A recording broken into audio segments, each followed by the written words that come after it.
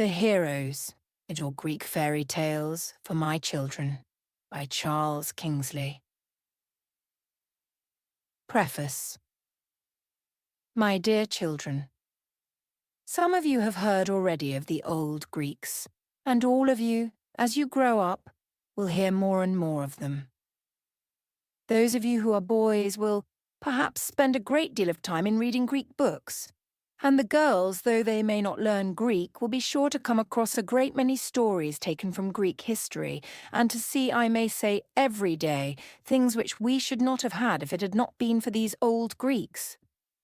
You can hardly find a well-written book which has not in it Greek names and words and proverbs. You cannot walk through a great town without passing Greek buildings. You cannot go into a well-furnished room without seeing Greek statues and ornaments, even Greek patterns of furniture and paper. So strangely have these old Greeks left their mark behind them upon this modern world in which we now live.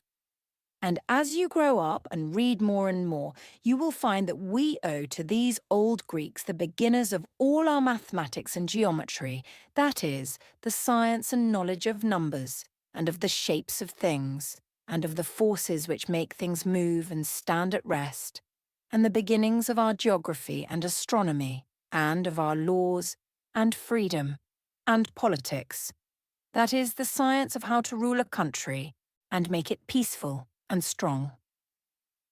And we owe to them, too, the beginning of our logic, that is, the study of words and of reasoning, and of our metaphysics, that is, the study of our own thoughts and souls.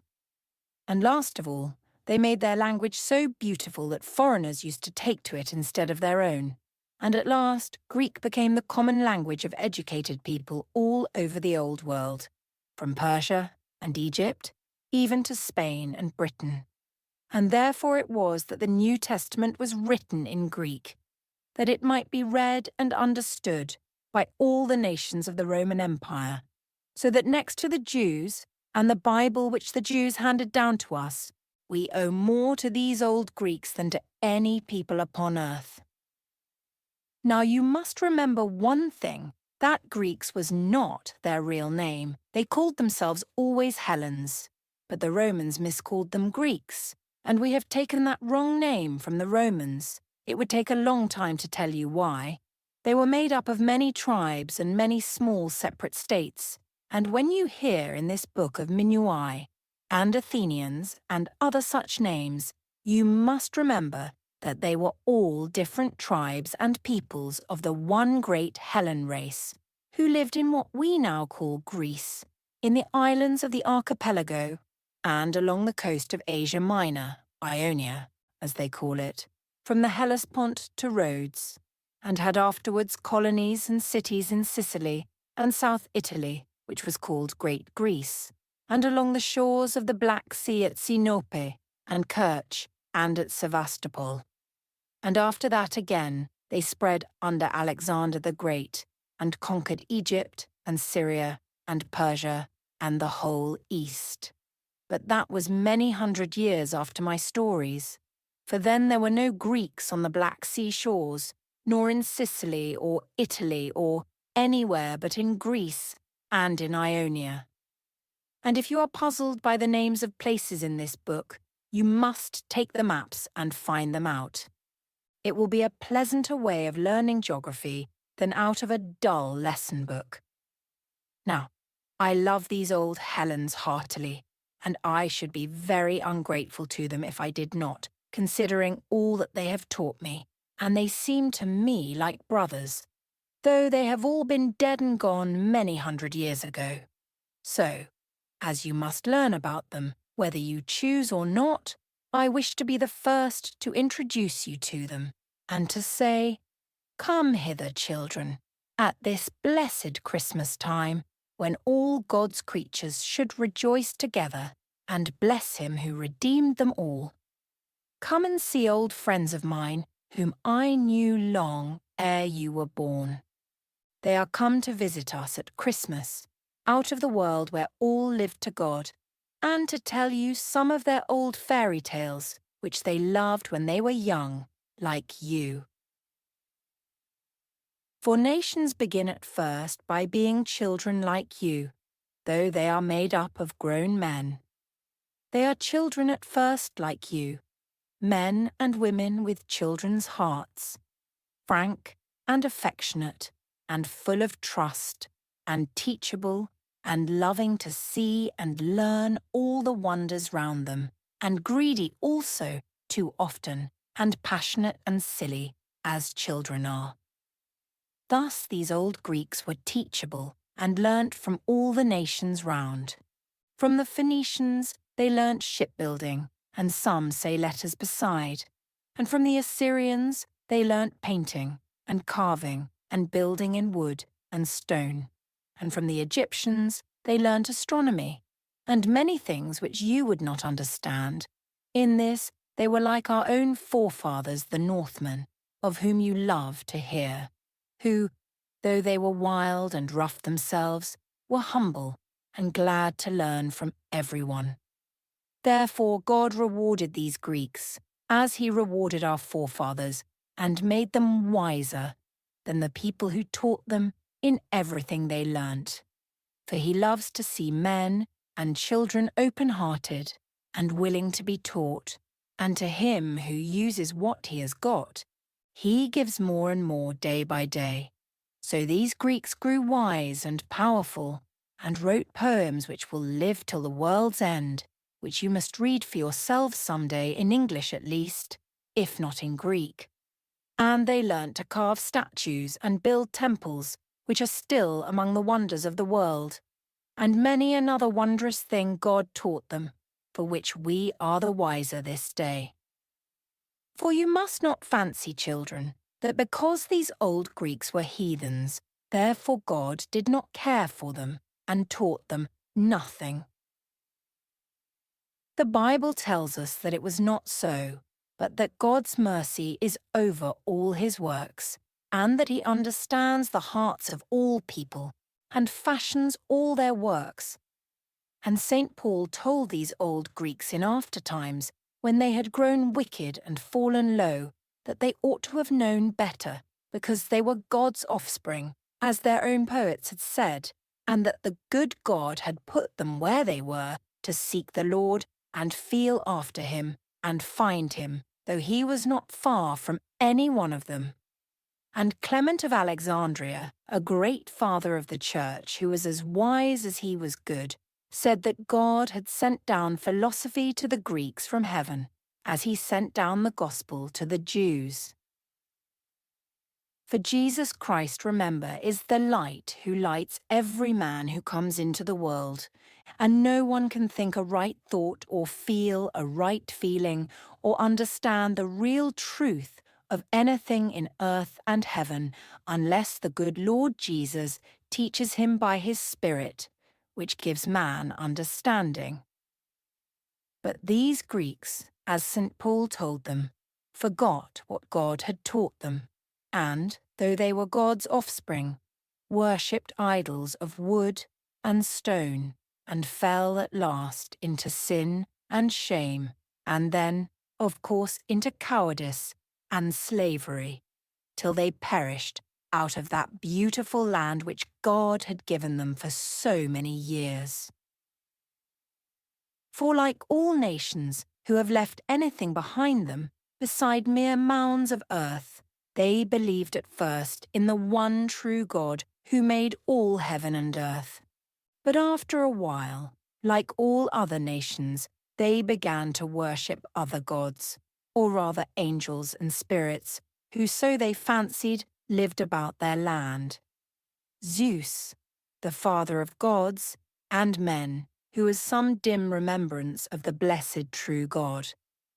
And Hera his wife, and Phoebus Apollo the sun god, and Pallas Athene who taught men wisdom and useful arts, and Aphrodite the queen of beauty, and Poseidon the ruler of the sea, and Hephaestus, the king of the fire, who taught men to work in metals.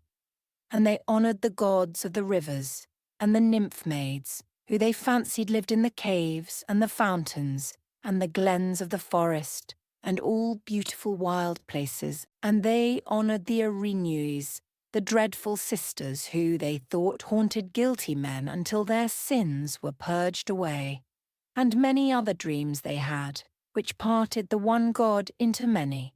And they said too that these gods did things which would be a shame and sin for any man to do.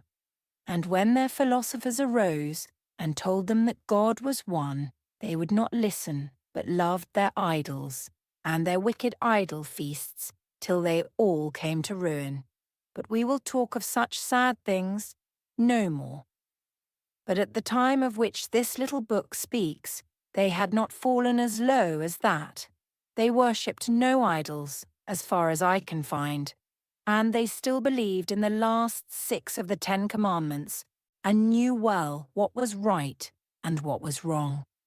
And they believed, and that was what gave them courage, that the gods loved men and taught them, and that without the gods, men were sure to come to ruin.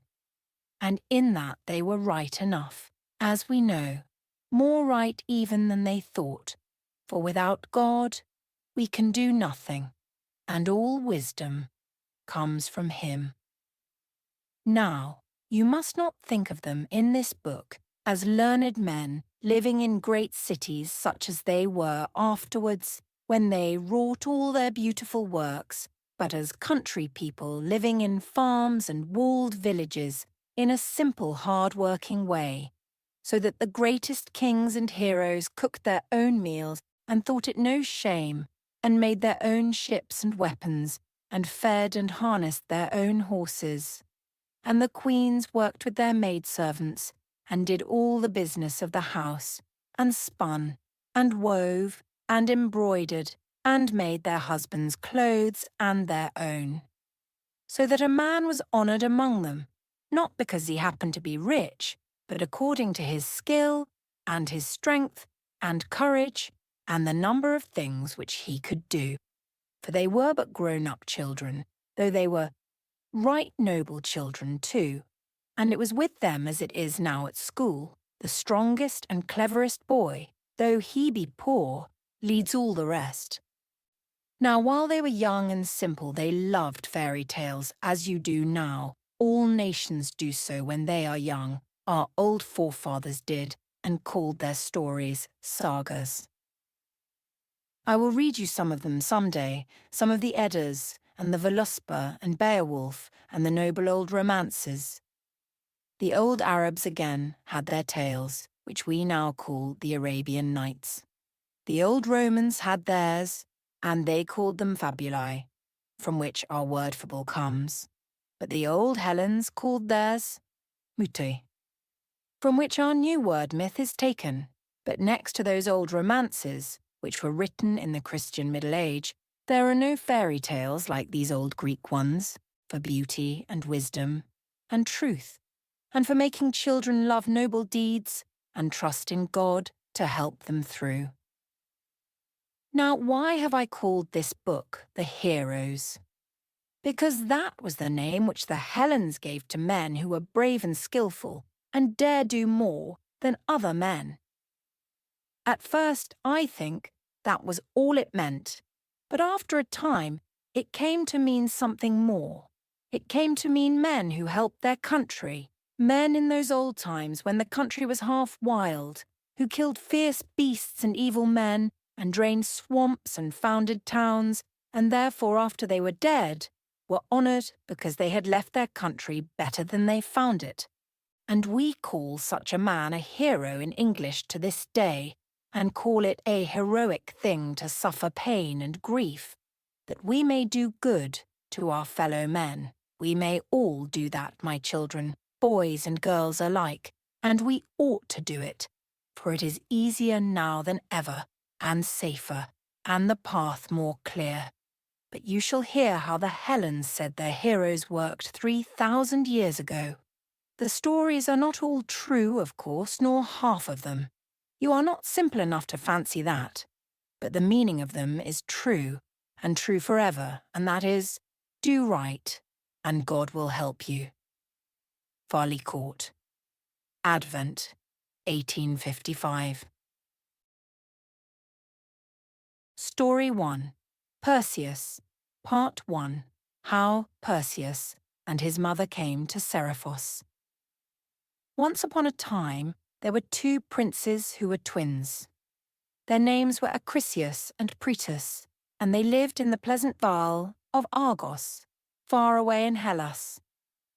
They had fruitful meadows and vineyards, sheep and oxen, great herds of horses feeding down in Lerna fen, and all that men could need to make them blessed.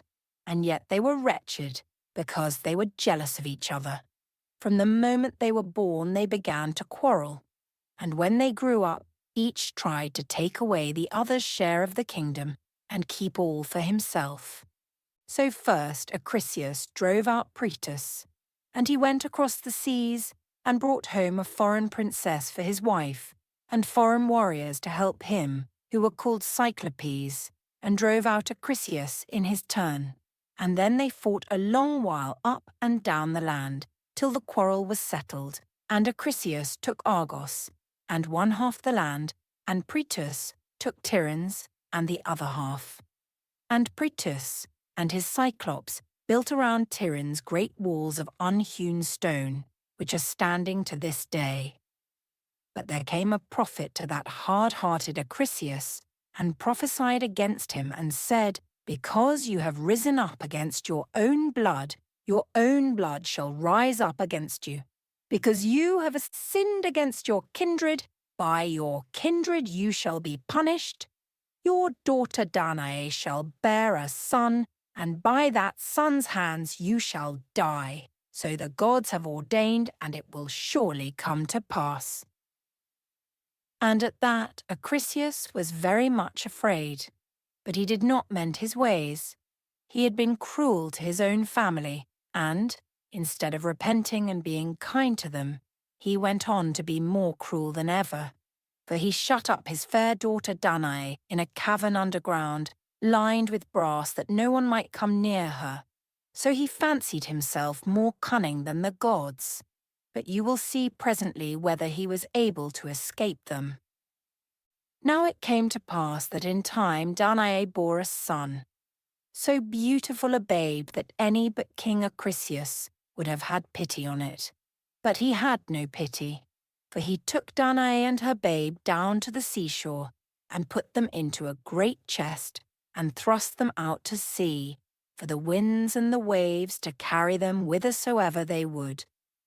The northwest wind blew freshly out of the blue mountains, and down the pleasant vale of Argos, and away and out to sea, and away and out to sea before it floated the mother and her babe, while all who watched them wept, save that cruel father, King Acrisius. So they floated on, and the chest danced up and down upon the billows, and the baby slept upon its mother's breast. But the poor mother could not sleep, but watched and wept, and she sang to her baby as they floated, and the song which she sang you shall learn yourselves some day. And now they are past the last blue headland, and in the open sea, and there is nothing round them but the waves, and the sky, and the wind. But the waves are gentle, and the sky is clear, and the breeze is tender and low. For these are the days when Halcyone and Saix build their nests, and no storms ever ruffle the pleasant summer sea.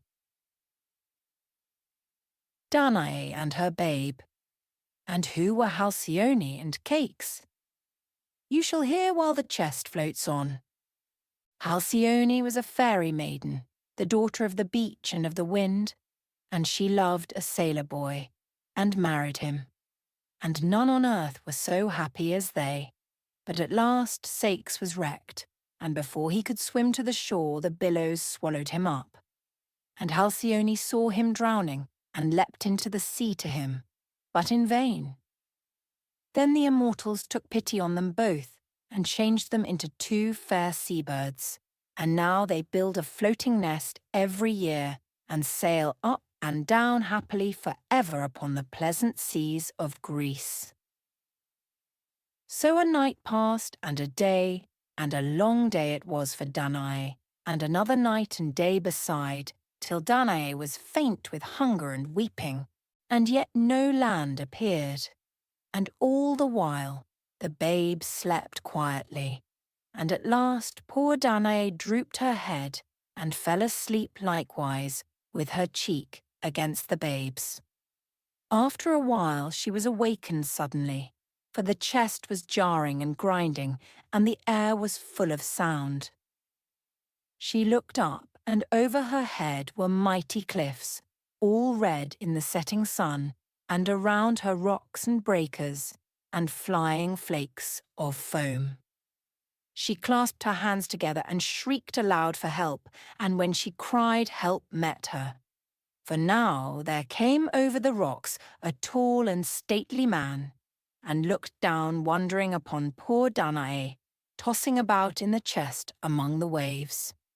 He wore a rough cloak of frieze, and on his head a broad hat to shade his face.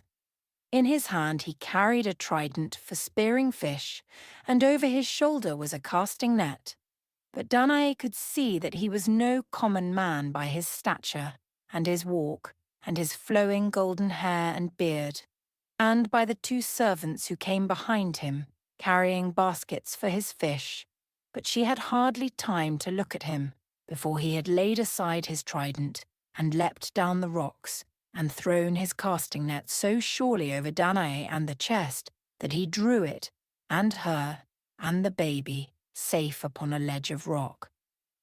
Then the fisherman took Danae by the hand, and lifted her out of the chest, and said, "O beautiful damsel, what strange chance has brought you to this island in so frail a ship? Who are you, and whence? Surely you are some king's daughter, and this boy has somewhat more than mortal." And as he spoke he pointed to the babe, for its face shone like the morning star. But Danae only held down her head, and sobbed out, "Tell me to what land I have come, unhappy that I am, and among what men I have fallen." And he said, "This isle is called SERIPHOS, and I am a Hellen, and dwell in it. I am the brother of Polydectes the king, and men call me Dictys, the netter, because I catch the fish of the shore." Then Danae fell down at his feet and embraced his knees, and cried, "Oh, sir, have pity upon a stranger whom a cruel doom has driven to your land, and let me live in your house as a servant. But treat me honourably, for I was once a king's daughter, and this, my boy, as you have truly said, is of no common race. I will not be a charge to you, or eat the bread of idleness. For I am more skilful in weaving and embroidery than all the maidens of my land." And she was going on, but Dictys stopped her and raised her up and said, "My daughter, I am old, and my hairs are growing grey, while I have no children to make my home cheerful. Come with me then, and you shall be a daughter to me and to my wife, and this babe shall be our grandchild. For I fear the gods, and show hospitality to all strangers, knowing that good deeds, like evil ones, always return to those who do them." So Danae was comforted, and went home with Dictys, the good fisherman, and was a daughter to him and to his wife, till 15 years were past. Part 2. How Perseus vowed a rash vow. 15 years were past and gone, and the babe was now grown to be a tall lad and a sailor, and went many voyages after merchandise to the islands round. His mother called him Perseus, but all the people in Seriphos said that he was not the son of mortal man, and called him the son of Zeus, the king of the immortals. For though he was but 15, he was taller by a head than any man in the island, and he was the most skilful of all in running and wrestling and boxing, and in throwing the quoit and the javelin, and in rowing with the oar, and in playing on the harp, and in all which befits a man. And he was brave and truthful, gentle and courteous, for good old Dictys had trained him well. and well it was for Perseus that he had done so. For now Danae and her son fell into great danger, and Perseus had need of all his wit to defend his mother and himself. I said that Dictys' brother was Polydectes, king of the island. He was not a righteous man like Dictys, but greedy and cunning and cruel. And when he saw fair Danae, he wanted to marry her. But she would not, for she did not love him, and cared for no one but her boy, and her boy's father, whom she never hoped to see again. At last Polydectes became furious, and while Perseus was away at sea, he took poor Danae away from Dictys, saying, "If you will not be my wife, you shall be my slave." So Danae was made a slave, and had to fetch water from the well, and grind in the mill, and perhaps was beaten, and wore a heavy chain, because she would not marry that cruel king. But Perseus was far away over the seas in the Isle of Samos, little thinking how his mother was languishing in grief. Now one day at Samos, while the ship was lading, Perseus wandered into a pleasant wood to get out of the sun, and sat down on the turf and fell asleep. And as he slept, a strange dream came to him, the strangest dream which he had ever had in his life. There came a lady to him through the wood, taller than he or any mortal man, but beautiful exceedingly, with great grey eyes, clear and piercing, but strangely soft and mild. On her head was a helmet, and in her hand a spear, and over her shoulder, above her long blue robes, hung a goatskin, which bore up a mighty shield of brass, polished like a mirror. She stood and looked at him with her clear grey eyes, and Perseus saw that her eyelids never moved, nor her eyeballs, but looked straight through and through him, and into his very heart, as if she could see all the secrets of his soul, and knew all that he had ever thought or longed for since the day that he was born. And Perseus dropped his eyes, trembling and blushing as the wonderful lady spoke. "Perseus, you must do an errand for me." "Who are you, lady, and how do you know my name?" "I am Pallas Athene, and I know the thoughts of all men's hearts, and discern their manhood or their baseness. And from the souls of clay I turn away, and they are blessed, but not by me. They fatten at ease like sheep in the pasture, and eat what they did not sow, like oxen in the stall. They grow and spread like the gourd along the ground, but like the gourd they give no shade to the traveller, and when they are ripe, death gathers them, and they go down unloved into hell, and their name vanishes out of the land. But to the souls of fire I give more fire, and to those who are manful I give a might more than man's.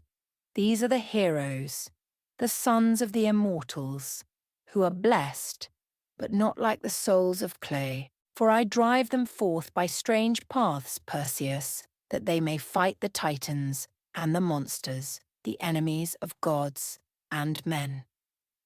Through doubt and need, danger and battle I drive them, and some of them are slain in the flower of youth. No man knows when or where, and some of them win noble names, and a fair and green old age. But what will be their latter end I know not, and none, save Zeus, the father of gods and men. Tell me now, Perseus, which of these two sorts of men seem to you more blessed?" Then Perseus answered boldly, "Better to die in the flower of youth, on the chance of winning a noble name, than to live at ease like the sheep, and die unloved and unrenowned." Then that strange lady laughed and held up her brazen shield and cried, "See here, Perseus, dare you face such a monster as this, and slay it, that I may place its head upon this shield?" And in the mirror of the shield there appeared a face, and as Perseus looked on it, his blood ran cold. It was the face of a beautiful woman, but her cheeks were pale as death, and her brows were knit with everlasting pain, and her lips were thin and bitter like a snake's, and instead of hair, vipers wreathed about her temples and shot out their forked tongues, while round her head were folded wings like an eagle's, and upon her bosom claws of brass. And Perseus looked a while, and then said, "If there is anything so fierce and foul on earth, it were a noble deed to kill it. Where can I find the monster?" Then the strange lady smiled again and said, "Not yet. You are too young and too unskilled, for this is Medusa, the Gorgon, the mother of a monstrous brood. Return to your home and do the work which waits there for you. You must play the man in that before I can think you worthy to go in search of the Gorgon." Then Perseus would have spoken, but the strange lady vanished, and he awoke, and behold, it was a dream. But day and night Perseus saw before him the face of that dreadful woman, with the vipers writhing round her head. So he returned home, and when he came to SERIPHOS, the first thing which he heard was that his mother was a slave in the house of Polydectes. Grinding his teeth with rage, he went out and away to the king's palace, and through the men's rooms and the women's rooms, and so through all the house, for no one dared stop him, so terrible and fair was he, till he found his mother sitting on the floor, turning the stone hand-mill, and weeping as she turned it. And he lifted her up, and kissed her, and bade her follow him forth. But before they could pass out of the room, Polydectes came in, raging. And when Perseus saw him, he flew upon him as the mastiff flies on the boar. "Villain and tyrant," he cried, "is this your respect for the gods, and thy mercy to strangers and widows? You shall die." And because he had no sword, he caught up the stone hand-mill and lifted it to dash out Polydectes' brains. But his mother clung to him, shrieking, "Oh, my son, we are strangers and helpless in the land, and if you kill the king, all the people will fall on us, and we shall both die." Good Dictys, too, who had come in, entreated him, "Remember that he is my brother. Remember how I have brought you up, and trained you as my own son, and spare him for my sake." Then Perseus lowered his hand, and Polydectes, who had been trembling all this while like a coward because he knew that he was in the wrong, let Perseus and his mother pass. Perseus took his mother to the temple of Athene, and there the priestess made her one of the temple sweepers, for there they knew she would be safe, and not even Polydectes would dare to drag her away from the altar. And there Perseus, and the good Dictys, and his wife, came to visit her every day, while Polydectes, not being able to get what he wanted by force, cast about in his wicked heart how he might get it by cunning. Now he was sure that he could never get back Danae as long as Perseus was in the island, so he made a plot to rid himself of him. And first he pretended to have forgiven Perseus and to have forgotten Danae, so that, for a while, all went as smoothly as ever. Next, he proclaimed a great feast, and invited to it all the chiefs, and landowners, and the young men of the island, and among them Perseus, that they might all do him homage as their king, and eat of his banquet in his hall. On the appointed day they all came, and as the custom was then, each guest brought his present with him to the king, one a horse, another a shawl, or a ring, or a sword, and those who had nothing better brought a basket of grapes, or of game, but Perseus brought nothing, for he had nothing to bring, being but a poor sailor lad. He was ashamed, however, to go into the king's presence without his gift, and he was too proud to ask Dictys to lend him one. So he stood at the door sorrowfully, watching the rich men go in, and his face grew very red as they pointed at him, and smiled, and whispered, "What has that foundling to give?" Now this was what Polydectes wanted, and as soon as he heard that Perseus stood without, he bade them bring him in and asked him scornfully before them all, "Am I not your king, Perseus, and have I not invited you to my feast? Where is your present, then?" Perseus blushed and stammered, while all the proud men round laughed, and some of them began jeering him openly. "This fellow was thrown ashore here like a piece of weed or driftwood, and yet he is too proud to bring a gift to the king." And though he does not know who his father is, he is vain enough to let the old women call him the son of Zeus. And so forth, till poor Perseus grew mad with shame, and hardly knowing what he said, cried out, "A present? Who are you who talk of presents? See if I do not bring a nobler one than all of yours together." So he said, boasting, and yet he felt in his heart that he was braver than all those scoffers, and more able to do some glorious deed. "Hear him! Hear the boaster! What is it to be?" cried they all, laughing louder than ever. Then his dream at Samos came into his mind, and he cried aloud, "The head of the Gorgon." He was half afraid after he had said the words, for all laughed louder than ever, and Polydectes loudest of all. "You have promised to bring me the Gorgon's head, then never appear again in this island without it. Go." Perseus ground his teeth with rage, for he saw that he had fallen into a trap, but his promise lay upon him, and he went out without a word. Down to the cliffs he went and looked across the broad blue sea, and he wondered if his dream were true, and prayed in the bitterness of his soul. "Pallas Athene, was my dream true? And shall I slay the Gorgon? If thou didst really show me her face, let me not come to shame as a liar and boastful. Rashly and angrily I promised, but cunningly and patiently will I perform." But there was no answer, nor sign, neither thunder nor any appearance, not even a cloud in the sky. And 3 times Perseus called weeping, "Rashly and angrily I promised, but cunningly and patiently will I perform." Then he saw afar off above the sea a small white cloud, as bright as silver, and it came on, nearer and nearer, till its brightness dazzled his eyes.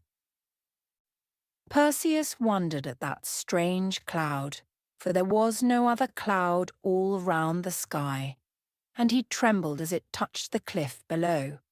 And as it touched, it broke and parted, and within it appeared Pallas Athene, as he had seen her at Samos in his dream, and beside her a young man more light-limbed than the stag, whose eyes were like sparks of fire. By his side was a scimitar of diamond, all of one clear, precious stone, and on his feet were golden sandals, from the heels of which grew living wings. They looked upon Perseus keenly, and yet they never moved their eyes, and they came up the cliffs towards him more swiftly than the seagull, and yet they never moved their feet, nor did the breeze stir the robes about their limbs. Only the wings of the youth's sandals quivered, like a hawk's when he hangs above the cliff. And Perseus fell down and worshipped, for he knew that they was more than man. But Athene stood before him and spoke gently and bid him have no fear. Then, "Perseus," she said, "he who overcomes in one trial merits thereby a sharper trial still." You have braved Polydectes, and done manfully. Dare you brave Medusa, the Gorgon? And Perseus said, Try me, for since you spoke to me in Samos, a new soul has come into my breast, and I should be ashamed not to dare anything which I can do. Show me, then, how I can do this.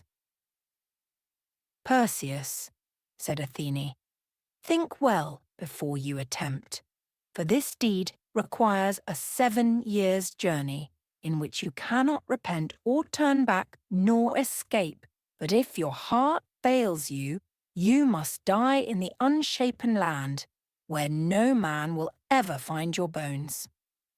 Better so than live here useless and despised, said Perseus. Tell me then, oh tell me, fair and wise goddess, of your great kindness and condescension, how I can do but this one thing, and then, if need be, die.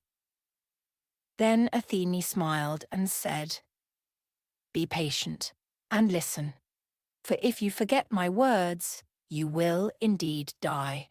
You must go northward to the country of the Hyperboreans, who live beyond the pole, at the sources of the cold north wind, till you find the 3 grey sisters, who have but one eye and one tooth between them. You must ask them the way to the nymphs, the daughters of the evening star, who dance about the golden tree in the Atlantic island of the west. They will tell you the way to the Gorgon, that you may slay her, my enemy, the mother of monstrous beasts. Once she was a maiden as beautiful as morn, till in her pride she sinned a sin at which the sun hid his face, and from that day her hair was turned to vipers, and her hands to eagle's claws, and her heart was filled with shame and rage, and her lips with bitter venom, and her eyes became so terrible that whosoever looks on them is turned to stone, and her children are the winged horse and the giant of the golden sword, and her grandchildren are Echidna the witch adder, and Geryon the 3-headed tyrant, who feeds his herds beside the herds of hell. So she became the sister of the Gorgons, Sthino, and Euryte the abhorred, the daughters of the Queen of the Sea. Touch them not, for they are immortal, but bring me only Medusa's head. And I will bring it, said Perseus. But how am I to escape her eyes? Will she not freeze me too into stone? You shall take this polished shield, said Athene, and when you come near her, look not at her herself, but at her image in the brass, so you may strike her safely. And when you have struck off her head, wrap it with your face turned away in the folds of the goatskin on which the shield hangs, the hide of Amalthea, the nurse of the Aegis holder. So you will bring it safely back to me, and win to yourself renown and a place among the heroes who feast with the immortals upon the peak where no winds blow. Then Perseus said, I will go, though I die in going. But how shall I cross the seas without a ship? And who will show me my way? And when I find her, how shall I slay her, if her scales be iron and brass? Then the young man spoke, These sandals of mine will bear you across the seas, and over hill and dale like a bird, as they bear me all day long. For I am Hermes, the far-famed Argus slayer, the messenger of the immortals who dwell on Olympus. Then Perseus fell down and worshipped, while the young man spoke again. The sandals themselves will guide you on the road, for they are divine and cannot stray. And this sword itself, the Argus slayer, will kill her, for it is divine and needs no second stroke. Arise and gird them on, and go forth. So Perseus arose, and girded on the sandals and the sword. And Athene cried, Now leap from the cliff, and be gone. But Perseus lingered. May I not bid farewell to my mother and to Dictys, And may I not offer burnt offerings to you, and to Hermes the far-famed Argo slayer, and to Father Zeus above? You shall not bid farewell to your mother, lest your heart relent at her weeping. I will comfort her in Dictys, until you return in peace. Nor shall you offer burnt offerings to the Olympians, for your offering shall be Medusa's head. Leap and trust in the armour of the immortals. Then Perseus looked down the cliff and shuddered, but he was ashamed to show his dread. Then he thought of Medusa and the renown before him, and he leaped into the empty air. And behold, instead of falling, he floated and stood and ran along the sky. He looked back, but Athene had vanished, and Hermes and the sandals led him on northward, ever, like a crane who follows the spring towards the Ister fens. Part 3. How Perseus slew the Gorgon. So Perseus started on his journey, going dry-shod over land and sea, and his heart was high and joyful, for the winged sandals bore him each day a 7 days' journey.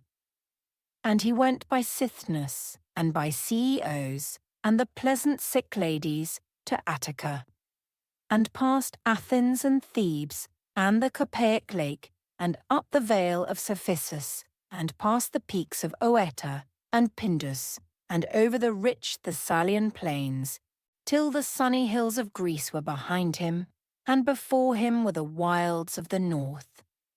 Then he passed the Thracian mountains, and many a barbarous tribe, Paeons and Dardans and Trebali, till he came to the Ister stream, and the dreary Scythian plains.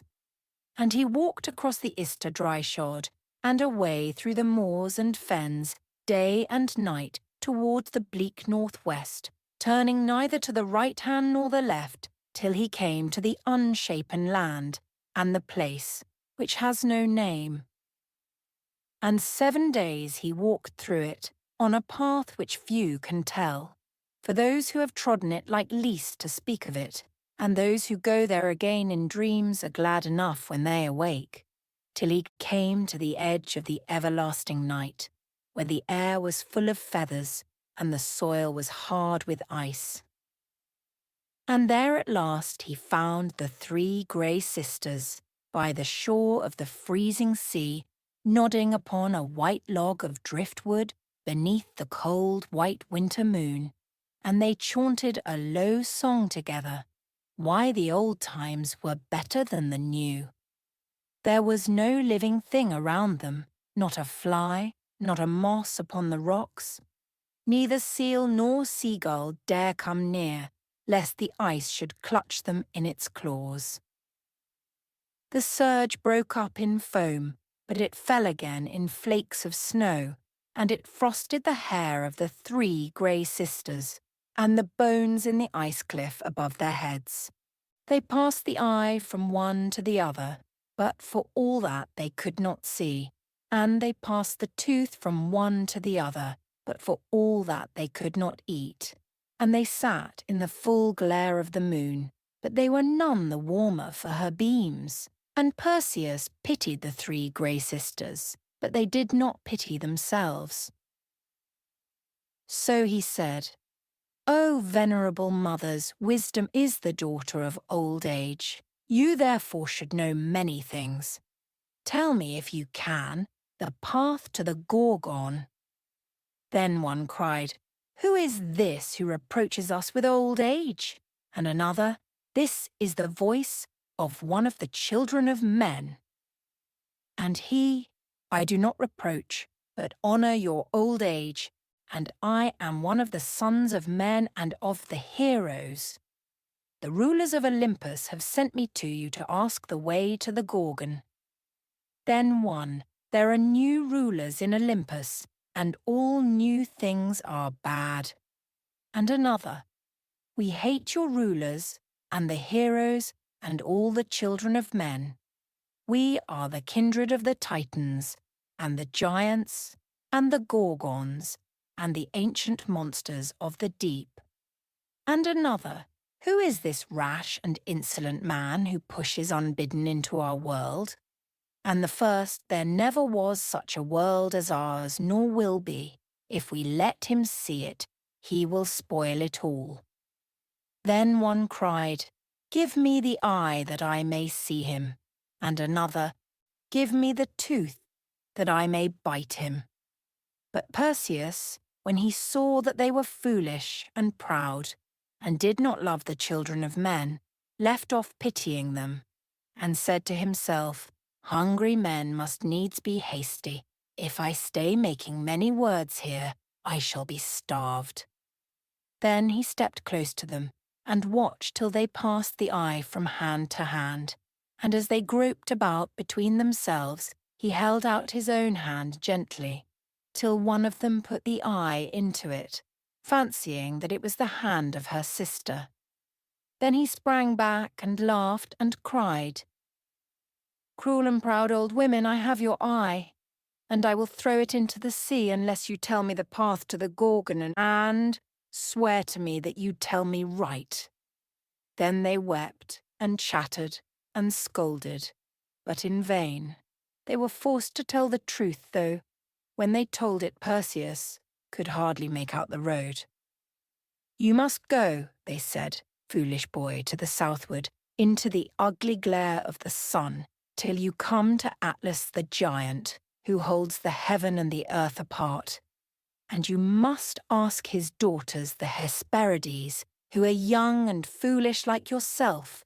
And now give us back our eye, for we have forgotten all the rest." So Perseus gave them back their eye, but instead of using it, they nodded and fell fast asleep, and were turned into blocks of ice, till the tide came up and washed them all away. And now they float up and down like icebergs forever, weeping whenever they meet the sunshine and the fruitful summer and the warm south wind, which fill young hearts with joy. But Perseus leaped away to the southward, leaving the snow and the ice behind, past the Isle of the Hyperboreans, and the Tin Isles, and the long Iberian shore, while the sun rose higher day by day upon a bright blue summer sea, and the terns and the seagulls swept laughing round his head, and called to him to stop and play, and the dolphins gambolled up as he passed, and offered to carry him on their backs. And all night long the sea nymphs sang sweetly, and the tritons blew upon their conchs, as they played round Galatea their queen, in her car of pearled shells. Day by day the sun rose higher, and leaped more swiftly into the sea at night, and more swiftly out of the sea at dawn, while Perseus skimmed over the billows like a seagull, and his feet were never wetted, and leapt on from wave to wave, and his limbs were never weary, till he saw far away a mighty mountain, all rose-red in the setting sun. Its feet were wrapped in forests, and its head in wreaths of cloud, and Perseus knew that it was Atlas who holds the heavens and the earth apart. He came to the mountain, and leapt on shore, and wandered upward, among pleasant valleys and waterfalls, and tall trees, and strange ferns and flowers. But there was no smoke rising from any glen, nor house, nor sign of man. At last he heard sweet voices singing, and he guessed that he was come to the garden of the nymphs, the daughters of the evening star. They sang like nightingales among the thickets, and Perseus stopped to hear their song, but the words which they spoke he could not understand. No, nor no man after him, for many 100 years. So he stepped forward, and saw them dancing, hand in hand around the charmed tree, which bent under its golden fruit, and round the tree foot was coiled the dragon, old Ladon the sleepless snake, who lies there for ever, listening to the song of the maidens, blinking and watching with dry, bright eyes. Then Perseus stopped, not because he feared the dragon, but because he was bashful before those fair maids. But when they saw him, they too stopped and called to him with trembling voices. "Who are you? Are you Heracles the mighty, who will come to rob our garden and carry off our golden fruit?" And he answered, "I am not Heracles the mighty, and I want none of your golden fruit. Tell me, fair nymphs, the way which leads to the Gorgon, that I may go on my way and slay her." Not yet, fair boy. Come dance with us around the tree in the garden which knows no winter, the home of the south wind and the sun. Come hither and play with us a while. We have danced alone here for 1,000 years, and our hearts are weary with longing for a playfellow. So come, come, come.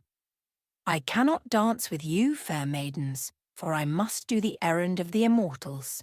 So tell me the way to the Gorgon, lest I wander and perish in the waves." Then they sighed and wept, and answered, "The Gorgon. She will freeze you into stone. It is better to die like a hero than to live like an ox in a stall. The immortals have lent me weapons, and they will give me wit to use them." Then they sighed again and answered, "Fair boy, if you are bent on your own ruin, be it so. We know not the way to the Gorgon, but we will ask the giant Atlas, above upon the mountain peak, the brother of our father, the silver evening star. He sits aloft and sees across the ocean and far away into the unshapen land." So they went up the mountain to Atlas their uncle, and Perseus went up with them, and they found the giant kneeling as he held the heavens and the earth apart. They asked him, and he answered mildly, pointing to the seaboard with his mighty hand, "I can see the Gorgons, lying on an island far away, but this youth can never come near them, unless he has the hat of darkness, which whosoever wears cannot be seen." Then cried Perseus, "Where is that hat, that I may find it?" But the giant smiled. "No living mortal can find that hat, for it lies in the depths of Hades, in the regions of the dead. But my nieces are immortal, and they shall fetch it for you, if you will promise me one thing and keep your faith." Then Perseus promised, and the giant said, "When you come back with the head of Medusa, you shall show me the beautiful horror, that I may lose my feeling and my breathing and become a stone forever, for it is weary labour for me to hold the heavens and the earth apart."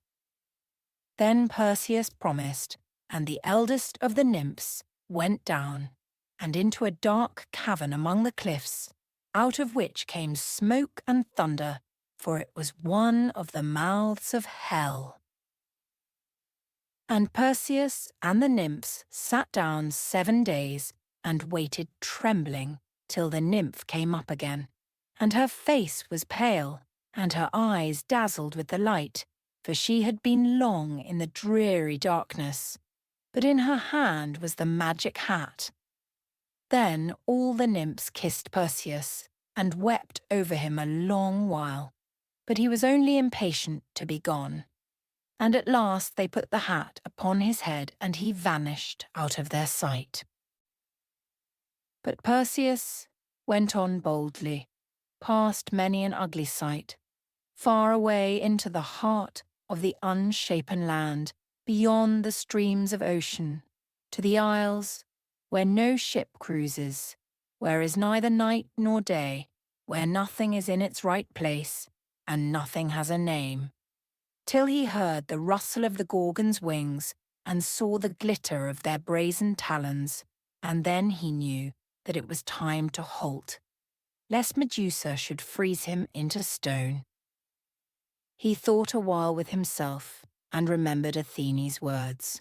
He rose aloft into the air, and held the mirror of the shield above his head, and looked up into it that he might see all that was below him. And he saw the 3 Gorgons sleeping as huge as elephants. He knew that they could not see him because the hat of darkness hid him. And yet he trembled as he sank down near them, so terrible were those brazen claws. 2 of the Gorgons were foul as swine, and lay sleeping heavily as swine sleep, with their mighty wings outspread.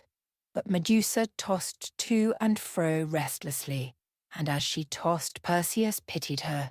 She looked so fair and sad. Her plumage was like the rainbow, and her face was like the face of a nymph. Only her eyebrows were knit, and her lips clenched with everlasting care and pain, and her long neck gleamed so white in the mirror that Perseus had not the heart to strike, and said, "Ah, that it had been either of her sisters." But as he looked, from among her tresses the vipers' heads awoke and peeped up with their bright dry eyes, and showed their fangs, and hissed. And Medusa, as she tossed, threw back her wings and showed her brazen claws, and Perseus saw that, for all her beauty, she was as foul and venomous as the rest.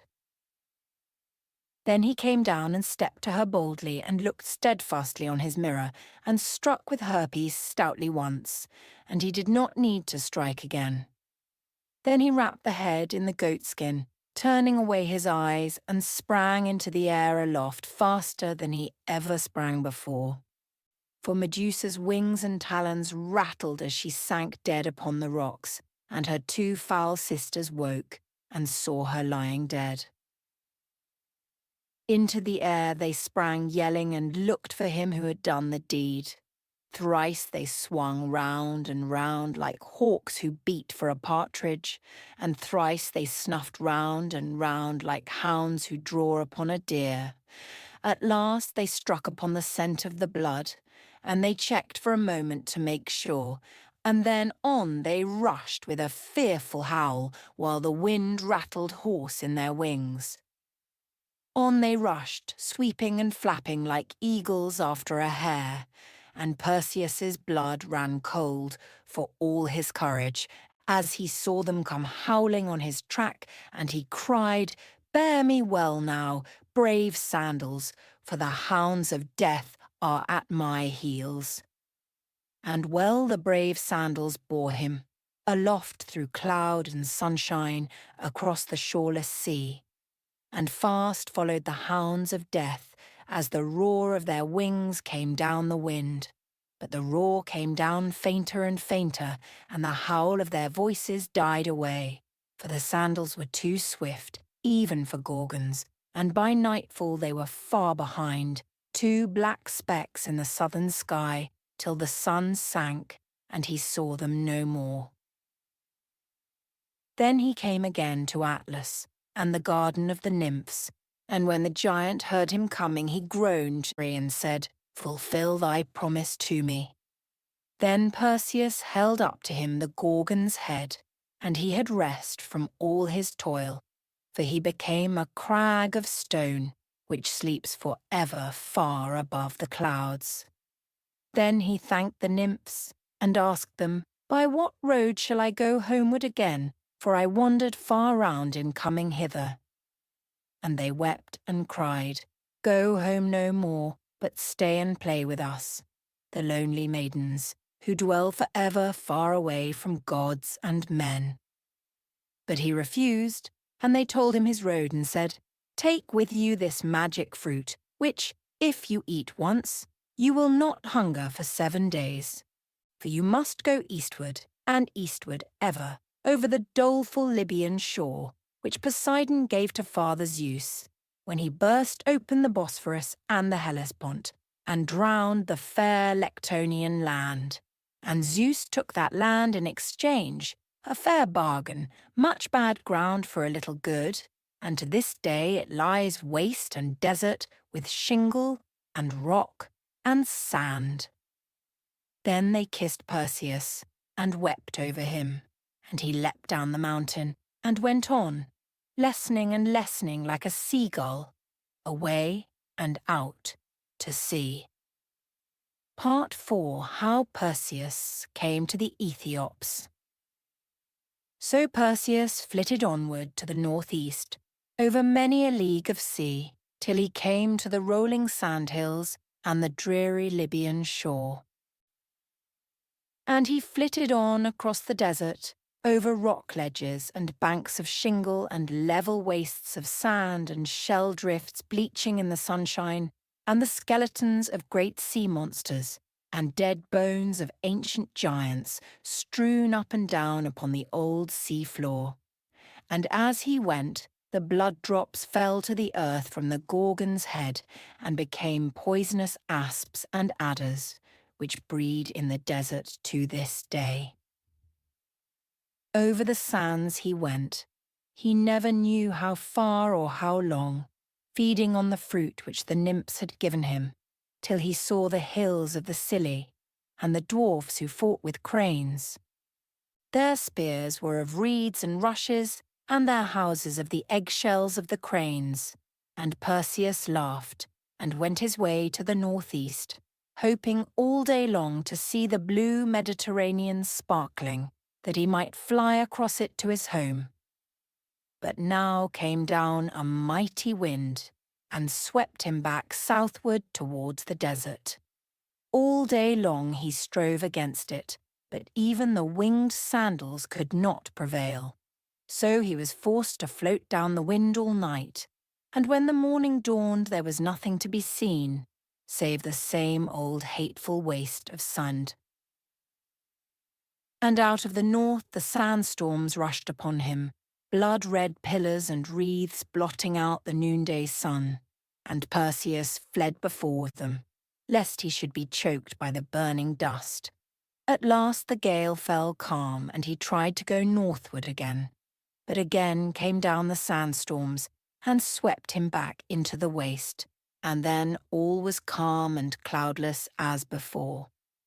7 days he strove against the storms, and 7 days he was driven back, till he was spent with thirst and hunger, and his tongue clove to the roof of his mouth. Here and there he fancied that he saw a fair lake, and the sunbeams shining on the water.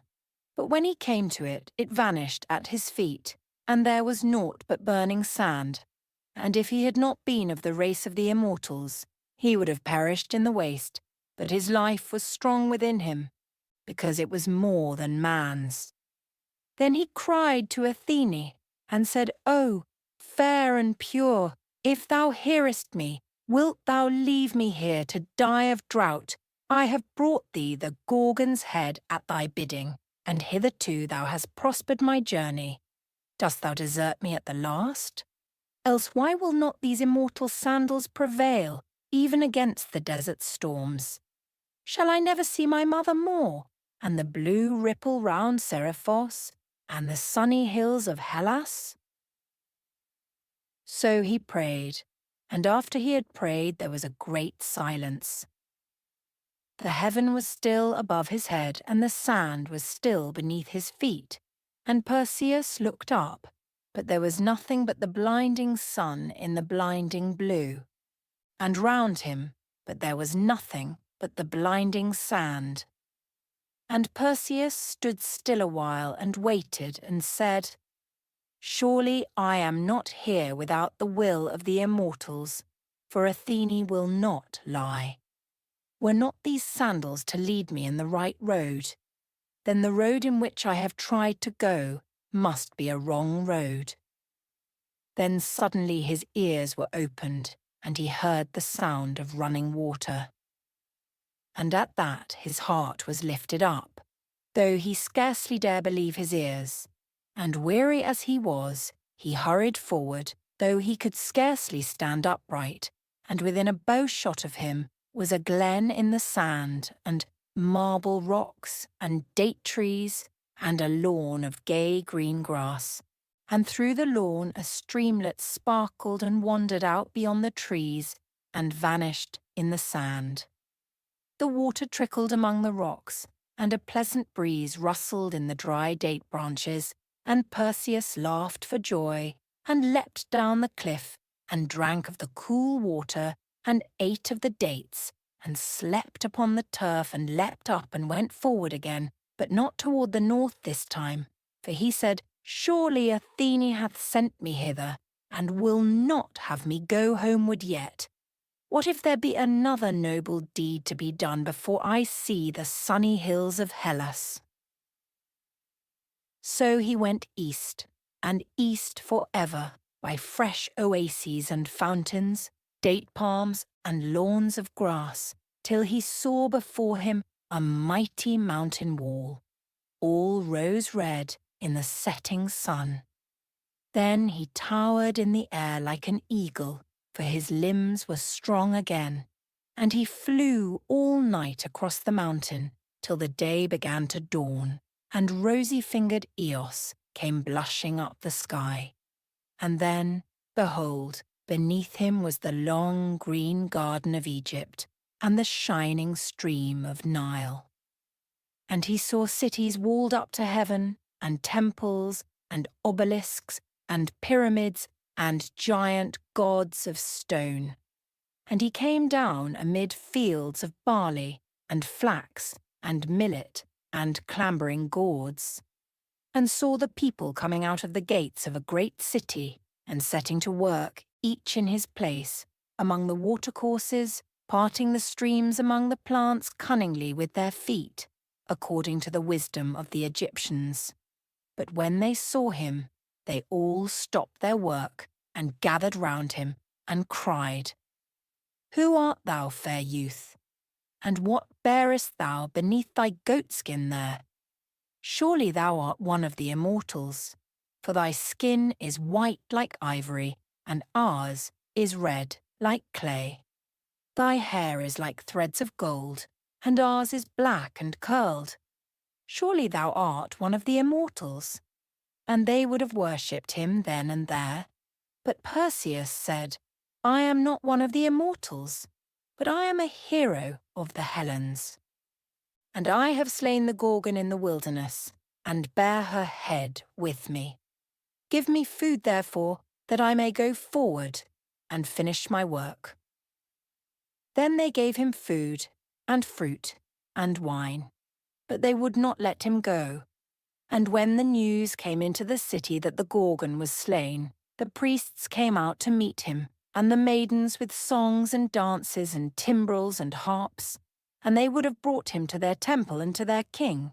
But Perseus put on the hat of darkness, and vanished away out of their sight.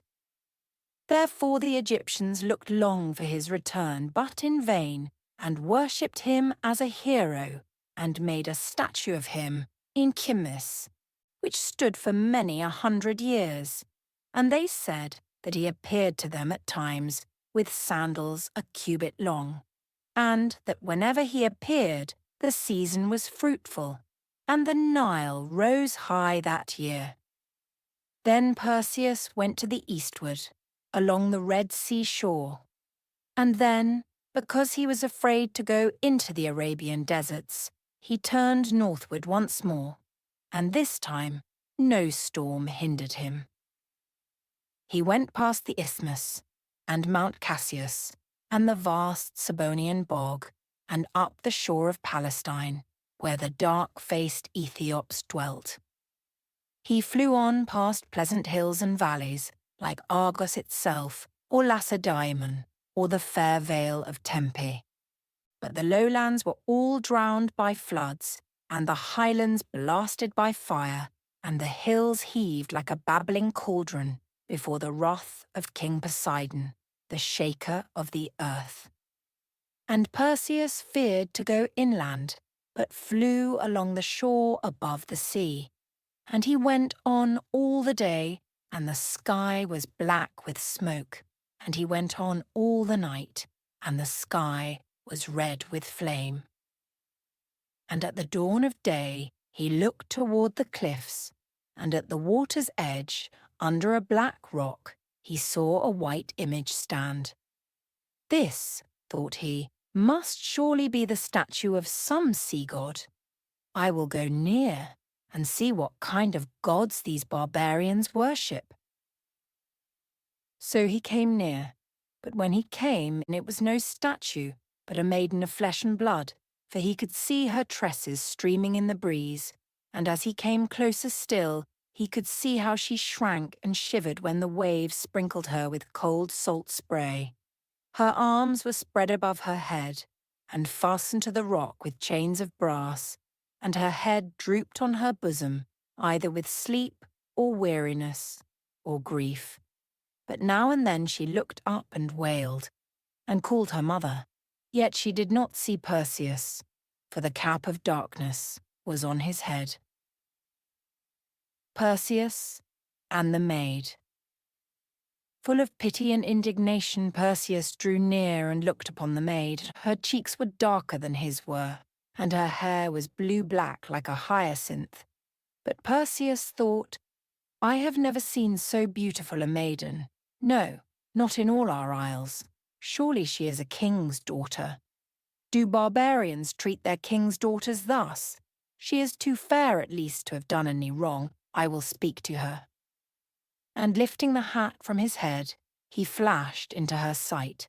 She shrieked with terror and tried to hide her face with her hair, for she could not with her hands. But Perseus cried, "Do not fear me, fair one. I am a Hellen and no barbarian. What cruel men have bound you? But first I will set you free." And he tore at the fetters, but they were too strong for him, while the maiden cried, "Touch me not. I am accursed, devoted as a victim to the sea gods. They will slay you, if you dare, to set me free." "Let them try," said Perseus, and drawing Herpe from his thigh, he cut through the brass as if it had been flax. "Now," he said, "you belong to me and not to these sea gods, whosoever they may be." But she only called the more on her mother. "Why call on your mother? She can be no mother to have left you here. If a bird is dropped out of the nest, it belongs to the man who picks it up. If a jewel is cast by the wayside, it is his who dare win it and wear it, as I will win you and will wear you. I know now why Pallas Athene sent me hither. She sent me to gain a prize worth all my toil and more."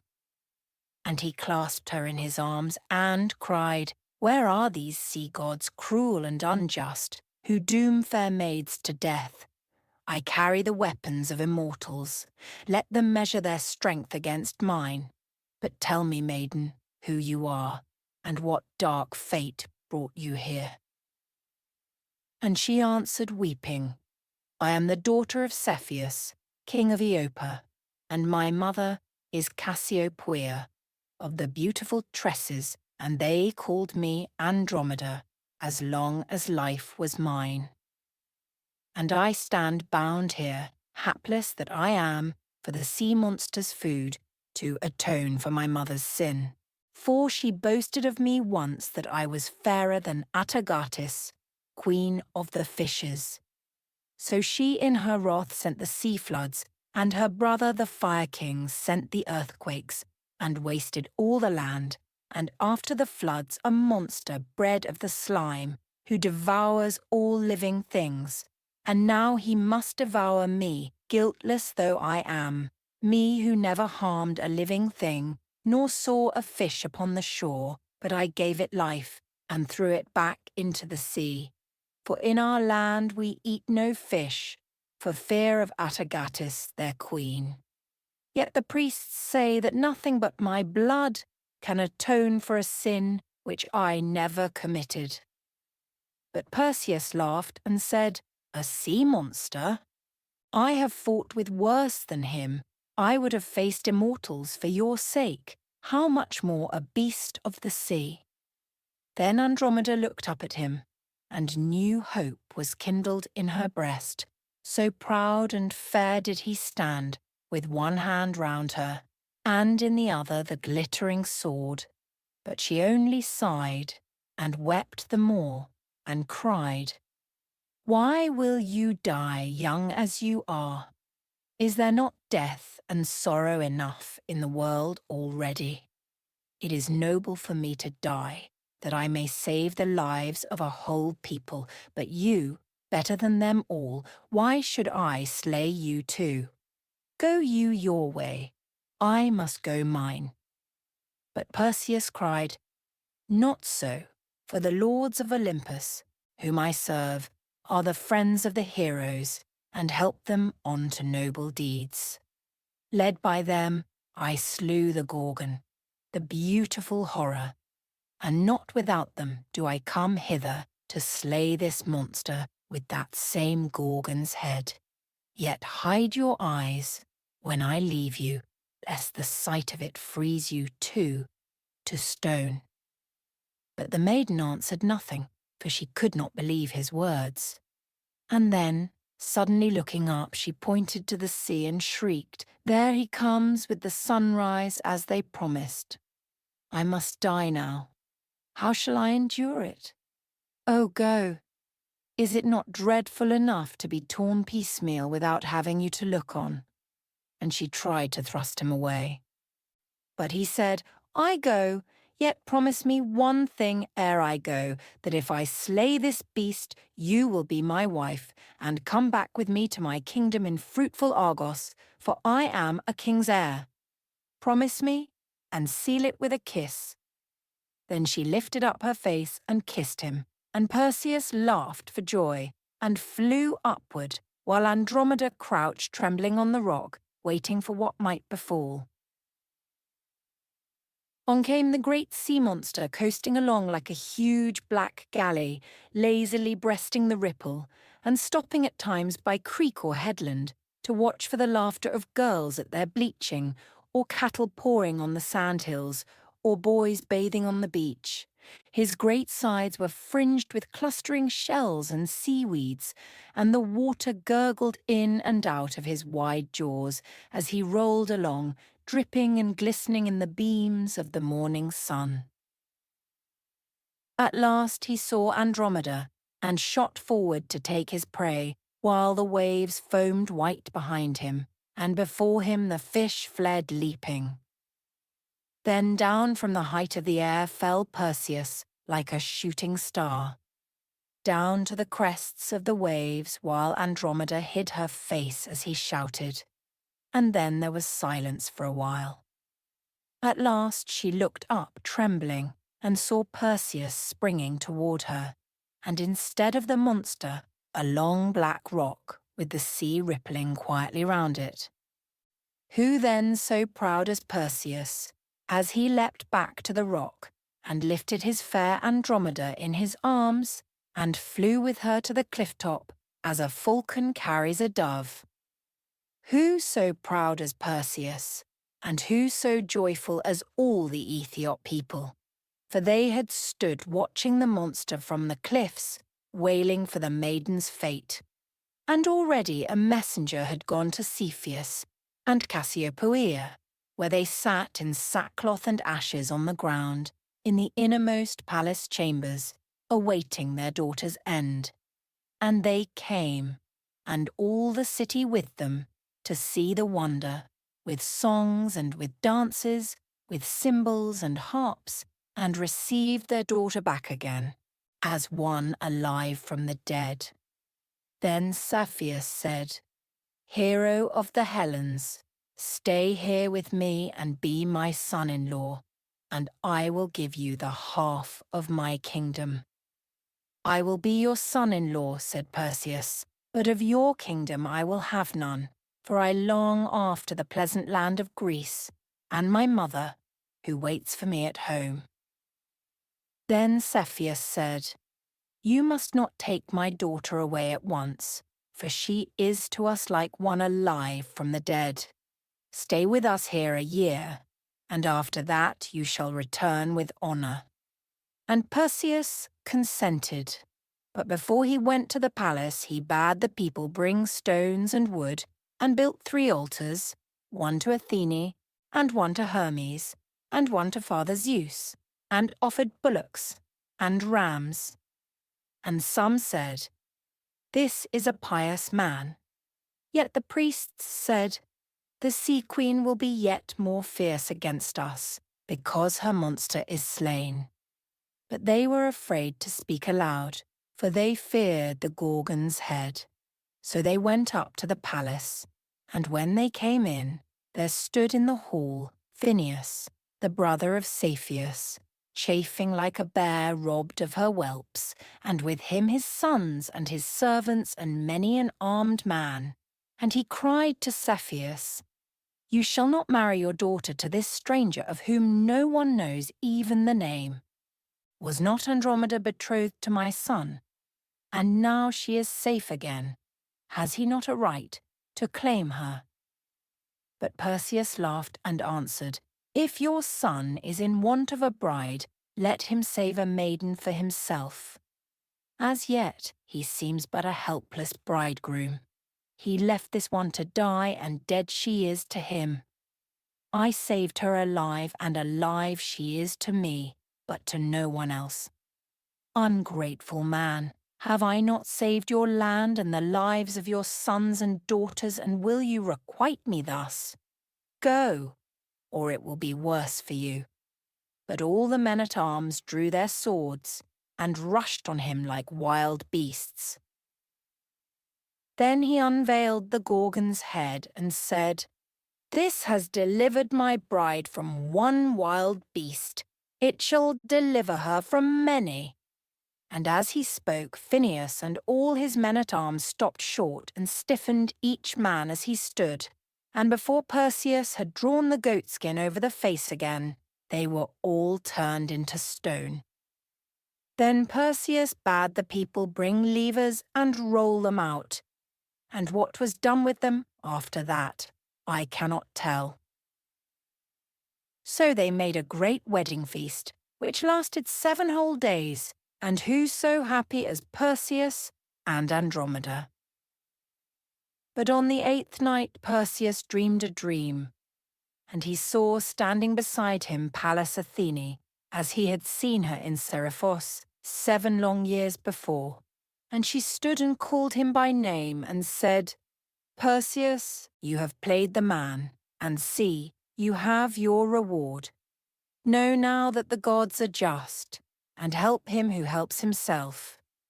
Now give me here Herpe the sword, and the sandals, and the hat of darkness, that I may give them back to their owners. But the Gorgon's head you shall keep a while, for you will need it in your land of Greece. Then you shall lay it up in my temple at SERIPHOS, that I may wear it on my shield forever, a terror to the Titans and the monsters and the foes of gods and men. And as for this land, I have appeased the sea and the fire, and there shall be no more floods nor earthquakes. But let the people build altars to Father Zeus and to me, and worship the immortals, the lords of heaven and earth." And Perseus rose to give her the sword and the cap and the sandals. But he woke, and his dream vanished away. And yet it was not altogether a dream, for the goatskin with the head was in its place, but the sword and the cap and the sandals were gone, and Perseus never saw them more. Then a great awe fell on Perseus, and he went out in the morning to the people and told his dream, and bade them build altars to Zeus, the father of gods and men, and to Athene, who gives wisdom to heroes, and fear no more the earthquakes and the floods, but sow and build in peace. And they did so for a while, and prospered. But after Perseus was gone, they forgot Zeus and Athene, and worshipped again Atargatis the queen, and the undying fish of the sacred lake, where Deucalion's deluge was swallowed up, and they burnt their children before the Fire King, till Zeus was angry with that foolish people, and brought a strange nation against them out of Egypt, who fought against them, and wasted them utterly, and dwelt in their cities for many 100 years. Part 5. How Perseus came home again. And when a year was ended, Perseus hired Phoenicians from Tyre, and cut down cedars, and built himself a noble galley, and painted its cheeks with vermilion, and pitched its sides with pitch. And in it he put Andromeda, and all her dowry of jewels, and rich shawls, and spices from the east. And great was the weeping when they rode away. But the remembrance of his brave deed was left behind, and Andromeda's rock was shown at Iopa in Palestine, till more than 1,000 years were past. So Perseus and the Phoenicians rowed to the westward, across the Sea of Crete, till they came to the blue Aegean and the pleasant isles of Hellas, and SERIPHOS, his ancient home. Then he left his galley on the beach, and went up as of old. And he embraced his mother, and Dictys, his good foster-father, and they wept over each other a long while, for it was 7 years and more since they had met. Then Perseus went out, and up to the hall of Polydectes, and underneath the goatskin he bore the Gorgon's head. And when he came into the hall, Polydectes sat at the table-head, and all his nobles and landowners on either side, each according to his rank, feasting on the fish and the goat's flesh, and drinking the blood-red wine. The harpers harped, and the revellers shouted, and the wine-cups rang merrily as they passed from hand to hand, and great was the noise in the hall of Polydectes. Then Perseus stood upon the threshold, and called to the king by name.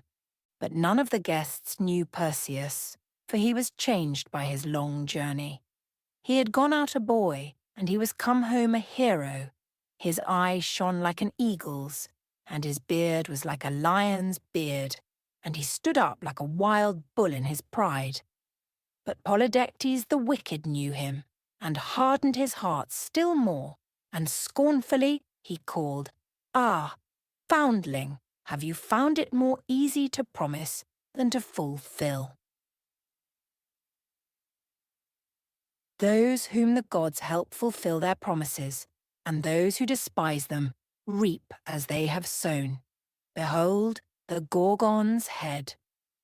Then Perseus drew back the goatskin and held aloft the Gorgon's head.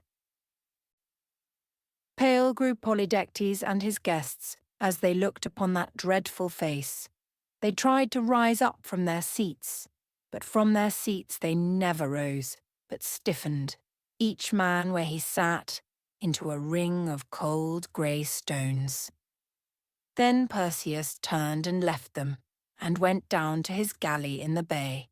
And he gave the kingdom to good Dictys, and sailed away with his mother and his bride.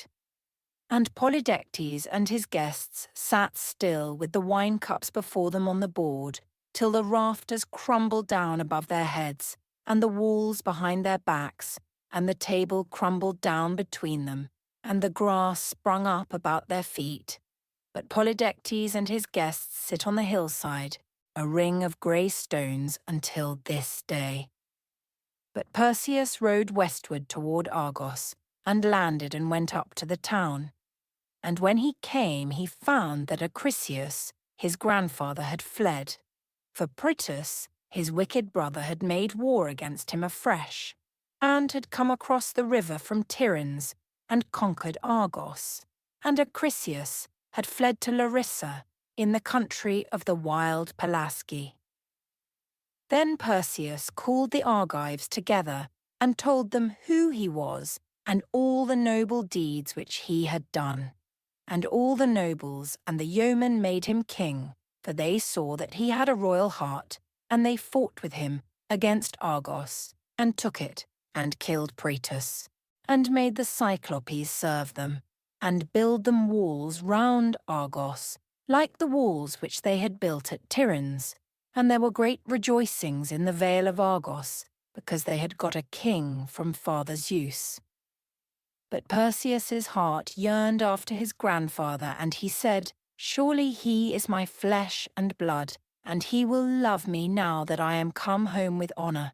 I will go and find him, and bring him home, and we will reign together in peace." So Perseus sailed away with his Phoenicians, round Hydrea and Sunium, past Marathon and the Attic shore, and through Euripus, and up the long Euboean Sea, till he came to the town of Larissa, where the wild Pelasgi dwelt. And when he came there, all the people were in the fields, and there was feasting, and all kinds of games, for Teutomenes their king wished to honour Acrisius, because he was the king of a mighty land. So Perseus did not tell his name, but went up to the games unknown, for he said, "If I carry away the prize in the games, my grandfather's heart will be softened toward me." So he threw off his helmet and his cuirass and all his clothes, and stood among the youths of Larissa, while all wondered at him and said, "Who is this young stranger who stands like a wild bull in his pride? Surely he is one of the heroes, the sons of the immortals, from Olympus." And when the games began, they wondered yet more, for Perseus was the best man of all at running, and leaping, and wrestling, and throwing the javelin, and he won 4 crowns, and took them. And then he said to himself, "There is a 5th crown yet to be won. I will win that, and lay them all upon the knees of my grandfather." And as he spoke, he saw where Acrisius sat, by the side of Teutomenes, the king, with his white beard flowing down upon his knees and his royal staff in his hand. And Perseus wept when he looked at him, for his heart yearned after his kin, and he said, "Surely he is a kingly old man, yet he need not be ashamed of his grandson." Then he took the quoits and hurled them 5 fathoms beyond all the rest, and the people shouted, "Further yet, brave stranger! There has never been such a hurler in this land." Then Perseus put out all his strength and hurled. But a gust of wind came from the sea and carried the quoit aside and far beyond all the rest, and it fell on the foot of Acrisius, and he swooned away with the pain. Perseus shrieked and ran up to him, but when they lifted the old man up, he was dead, for his life was slow and feeble. Then Perseus rent his clothes and cast dust upon his head, and wept a long while for his grandfather. At last he rose and called to all the people aloud, and said, "The gods are true, and what they have ordained must be. I am Perseus, the grandson of this dead man, the far-famed slayer of the Gorgon." Then he told them how the prophecy had declared that he should kill his grandfather, and all the story of his life. So they made a great mourning for Acrisius, and burnt him on a right rich pile. And Perseus went to the temple, and was purified from the guilt of the death, because he had done it unknowingly. Then he went home to Argos, and reigned there well with fair Andromeda, and they had 4 sons and 3 daughters, and died in a good old age. And when they died, the ancients say, Athene took them up into the sky with Cepheus and Cassiopeia. And there, on starlight nights, you may see them shining still. Cepheus with his kingly crown, and Cassiopeia in her ivory chair, plaiting her star-spangled tresses, and Perseus with the Gorgon's head, and fair Andromeda beside him, spreading her long white arms across the heaven, as she stood when chained to the stone for the monster. All night long they shine, for a beacon to wandering sailors, but all day they feast with the gods on the still blue peaks of Olympus. Story 2. The Argonauts, Part 1. How the Centaur trained the heroes on Pelion. I have told you of a hero who fought with wild beasts and with wild men. But now I have a tale of heroes who sailed away into a distant land to win themselves renown forever in the adventure of the Golden Fleece. Whither they sailed, my children, I cannot clearly tell. It all happened long ago, so long that it has all grown dim, like a dream which you dreamt last year. And why they went I cannot tell. Some say that it was to win gold. It may be so, but the noblest deeds which have been done on earth have not been done for gold. It was not for the sake of gold that the Lord came down and died, and the apostles went out to preach the good news in all lands. The Spartans looked for no reward in money when they fought and died at Thermopylae. And Socrates the wise asked no pay from his countrymen, but lived poor and barefoot all his days, only caring to make men good. And there are heroes in our days also, who do noble deeds, but not for gold. Our discoverers did not go to make themselves rich when they sailed out one after another into the dreary frozen seas. Nor did the ladies who went out last year to drudge in the hospitals of the East, making themselves poor, that they might be rich in noble works. And young men, too, whom you know, children, and some of them of your own kin, did they say to themselves, "How much money shall I earn?" when they went out to the war, leaving wealth and comfort and a pleasant home, and all that money can give, to face hunger and thirst, and wounds and death, that they might fight for their country and their queen. No, children, there is a better thing on earth than wealth, a better thing than life itself, and that is to have done something before you die, for which good men may honour you, and God your Father smile upon your work. Crows, therefore we will believe, why should we not, of these same Argonauts of old, that they too were noble men who planned and did a noble deed, and that therefore their fame has lived and been told in story and in song, mixed up, no doubt, with dreams and fables, and yet true and right at heart. So we will honour these old Argonauts and listen to their story as it stands, and we will try to be like them, each of us in our place. For each of us has a golden fleece to seek, and a wild sea to sail over ere we reach it, and dragons to fight ere it be ours. And what was that first golden fleece? I do not know, nor care. The old Hellens said that it hung in Colchis, which we call the Circassian coast, nailed to a beech tree in the war god's wood, and that it was the fleece of the wondrous ram who bore Phrixus and Helle across the Euxine Sea. For Phrixus and Helle were the children of the cloud nymph, and of Athamas, the Minuan king, and when a famine came upon the land, their cruel stepmother Ino wished to kill them, that her own children might reign, and said that they must be sacrificed on an altar to turn away the anger of the gods. So the poor children were brought to the altar, and the priest stood ready with his knife, when out of the clouds came the golden ram, and took them on his back, and vanished. Then madness came upon that foolish king Athamas, and ruin upon Ino and her children. For Athamas killed one of them in his fury, and Ino fled from him with the other in her arms, and leaped from a cliff into the sea, and was changed into a dolphin such as you have seen, which wanders over the waves for ever sighing with its little one clasped to its breast. But the people drove out King Athamas, because he had killed his child, and he roamed about in his misery, till he came to the oracle in Delphi. And the oracle told him that he must wander for his sin, till the wild beasts should feast him as their guest.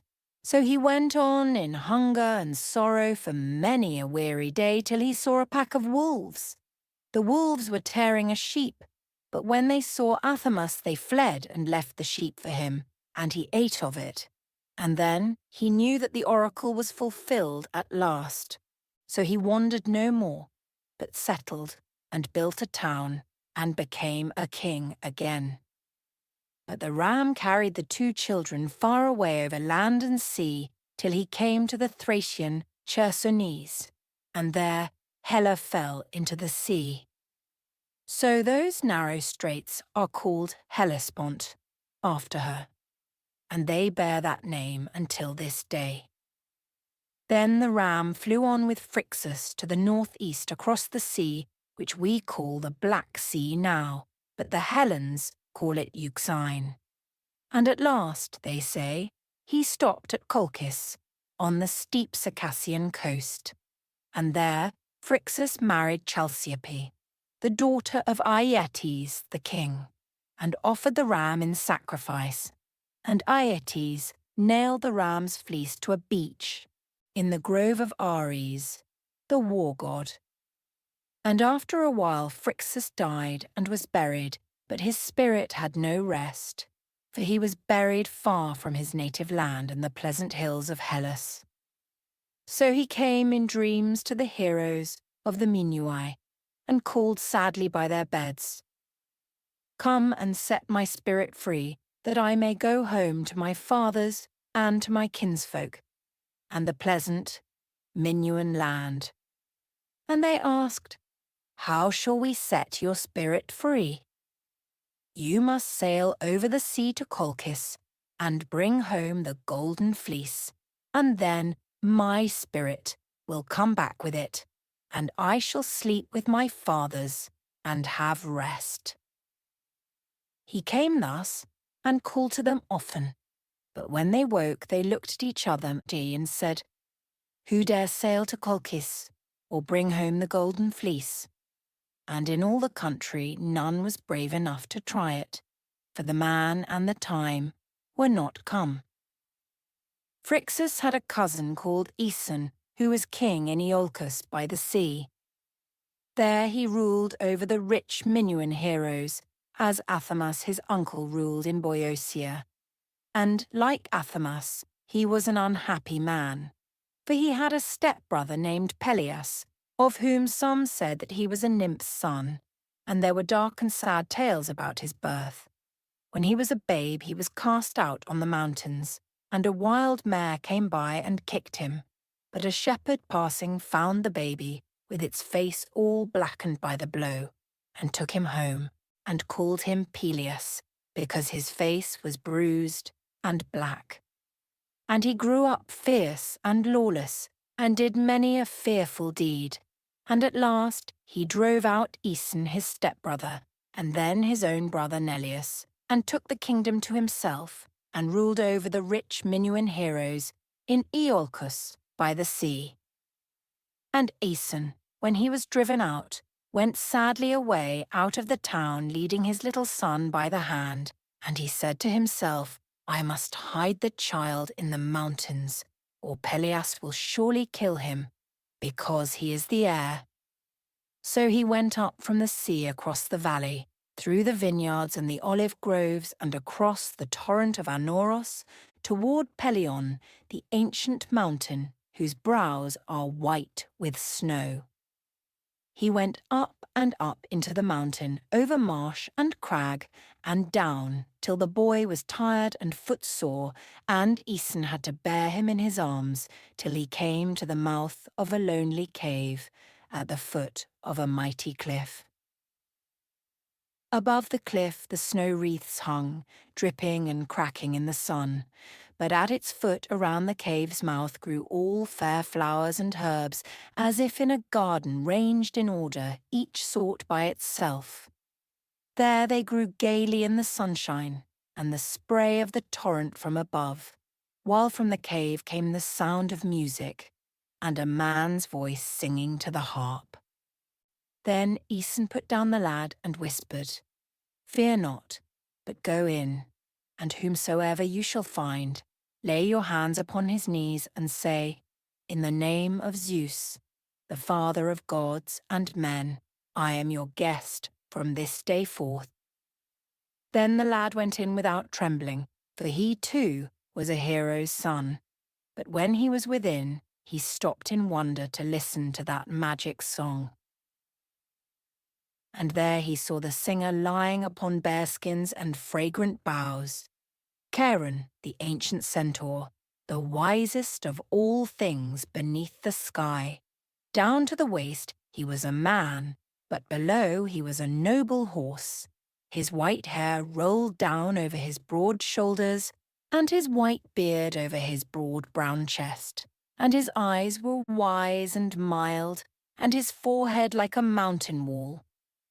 And in his hands he held a harp of gold, and struck it with a golden key, and as he struck, he sang till his eyes glittered, and filled all the cave with light.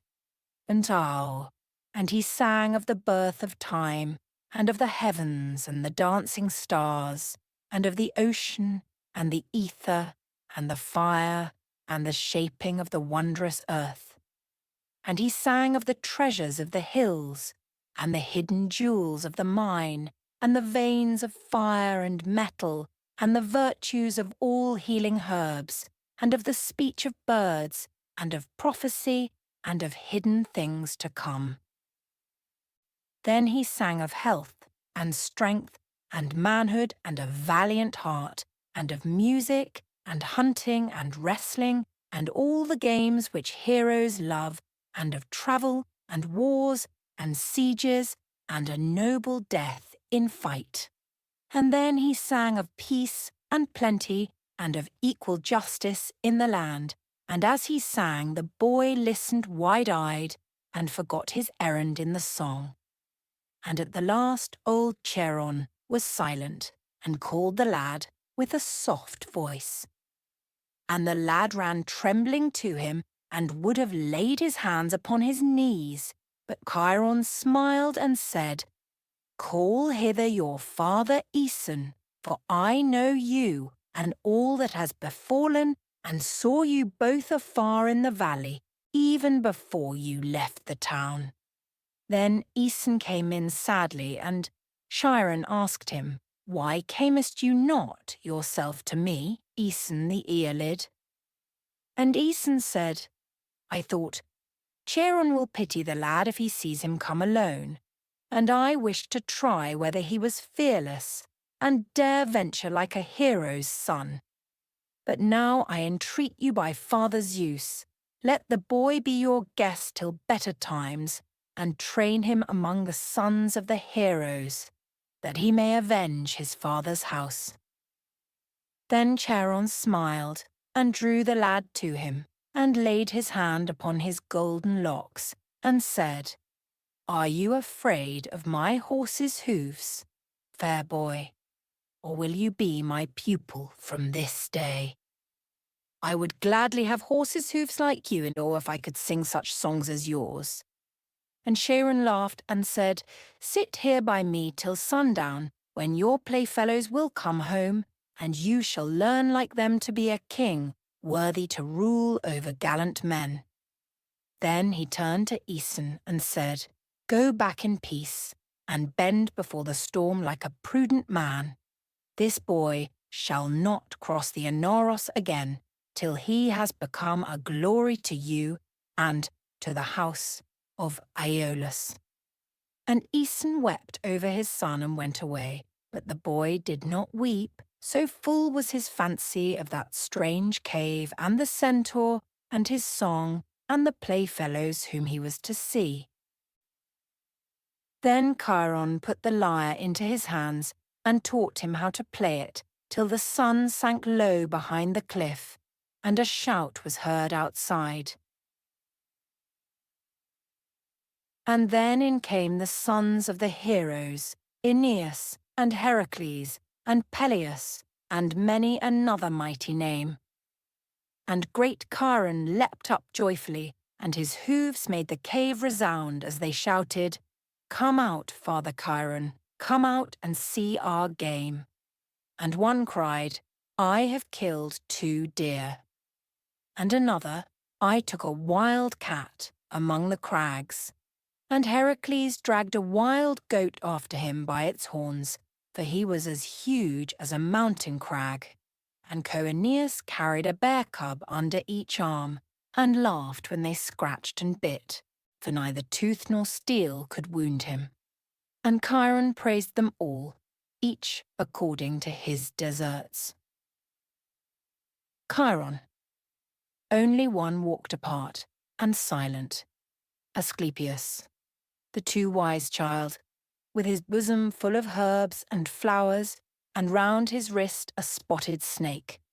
He came with downcast eyes to Charon, and whispered how he had watched the snake cast its old skin and grow young again before his eyes, and how he had gone down into a village in the vale and cured a dying man with a herb which he had seen a sick goat eat. And Charon smiled and said, "To each Athena and Apollo give some gift, and each is worthy in his place. But to this child they have given an honour beyond all honours, to cure while others kill." Then the lads brought in wood, and split it, and lighted a blazing fire, and others skinned the deer and quartered them, and set them to roast before the fire. And while the venison was cooking, they bathed in the snow torrent, and washed away the dust and sweat.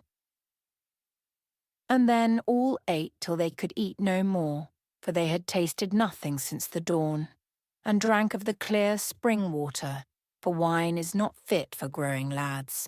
And when the remnants were put away, they all lay down upon the skins and leaves about the fire, and each took the lyre in turn and sang and played with all his heart. And after a while they all went out to a plot of grass at the cave's mouth, and there they boxed, and ran, and wrestled, and laughed, till the stones fell from the cliffs. Then Charon took his lyre, and all the lads joined hands, and as be played they danced to his measure, in and out, and round and round. There they danced hand in hand, till the night fell over land and sea, while the black glen shone with their broad white limbs and the gleam of their golden hair. And the lad danced with them, delighted, and then slept a wholesome sleep upon fragrant leaves of bay, and myrtle, and marjoram, and flowers of thyme, and rose at the dawn, and bathed in the torrent, and became a schoolfellow to the heroes' sons, and forgot IOLCOS, and his father, and all his former life. But he grew strong, and brave, and cunning, upon the pleasant downs of Pelion, in the keen, hungry mountain air. And he learnt to wrestle, and to box, and to hunt, and to play upon the harp.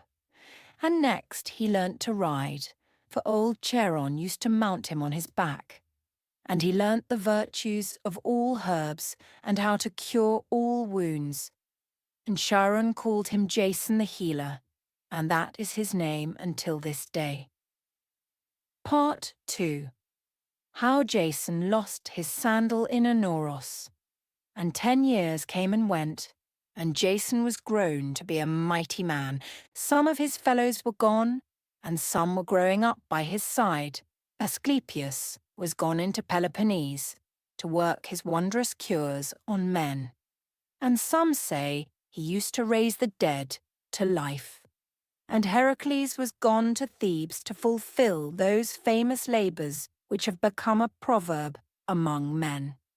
And Peleus had married a sea nymph, and his wedding is famous to this day.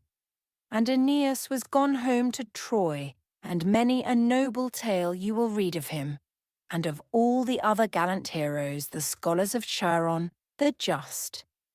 And it happened on a day that Jason stood on the mountain, and looked north and south, and east and west, and Charon stood by him and watched him, for he knew that the time was come. And Jason looked and saw the plains of Thessaly, where the Lapithae breed their horses, and the lake of Boibe, and the stream which runs northward to Peneus and Tempe. And he looked north, and saw the mountain wall which guards the Magnesian shore, Olympus, the seat of the immortals, and Ossa, and Pelion, where he stood. Then he looked east and saw the bright blue sea which stretched away for ever toward the dawn. Then he looked south and saw a pleasant land with white-walled towns and farms nestling along the shore of a landlocked bay, while the smoke rose blue among the trees, and he knew it for the Bay of Pagasai and the rich lowlands of Haemonia and IOLCOS by the sea. Then he sighed and asked, "Is it true what the heroes tell me, that I am heir of that fair land? And what good would it be to you, Jason, if you were heir of that fair land?" "I would take it and keep it. A strong man has taken it and kept it long. Are you stronger than Pelias the Terrible?" "I can try my strength with his," said Jason, but Cheiron sighed and said, "You have many a danger to go through before you rule in Iolcos by the sea. Many a danger and many a woe, and strange troubles in strange lands such as man never saw before." "The happier I," said Jason, "to see what man never saw before." And Cheiron sighed again and said, "The eaglet must leave the nest when it is fledged. Will you go to Iolcos by the sea? Then promise me 2 things before you go." Jason promised, and Cheiron answered, "Speak harshly to no soul whom you may meet, and stand by the word which you shall speak." Jason wondered why Cheiron asked this of him, but he knew that the centaur was a prophet and saw things long before they came. So he promised and leapt down the mountain to take his fortune like a man. He went down through the arbutus thickets and across the downs of thyme till he came to the vineyard walls and the pomegranates and the olives in the glen, and among the olives roared ANAUROS, all foaming with a summer flood. And on the bank of ANAUROS sat a woman, all wrinkled, grey and old. Her head shook, palsied on her breast, and her hands shook, palsied on her knees. And when she saw Jason, she spoke, whining, "Who will carry me across the flood?" Jason was bold and hasty and was just going to leap into the flood, and yet he thought twice before he leapt, so loud roared the torrent down, all brown from the mountain rains and silver-veined with melting snow, while underneath he could hear the boulders rumbling like the tramp of horsemen or the roll of wheels as they ground along the narrow channel and shook the rocks on which he stood. But the old woman whined all the more, "I am weak and old, fair youth. For Hera's sake, carry me over the torrent." And Jason was going to answer her scornfully when Cheiron's words came to his mind.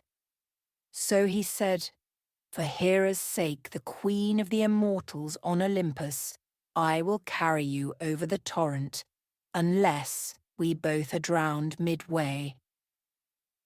Then the old dame leapt upon his back as nimbly as a goat, and Jason staggered in wondering, and the first step was up to his knees. The first step was up to his knees, and the second step was up to his waist, and the stones rolled about his feet, and his feet slipped about the stones. So he went on staggering and panting, while the old woman cried from off his back, "Fool, you have wet my mantle. Do you make game of poor old souls like me?" Jason had half a mind to drop her and let her get through the torrent by herself, but Cheiron's words were in his mind, and he said only, "Patience, mother, the best horse, may stumble some day." At last he staggered to the shore and set her down upon the bank, and a strong man he needed to have been, or that wild water he never would have crossed.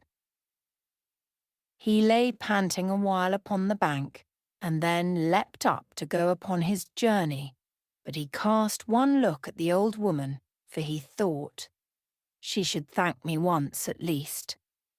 And as he looked, she grew fairer than all women, and taller than all men on earth, and her garments shone like the summer sea, and her jewels like the stars of heaven, and over her forehead was a veil woven of the golden clouds of sunset.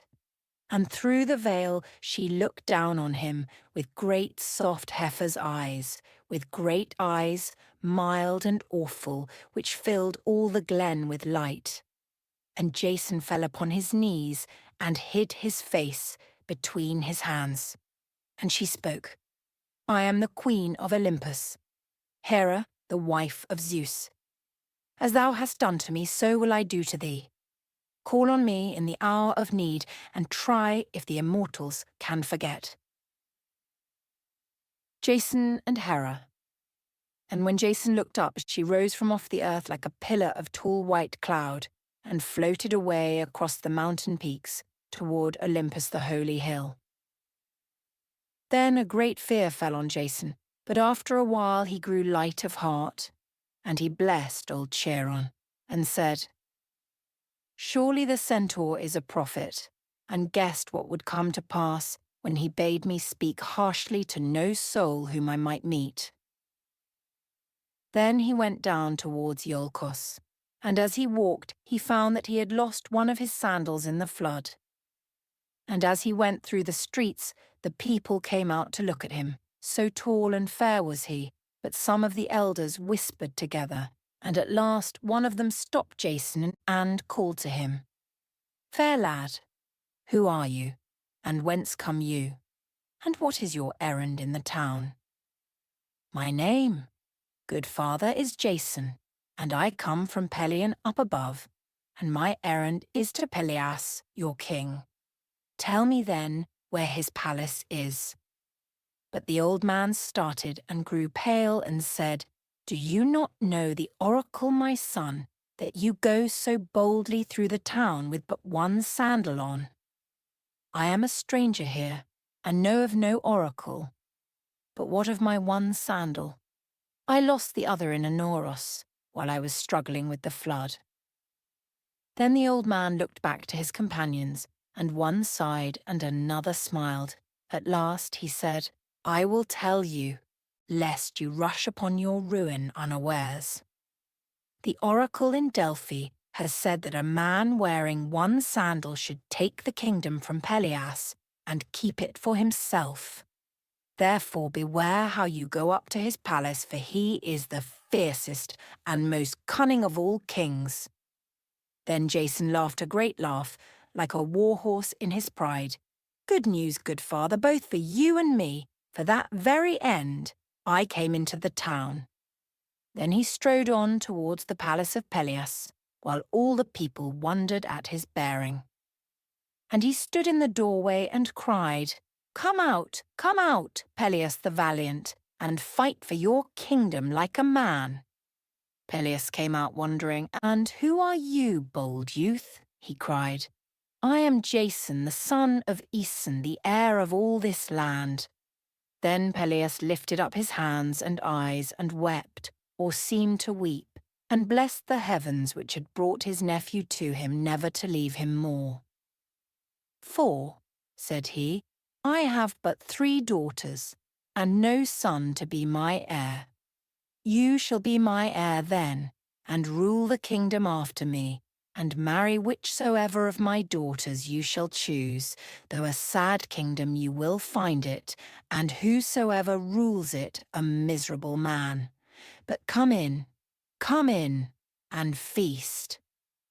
So he drew Jason in, whether he would or not, and spoke to him so lovingly and feasted him so well, that Jason's anger passed, and after supper his 3 cousins came into the hall, and Jason thought that he should like well enough to have one of them for his wife. But at last he said to Pelias, Why do you look so sad, my uncle? And what did you mean just now when you said that this was a doleful kingdom, and its ruler a miserable man? Then Pelias sighed heavily again and again and again, like a man who had to tell some dreadful story and was afraid to begin. But at last, for 7 long years and more, have I never known a quiet night, and no more will he who comes after me, till the golden fleece be brought home. Then he told Jason the story of Phrixus and of the golden fleece, and told him too, which was a lie, that Phrixus's spirit tormented him, calling to him day and night, and his daughters came and told the same tale, for their father had taught them their parts, and wept, and said, "Oh, who will bring home the golden fleece, that our uncle's spirit may rest, and that we may have rest also, whom he never lets sleep in peace?" Jason sat a while, sad and silent, for he had often heard of that golden fleece, but he looked on it as a thing hopeless and impossible for any mortal man to win it. But when Peleus saw him silent, he began to talk of other things, and courted Jason more and more, speaking to him as if he was certain to be his heir, and asking his advice about the kingdom, till Jason, who was young and simple, could not help saying to himself, "Surely he is not the dark man whom people call him. Yet why did he drive my father out?" And he asked Peleus boldly, "Men say that you are terrible, and a man of blood, but I find you a kind and hospitable man, and as you are to me, so will I be to you. Yet why did you drive my father out?" Peleus smiled and sighed. "Men have slandered me in that, as in all things. Your father was growing old and weary, and he gave the kingdom up to me of his own will. You shall see him tomorrow and ask him, and he will tell you the same." Jason's heart leapt in him when he heard that he was to see his father, and he believed all that Peleus said, forgetting that his father might not dare to tell the truth. "One thing more there is," said Peleus, "on which I need your advice, for though you are young, I see in you a wisdom beyond your years. There is one neighbour of mine, whom I dread more than all men on earth. I am stronger than he now, and can command him, but I know that if he stay among us, he will work my ruin in the end. Can you give me a plan, Jason, by which I can rid myself of that man?" After a while, Jason answered, half laughing, "Were I you, I would send him to fetch that same golden fleece, for if he once set forth after it, you would never be troubled with him more." And at that a bitter smile came across Peleus's lips, and a flash of wicked joy into his eyes. And Jason saw it and started, and over his mind came the warning of the old man, and his own one sandal and the oracle, and he saw that he was taken in a trap. But Peleus only answered gently, "My son, he shall be sent forthwith." "You mean me?" cried Jason, starting up, "because I came here with one sandal." And he lifted his fist angrily, while Peleus stood up to him like a wolf at bay. And whether of the two was the stronger and the fiercer it would be hard to tell. But after a moment Peleus spoke gently. "Why then so rash, my son? You, and not I, have said what is said. Why blame me for what I have not done? Had you bid me love the man of whom I spoke and make him my son-in-law and heir, I would have obeyed you. And what if I obey you now, and send the man to win himself immortal fame? I have not harmed you, or him. One thing at least I know, that he will go, and that gladly, for he has a hero's heart within him, loving glory and scorning to break the word which he has given." Jason saw that he was entrapped, but his second promise to Charon came into his mind, and he thought, what if the centaur were a prophet in that also, and meant that I should win the fleece? Then he cried aloud, "You have well spoken, cunning uncle of mine. I love glory, and I dare keep to my word. I will go and fetch this golden fleece. Promise me but this in return, and keep your word as I keep mine. Treat my father lovingly while I am gone, for the sake of the all-seeing Zeus, and give me up the kingdom for my own on the day that I bring back the golden fleece." Then Peleus looked at him, and almost loved him, in the midst of all his hate, and said, "I promise, and I will perform. It will be no shame to give up my kingdom to the man who wins that fleece." Then they swore a great oath between them, and afterwards both went in and lay down to sleep. But Jason could not sleep for thinking of his mighty oath and how he was to fulfill it all alone and without wealth or friends. So he tossed a long time upon his bed and thought of this plan and of that, and sometimes Phrixus seemed to call him, in a thin voice, faint and low, as if it came from far across the sea, "Let me come home to my fathers and have rest." And sometimes he seemed to see the eyes of Hera and to hear her words again, "Call on me in the hour of need and see if the immortals can forget." And on the morrow he went to Peleus and said, "Give me a victim that I may sacrifice to Hera." So he went up and offered his sacrifice. And as he stood by the altar, Hera sent a thought into his mind.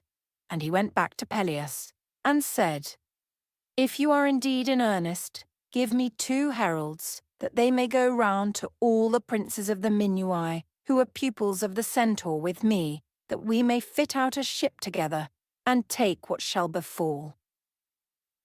At that Peleus praised his wisdom and hastened to send the heralds out. For he said in his heart, "Let all the princes go with him, and like him never return, for so I shall be lord of all the Minuai, and the greatest king in Hellas." Part 3. How they built the ship Argo in IOLCOS.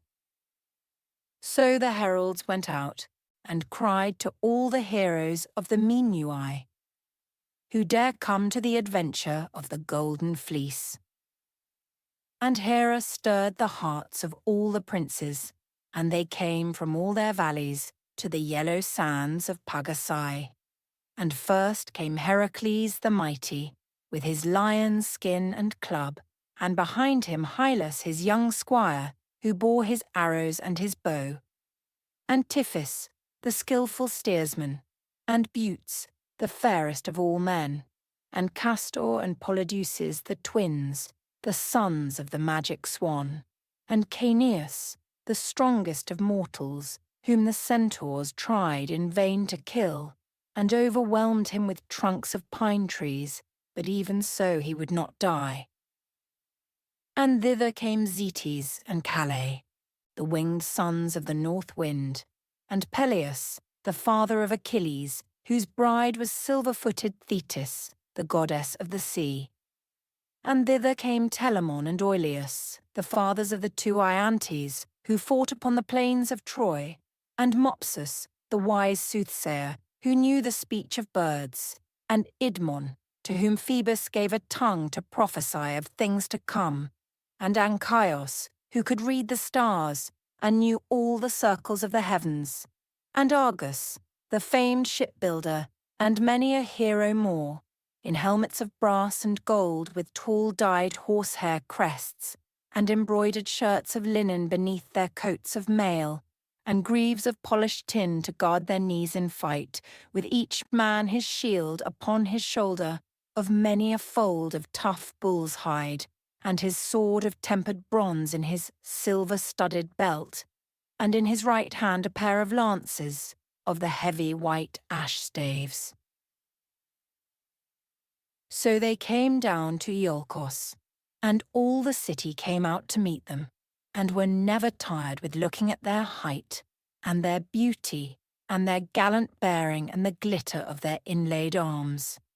And some said, "Never was such a gathering of the heroes since the Hellens conquered the land." But the women sighed over them, and whispered, "Alas, they are all going to their death."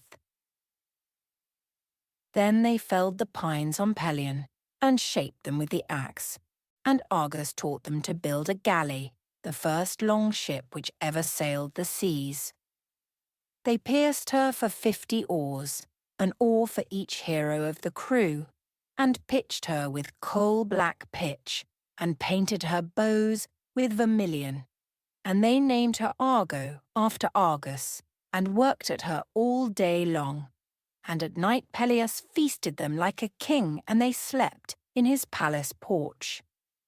But Jason went away to the northward, and into the land of Thrace, till he found Orpheus, the prince of minstrels, where he dwelt in his cave under Rhodope, among the savage Shaikan tribes. And he asked him, "Will you leave your mountains, Orpheus, my fellow scholar in old times, and cross Strymon once more with me, to sail with the heroes of the Minuai, and bring home the golden fleece, and charm for us all men and all monsters with your magic harp and song?" Then Orpheus sighed. "Have I not had enough of toil and of weary wandering far and wide since I lived in Chiron's cave, above Iolcos by the sea? In vain is the skill and the voice which my goddess mother gave me. In vain have I sung and laboured. In vain I went down to the dead, and charmed all the kings of Hades, to win back Eurydice my bride. For I won her, my beloved, and lost her again the same day, and wandered away in my madness, even to Egypt and the Libyan sands, and the isles of all the seas, driven on by the terrible gadfly, while I charmed in vain the hearts of men, and the savage forest beasts, and the trees, and the lifeless stones, with my magic harp and song, giving rest, but finding none. But at last Calliope, my mother, delivered me, and brought me home in peace. And I dwell here in the cave alone, among the savage Secan tribes, softening their wild hearts with music and the gentle laws of Zeus. And now I must go out again, to the ends of all the earth, far away into the misty darkness, to the last wave of the eastern sea. But what is doomed must be, and a friend's demand obeyed. For prayers are the daughters of Zeus, and who honours them, honours him. Then Orpheus rose up sighing and took his harp, and went over Strymon.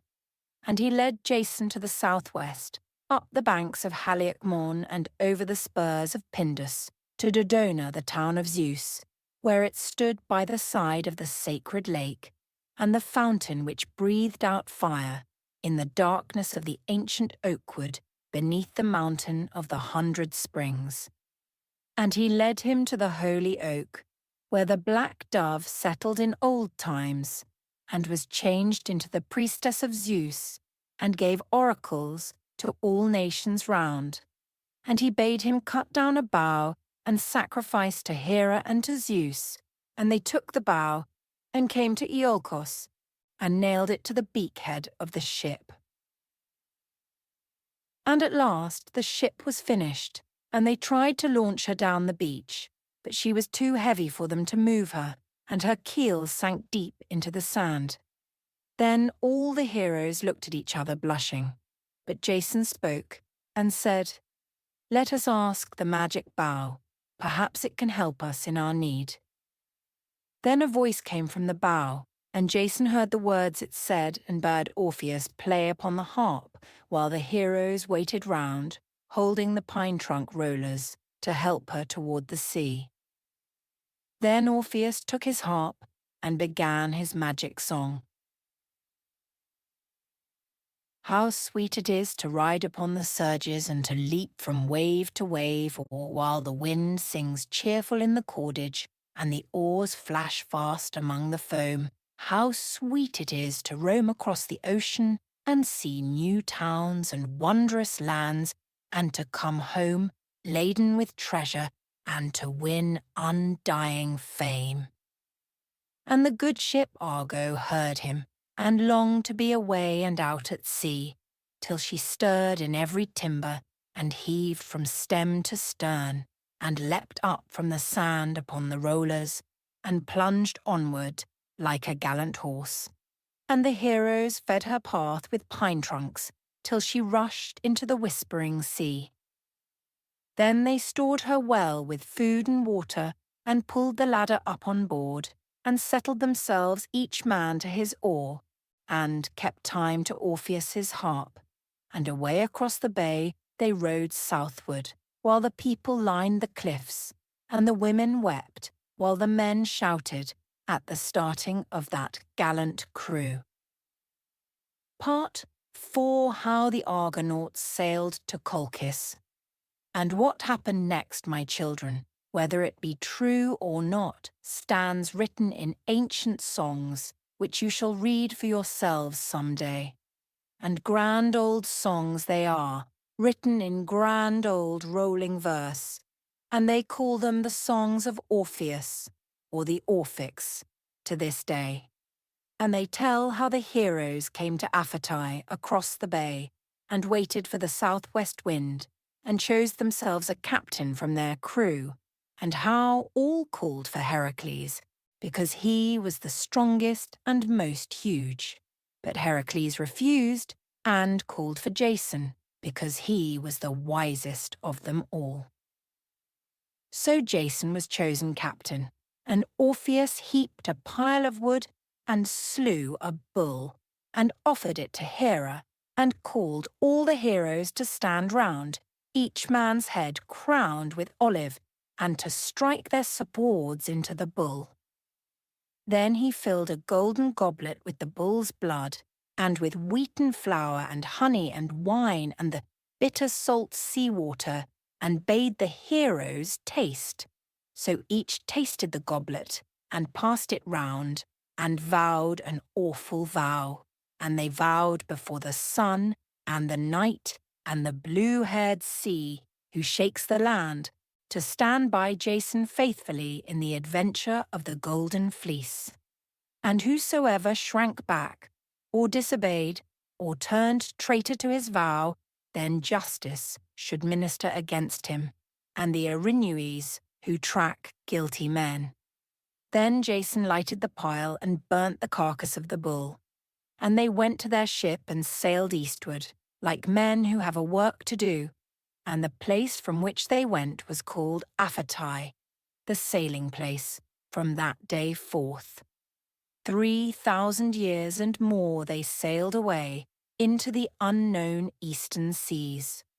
And great nations have come and gone since then, and many a storm has swept the earth, and many a mighty armament, to which Argo would be but one small boat. English and French, Turkish and Russian have sailed those waters since, yet the fame of that small Argo lives forever, and her name is become a proverb among men. So they sailed past the Isle of Sciathos, with the Cape of Sepius on their left, and turned to the northward, toward Pelion, up the long Magnesian shore. On their right hand was the open sea, and, on their left, old Pelion rose, while the clouds crawled round his dark pine forests, and his caps of summer snow, and their hearts yearned for the dear old mountain, as they thought of pleasant days gone by, and of the sports of their boyhood, and their hunting, and their schooling in the cave beneath the cliff. And at last Peleus spoke. "Let us land here, friends, and climb the dear old hill once more. We are going on a fearful journey. Who knows if we shall see Pelion again? Let us go up to Chiron, our master, and ask his blessing ere we start. And I have a boy too, with him, whom he trains as he trained me once, the son whom Thetis brought me, the silver-footed lady of the sea, whom I caught in the cave, and tamed her, though she changed her shape 7 times. For she changed as I held her into water and to vapour, and to burning flame, and to a rock, and to a black-maned lion, and to a tall and stately tree. But I held her and held her ever, till she took her own shape again, and led her to my father's house, and won her for my bride.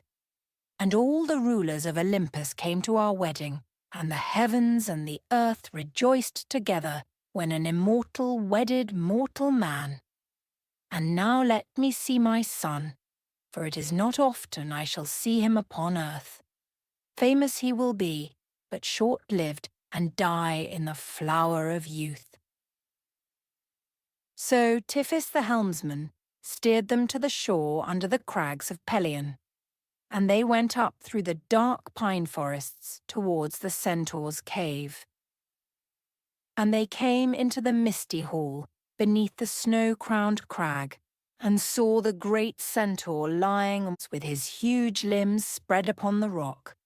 And beside him stood Achilles, the child whom no steel could wound, and played upon his harp right sweetly while Charon watched and smiled. Then Charon leapt up and welcomed them, and kissed them every one, and set a feast before them of swine's flesh, and venison, and good wine.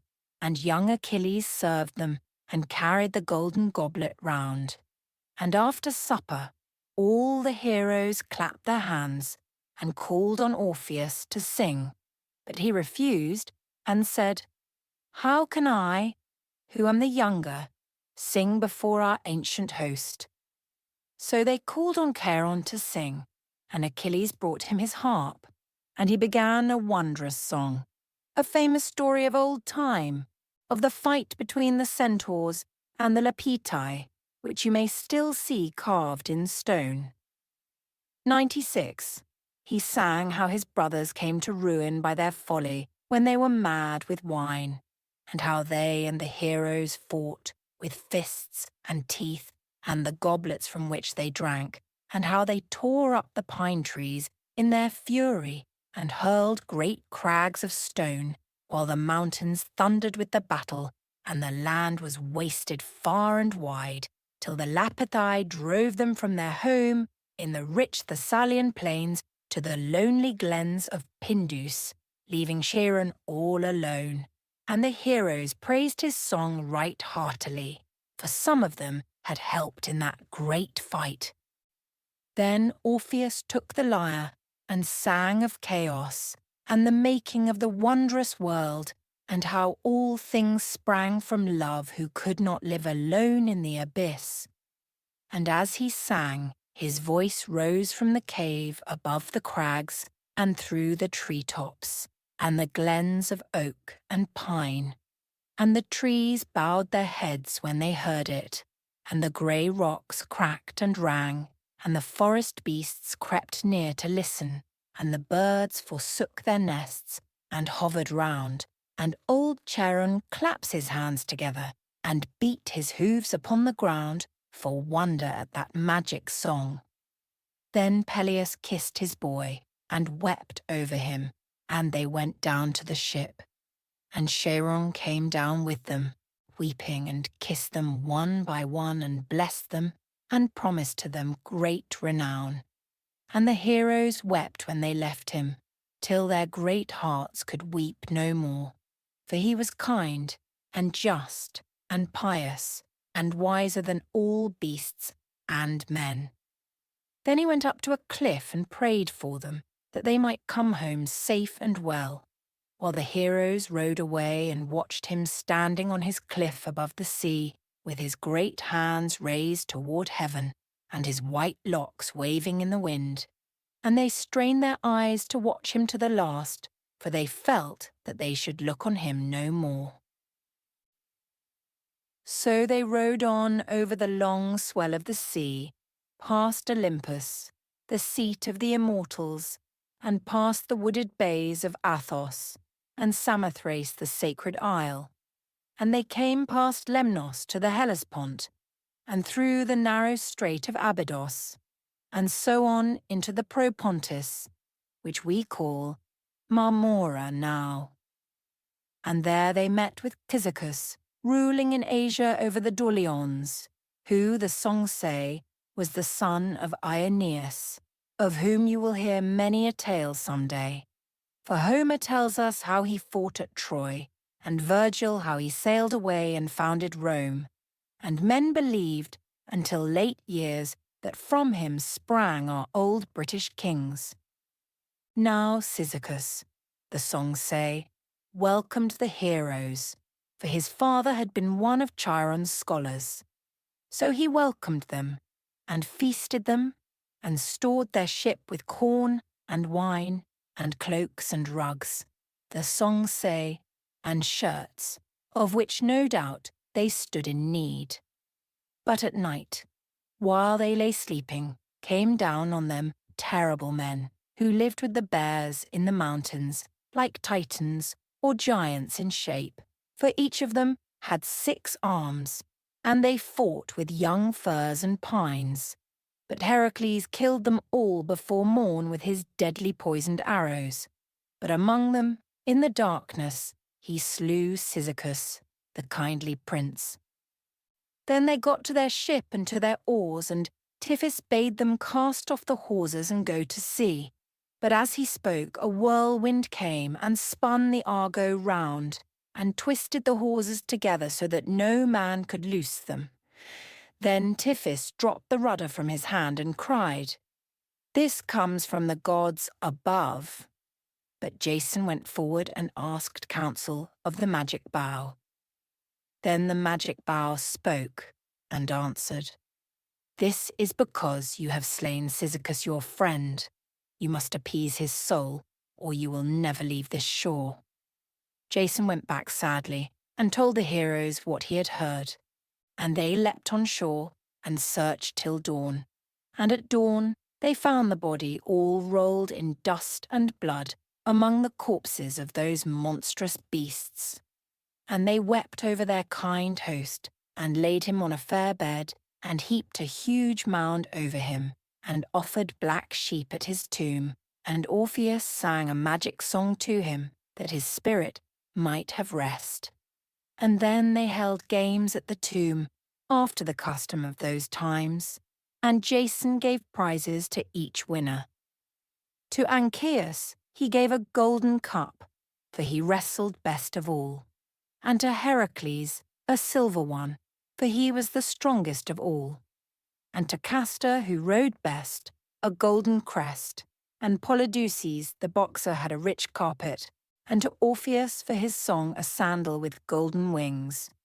But Jason himself was the best of all the archers, and the Minuai crowned him with an olive crown. And so, the songs say, the soul of good Cyzicus was appeased, and the heroes went on their way in peace. But when Cyzicus's wife heard that he was dead, she died likewise of grief, and her tears became a fountain of clear water which flows the whole year round. Then they rowed away, the songs say, along the Mysian shore and past the mouth of Rhindacus, till they found a pleasant bay sheltered by the long ridges of Arganthus and by high walls of basalt rock. And there they ran the ship ashore upon the yellow sand and furled the sail and took the mast down and lashed it in its crutch. And next they let down the ladder and went ashore to sport and rest. And there Heracles went away into the woods, bow in hand to hunt wild deer, and Hylas the fair boy slipped away after him, and followed him by stealth until he lost himself among the glens, and sat down weary to rest himself by the side of a lake.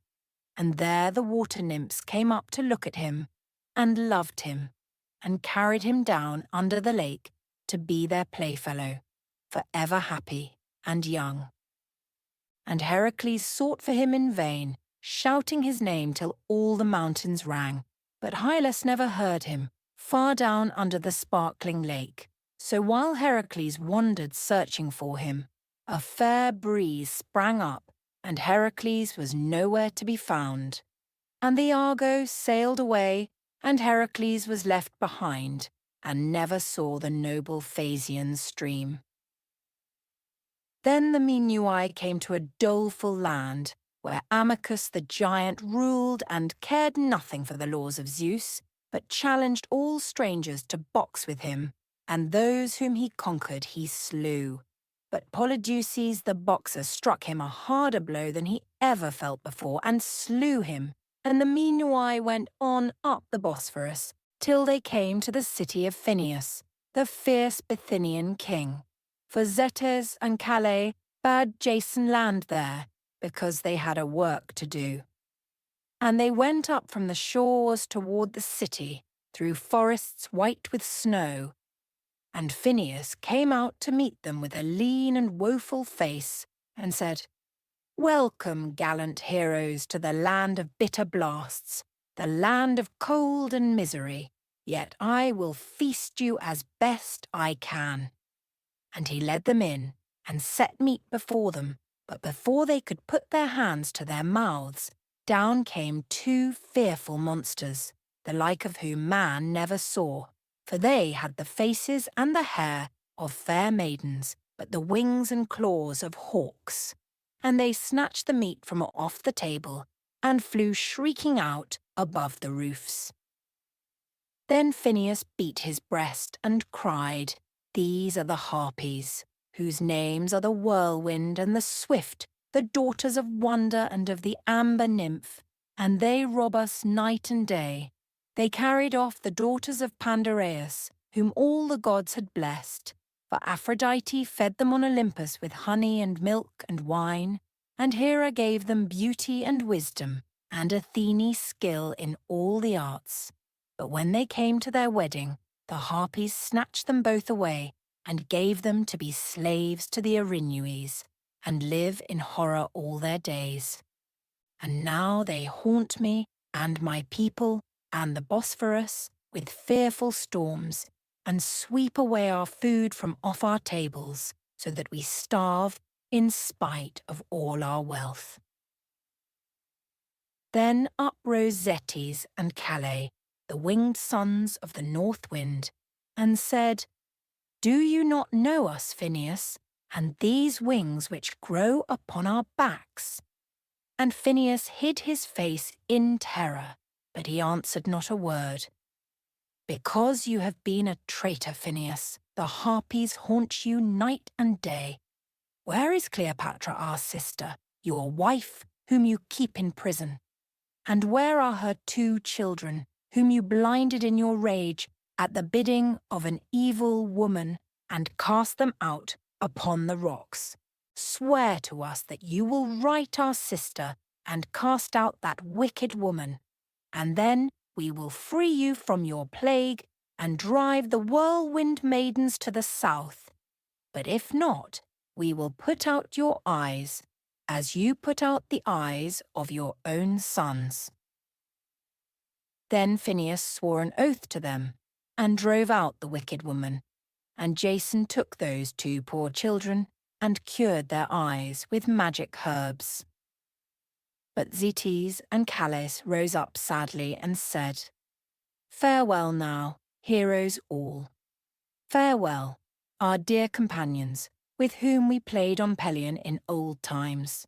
For a fate is laid upon us, and our day is come at last, in which we must hunt the whirlwinds over land and sea forever, and if we catch them they die, and if not, we die ourselves."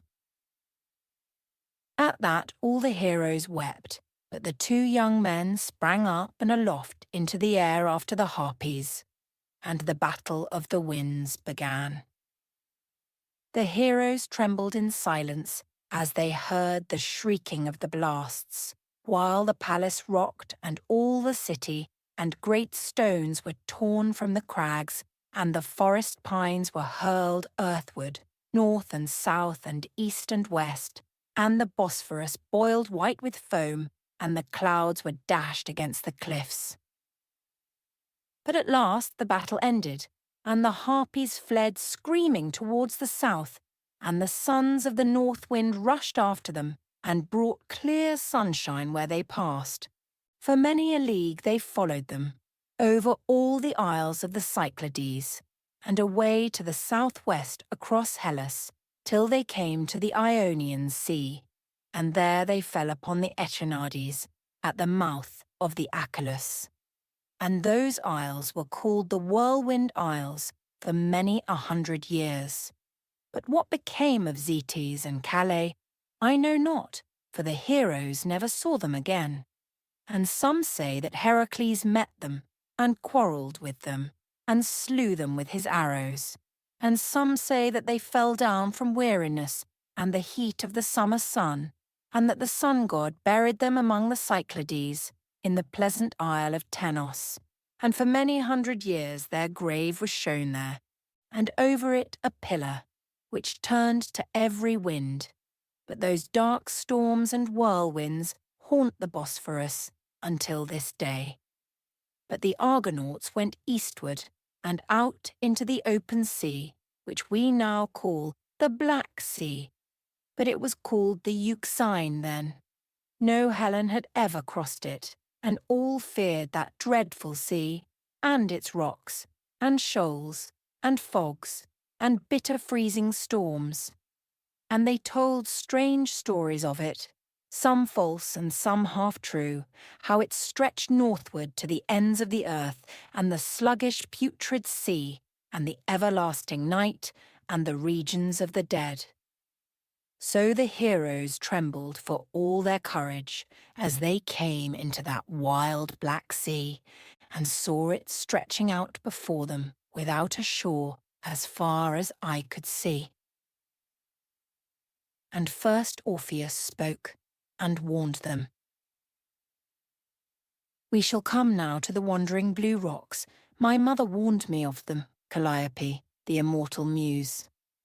And soon they saw the blue rocks shining like spires and castles of grey glass, while an ice-cold wind blew from them and chilled all the heroes' hearts. And as they neared, they could see them heaving, as they rolled upon the long sea waves, crashing and grinding together till the roar went up to heaven. The sea sprang up in spouts between them and swept round them in white sheets of foam, but their heads swung nodding high in air, while the wind whistled shrill among the crags. The heroes' hearts sank within them, and they lay upon their oars in fear. But Orpheus called to Tiphys the helmsman, "Between them we must pass. So look ahead for an opening, and be brave, for Hera is with us." But Tiphys the cunning helmsman stood silent, clenching his teeth till he saw a heron come flying mast-high towards the rocks, and hover a while before them, as if looking for a passage through. Then he cried, "Hera has sent us a pilot. Let us follow the cunning bird." Then the heron flapped to and fro a moment, till he saw a hidden gap, and into it he rushed like an arrow, while the heroes watched what would befall. And the blue rocks clashed together as the bird fled swiftly through, but they struck but a feather from his tail, and then rebounded apart at the shock.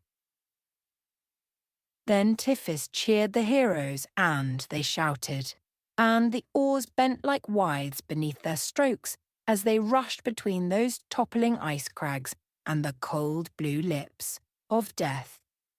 And ere the rocks could meet again, they had passed them, and were safe out in the open sea. And after that they sailed on wearily along the Asian coast, by the Black Cape and Thyneus, where the hot stream of Timbris falls into the sea, and Sangarius, whose waters float on the Euxine, till they came to Wolf the river, and to Wolf the kindly king. And there died 2 brave heroes, Idmon and Tiphys the wise helmsman.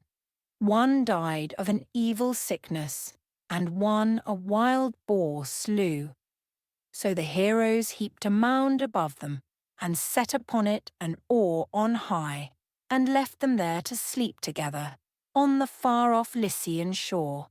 But Idas killed the boar, and avenged Tiphys, and Anchios took the rudder, and was helmsman, and steered them on toward the east.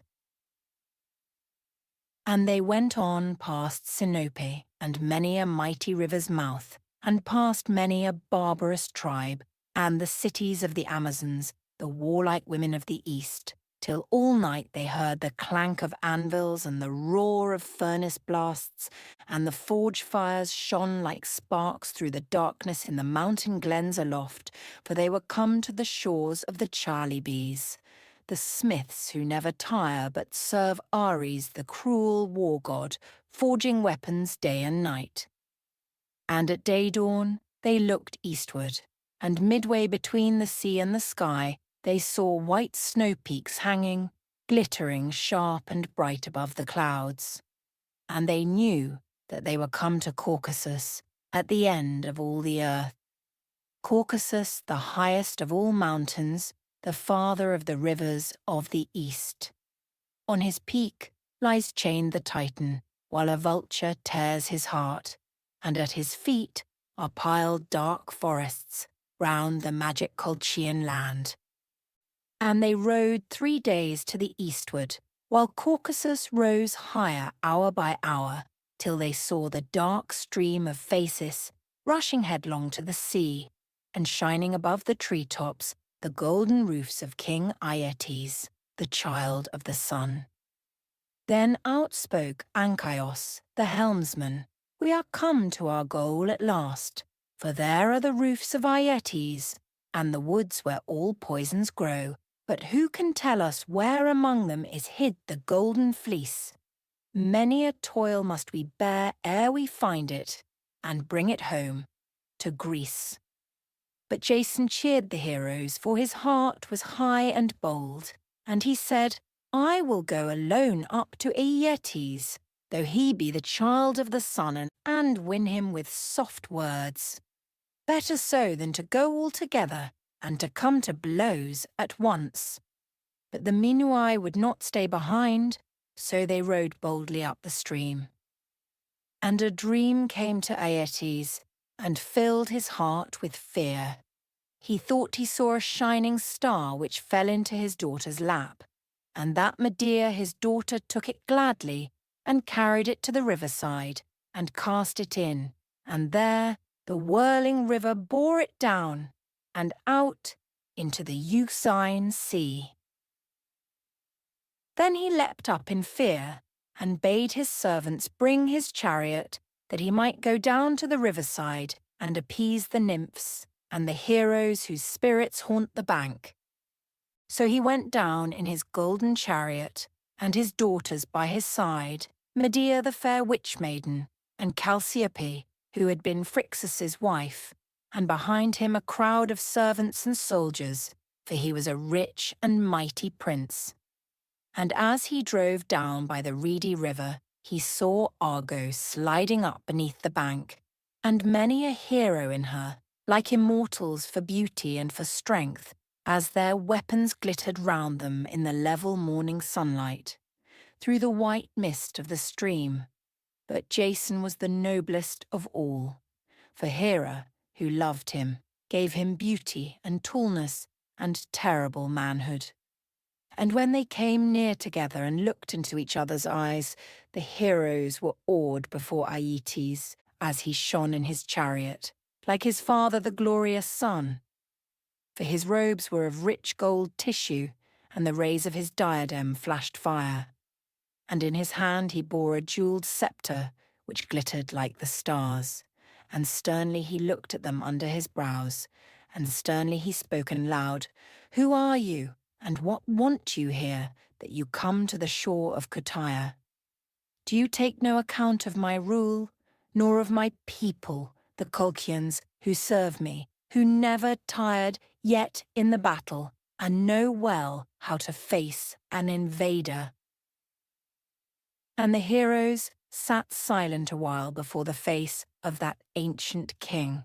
But Hera, the awful goddess, put courage into Jason's heart, and he rose and shouted loudly in answer, "We are no pirates nor lawless men. We come not to plunder and to ravage or carry away slaves from your land, but my uncle, the son of Poseidon, Peleus, the Minuan king, he it is who has set me on a quest to bring home the golden fleece. And these too, my bold comrades, they are no nameless men, for some are the sons of immortals, and some of heroes far renowned. And we too never tire in battle, and know well how to give blows and to take. Yet we wish to be guests at your table. It will be better so, for both.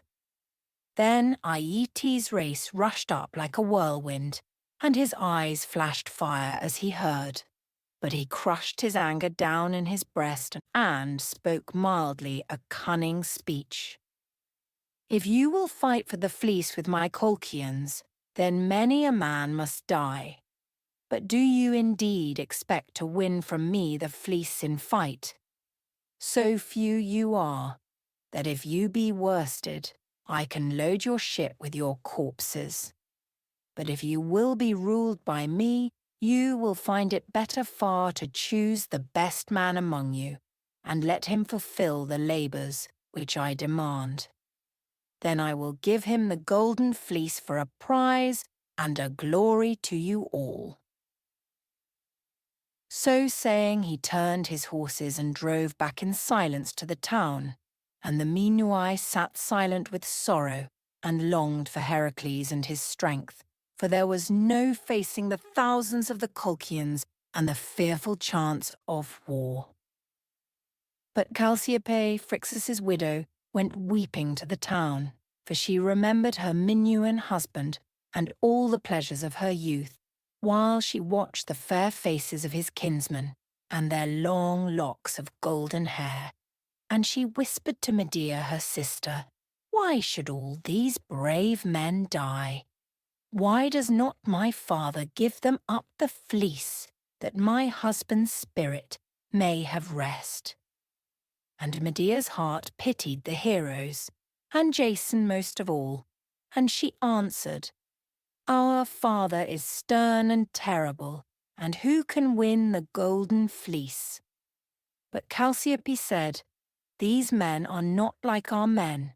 There is nothing which they cannot dare nor do." And Medea thought of Jason and his brave countenance, and said, "If there was one among them who knew no fear, I could show him how to win the fleece." So, in the dusk of evening they went down to the riverside, Chalciope and Medea the witch maiden, and Argus, Phrixus's son. And Argus the boy crept forward, among the beds of reeds, till he came where the heroes were sleeping, on the thwarts of the ship beneath the bank, while Jason kept ward on shore and leant upon his lance full of thought.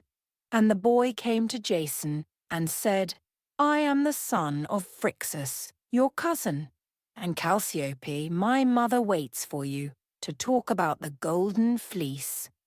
Then Jason went boldly with the boy and found the two princesses standing, and when Chalciope saw him, she wept and took his hands and cried, "O cousin of my beloved, go home before you die." "It would be base to go home now, fair princess, and to have sailed all these seas in vain." Then both the princesses besought him, but Jason said, "It is too late."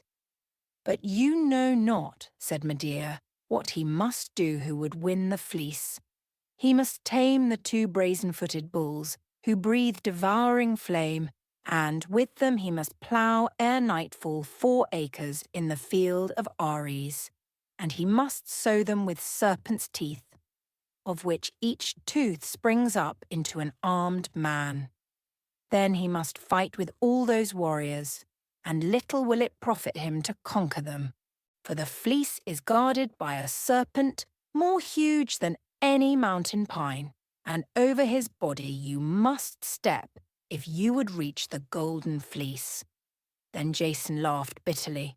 "Unjustly is that fleece kept here, and by an unjust and lawless king, and unjustly shall I die in my youth, for I will attempt it ere another sun be set." Then Medea trembled and said, "No mortal man can reach that fleece unless I guide him through.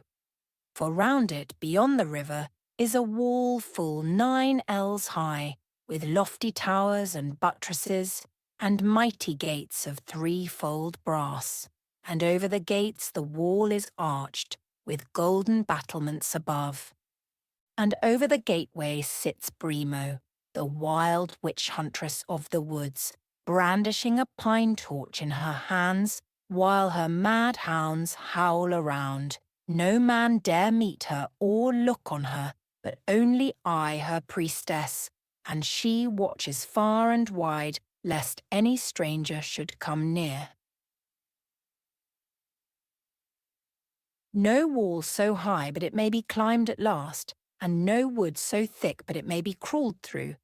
No serpent so wary but he may be charmed, or witch-queen so fierce but spells may soothe her, and I may yet win the golden fleece, if a wise maiden help bold men. And he looked at Medea cunningly, and held her with his glittering eye, till she blushed and trembled and said, "Who can face the fire of the bull's breath and fight 10,000 armed men?" "He whom you help," said Jason, flattering her, "for your fame is spread over all the earth. Are you not the queen of all enchantresses, wiser even than your sister Circe, in her fairy island in the west?" "Would that I were with my sister Circe in her fairy island in the west, far away from sore temptation and thoughts which tear the heart. But if it must be so, for why should you die? I have an ointment here. I made it from the magic ice flower which sprang from Prometheus's wound, above the clouds on Caucasus, in the dreary fields of snow. Anoint yourself with that, and you shall have in you 7 men's strength, and anoint your shield with it, and neither fire nor sword can harm you. But what you begin you must end before sunset, for its virtue lasts only 1 day. And anoint your helmet with it before you sow the serpent's teeth. And when the sons of earth spring up, cast your helmet among their ranks, and the deadly crop of the war god's field will mow itself and perish." Then Jason fell on his knees before her, and thanked her and kissed her hands, and she gave him the vase of ointment, and fled trembling through the reeds. And Jason told his comrades what had happened, and showed them the box of ointment. And all rejoiced but Idas, and he grew mad with envy.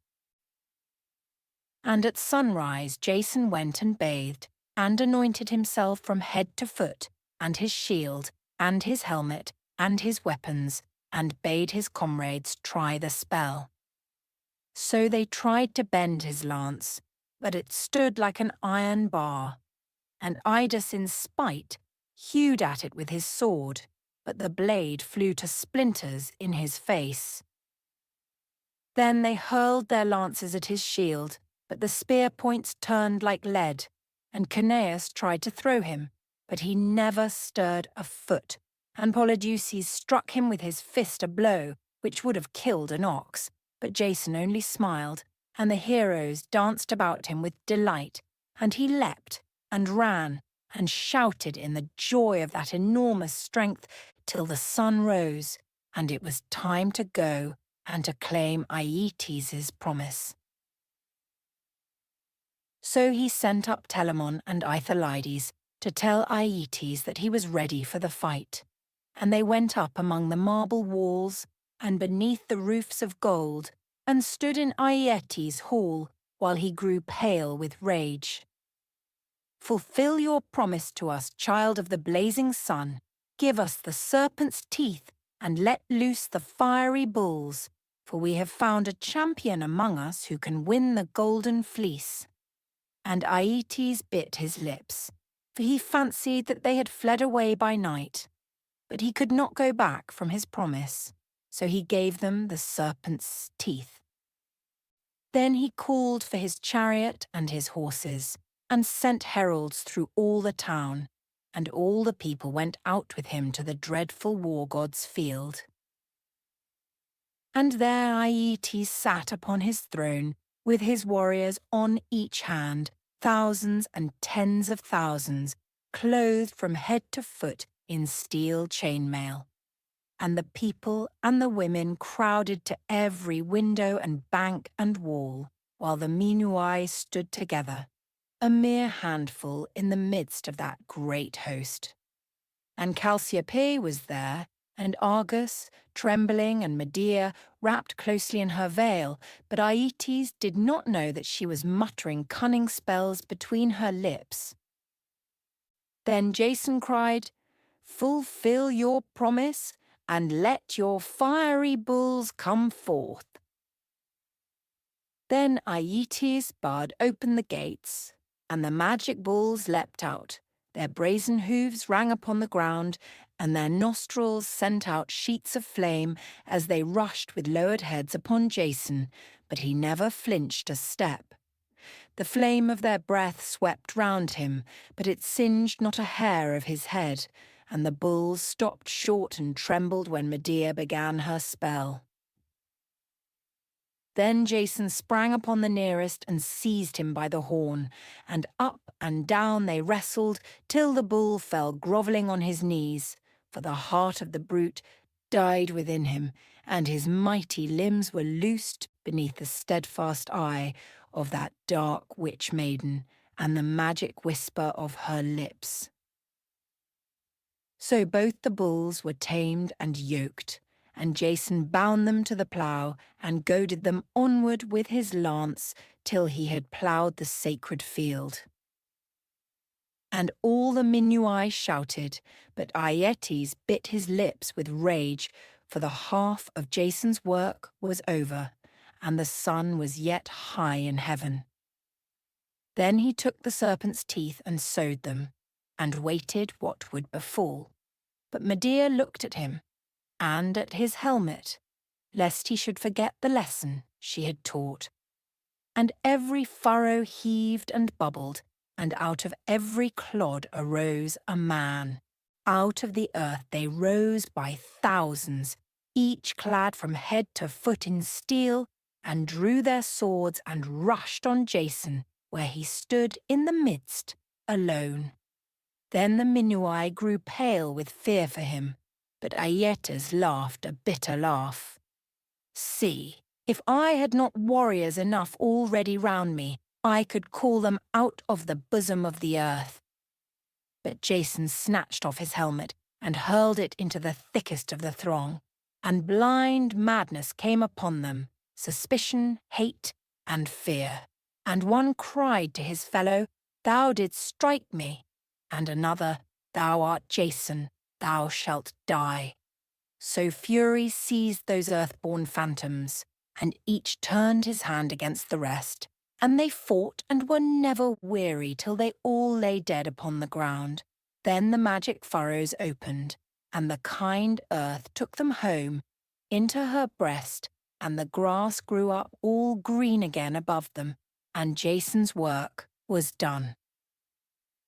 Then the Minuai rose and shouted till Prometheus heard them from his crag.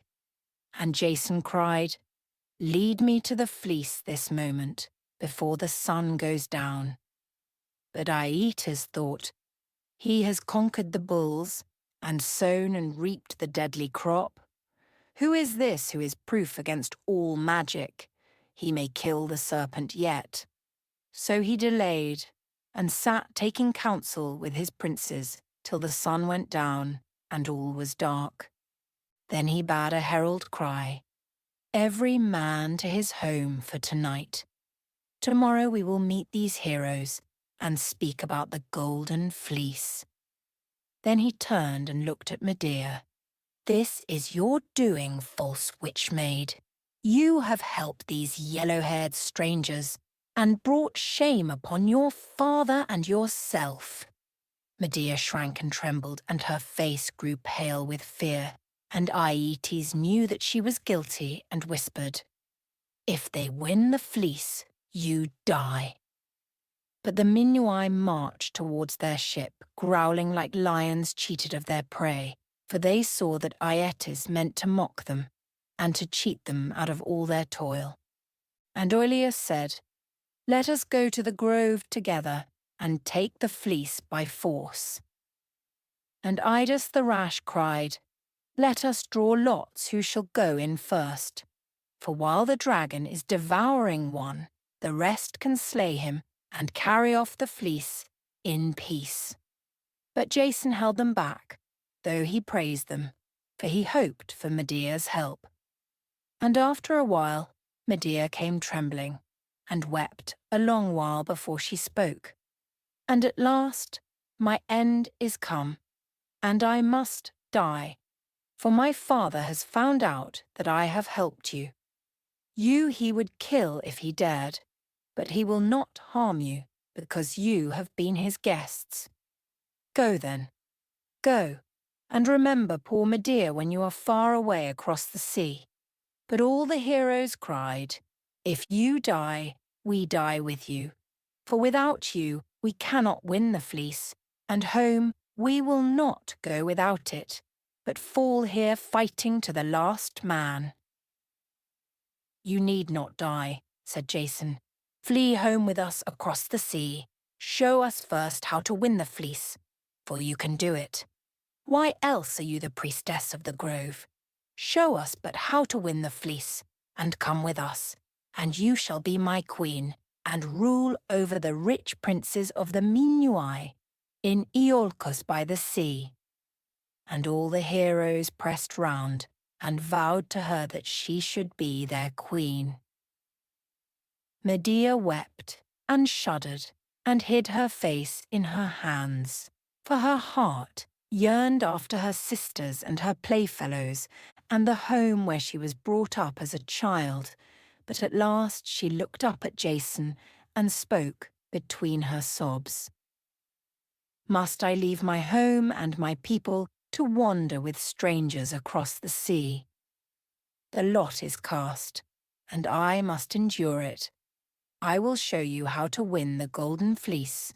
Bring up your ship to the woodside and moor her there against the bank, and let Jason come up at midnight, and one brave comrade with him, and meet me beneath the wall." Then all the heroes cried together, "I will go," and I, and I. And Idas the rash grew mad with envy, for he longed to be foremost in all things. But Medea calmed them, and said Orpheus shall go with Jason and bring his magic harp, for I hear of him that he is the king of all minstrels, and can charm all things on earth. And Orpheus laughed for joy, and clapped his hands because the choice had fallen on him, for in those days poets and singers were as bold warriors as the best. So at midnight they went up the bank, and found Medea, and beside came PERSEUS, her young brother leading a yearling lamb.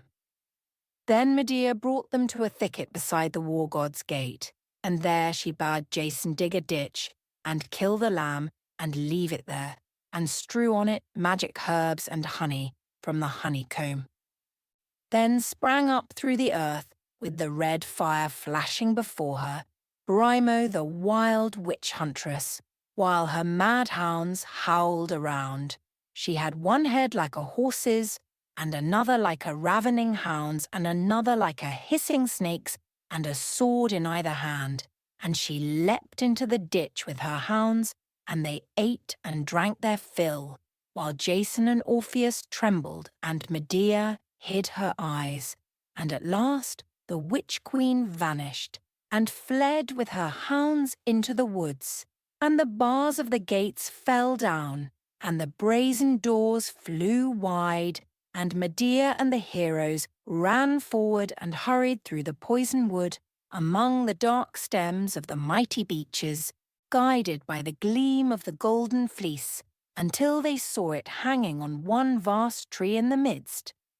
And Jason would have sprung to seize it, but Medea held him back, and pointed, shuddering, to the tree foot, where the mighty serpent lay, coiled in and out among the roots, with a body like a mountain pine. His coils stretched many a fathom, spangled with bronze and gold, and half of him they could see, but no more, for the rest lay in the darkness far beyond. And when he saw them coming, he lifted up his head and watched them with his small bright eyes, and flashed his forked tongue, and roared like the fire among the woodlands, till the forest tossed and groaned. For his cries shook the trees from leaf to root, and swept over the long reaches of the river, and over Aietes' hall, and woke the sleepers in the city, till mothers clasped their children in their fear. But Medea called gently to him, and he stretched out his long spotted neck, and licked her hand, and looked up in her face, as if to ask for food. Then she made a sign to Orpheus, and he began his magic song. And as he sung, the forest grew calm again, and the leaves on every tree hung still, and the serpent's head sank down, and his brazen coils grew limp, and his glittering eyes closed lazily till he breathed as gently as a child, while Orpheus called to pleasant slumber, who gives peace to men, and beasts, and waves. Jason takes the fleece. Then Jason leapt forward warily, and stepped across that mighty snake, and tore the fleece from off the tree trunk. And the four rushed down the garden to the bank where the Argo lay. There was a silence for a moment, while Jason held the golden fleece on high. Then he cried, "Go now, good Argo, swift and steady, if ever you would see Pelion more." And she went as the heroes drove her, grim and silent all with muffled oars, till the pine wood bent like willow in their hands, and stout Argo groaned beneath their strokes. On and on beneath the dewy darkness, they fled swiftly down the swirling stream, underneath black walls and temples, and the castles of the princes of the east, past sluice mouths and fragrant gardens, and groves of all strange fruits, past marshes where fat kine lay sleeping, and long beds of whispering reeds, till they heard the merry music of the surge upon the bar, as it tumbled in the moonlight all alone. Into the surge they rushed, and Argo leapt the breakers like a horse, for she knew the time was come to show her mettle, and win honour for the heroes and herself. Into the surge they rushed, and Argo leapt the breakers like a horse, till the heroes stopped all panting, each man upon his oar, as she slid into the still broad sea. Then Orpheus took his harp and sang a paean, till the heroes' hearts rose high again, and they rowed on stoutly and steadfastly, away into the darkness of the west. Part 5. How the Argonauts were driven into the unknown sea. So they fled away in haste to the westward, but Aietes manned his fleet and followed them. And Lynceus the quick-eyed saw him coming, while he was still many a mile away, and cried, "I see 100 ships, like a flock of white swans, far in the east." And at that they rowed hard, like heroes, but the ships came nearer every hour. Then Medea, the dark witch-maiden, laid a cruel and a cunning plot, for she killed Absyrtus her young brother, and cast him into the sea, and said, "Ere my father can take up his corpse and bury it, he must wait long, and be left far behind." And all the heroes shuddered, and looked one at the other for shame, yet they did not punish that dark witch-woman, because she had won for them the golden fleece. And when Aietes came to the place, he saw the floating corpse, and he stopped a long while, and bewailed his son, and took him up, and went home. But he sent on his sailors towards the westward, and bound them by a mighty curse. "Bring back to me that dark witch-woman, that she may die a dreadful death. But if you return without her, you shall die by the same death yourselves." So the Argonauts escaped for that time. But Father Zeus saw that foul crime, and out of the heavens he sent a storm and swept the ship far from her course. Day after day the storm drove her, amid foam and blinding mist, till they knew no longer where they were, for the sun was blotted from the skies. And at last the ship struck on a shoal amid low isles of mud and sand, and the waves rolled over her and through her, and the heroes lost all hope of life. Then Jason cried to Hera, "Fair queen, who hast befriended us till now, why hast thou left us in our misery, to die here among unknown seas?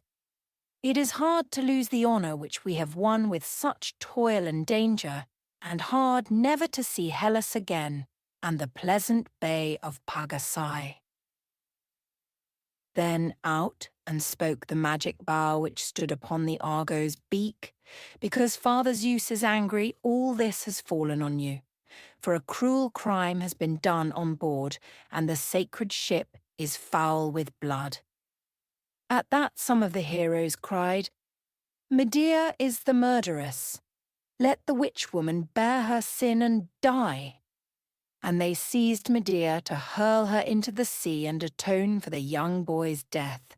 But the magic bough spoke again, "Let her live till her crimes are full. Vengeance waits for her slow and sure, but she must live, for you need her still. She must show you the way to her sister Circe, who lives among the islands of the west. To her you must sail, a weary way, and she shall cleanse you from your guilt." Then all the heroes wept aloud when they heard the sentence of the oak, for they knew that a dark journey lay before them, and years of bitter toil. And some upbraided the dark witch-woman, and some said, "Nay, we are her debtors still. Without her we should never have won the fleece." But most of them bit their lips in silence, for they feared the witch's spells. And now the sea grew calmer, and the sun shone out once more, and the heroes thrust the ship off the sandbank and rowed forward on their weary course under the guiding of the dark witch-maiden into the wastes of the unknown sea. Whither they went I cannot tell, nor how they came to Circe's isle. Some say that they went to the westward and up the Ister stream, and so came into the Adriatic, dragging their ship over the snowy Alps.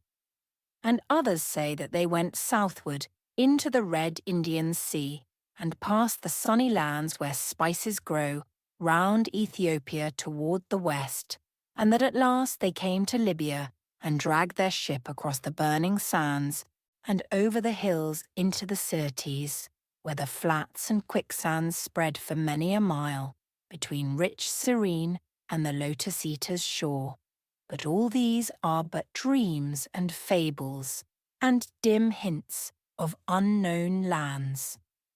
But all say that they came to a place where they had to drag their ship across the land 9 days with ropes and rollers, till they came into an unknown sea.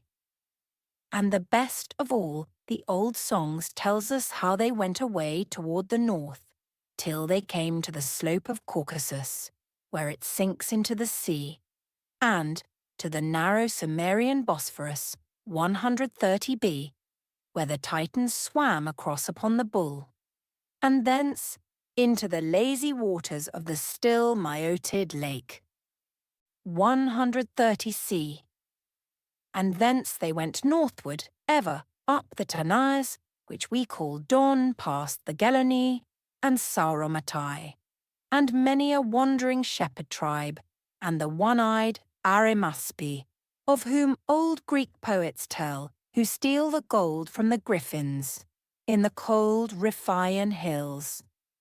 And they passed the Scythian archers, and the Tauri who eat men, and the wandering Hyperboreai, who feed their flocks beneath the pole star, until they came into the northern ocean, the dull, dead Cronian Sea. 131b. And there Argo would move on no longer, and each man clasped his elbow and leaned his head upon his hand, heartbroken with toil and hunger, and gave himself up to death. But brave Ancaios, the helmsman, cheered up their hearts once more, and bade them leap on land and haul the ship with ropes and rollers for many a weary day, whether over land or mud or ice, I know not, for the song is mixed and broken like a dream. And it says next how they came to the rich nation of the famous long-lived men, and to the coast of the Cimmerians, who never saw the sun, buried deep in the glens of the snow mountains, and to the fair land of Hermione, where dwelt the most righteous of all nations, and to the gates of the world below, and to the dwelling place of dreams. And at last Ancaios shouted, "Endure a little while, brave friends, the worst is surely past, for I can see the pure west wind ruffle the water and hear the roar of ocean on the sands. So raise up the mast and set the sail and face what comes like men." Then outspoke the magic bough, "Ah, would that I had perished long ago and been whelmed by the dread blue rocks beneath the fierce swell of the Euxine. Better so than to wander for ever, disgraced by the guilt of my princes, for the blood of Absyrtus still tracks me, and woe follows hard upon woe. And now some dark horror will clutch me if I come near the Isle of Iern. 132. Unless you will cling to the land and sail southward and southward forever, I shall wander beyond the Atlantic to the ocean which has no shore. Then they blessed the magic bough and sailed southward along the land. But ere they could pass Iern, the land of mists and storms, the wild wind came down, dark and roaring, and caught the sail and strained the ropes, and away they drove 12 nights on the wide, wild western sea, through the foam and over the rollers, while they saw neither sun nor stars. And they cried again, "We shall perish, for we know not where we are. We are lost in the dreary damp darkness, and cannot tell north from south." But Lynceus, the long-sighted, called gaily from the bows, "Take heart again, and brave sailors, for I see a pine-clad isle, and the halls of the kind Earth Mother, with a crown of clouds around them." But Orpheus said, "Turn from them, for no living man can land there. There is no harbour on the coast, but steep-walled cliffs all round."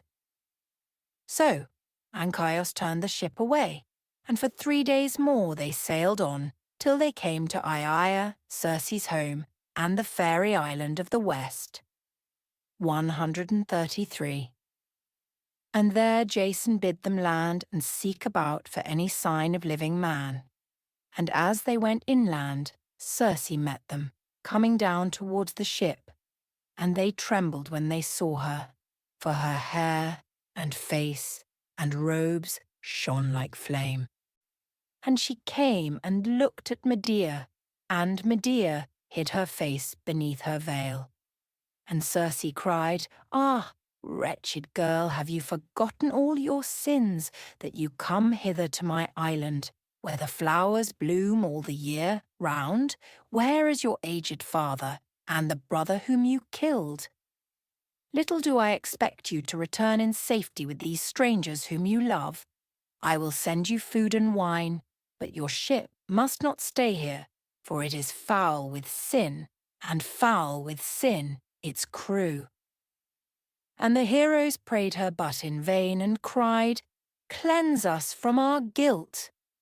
But she sent them away and said, "Go on to Malea, and there you may be cleansed and return home."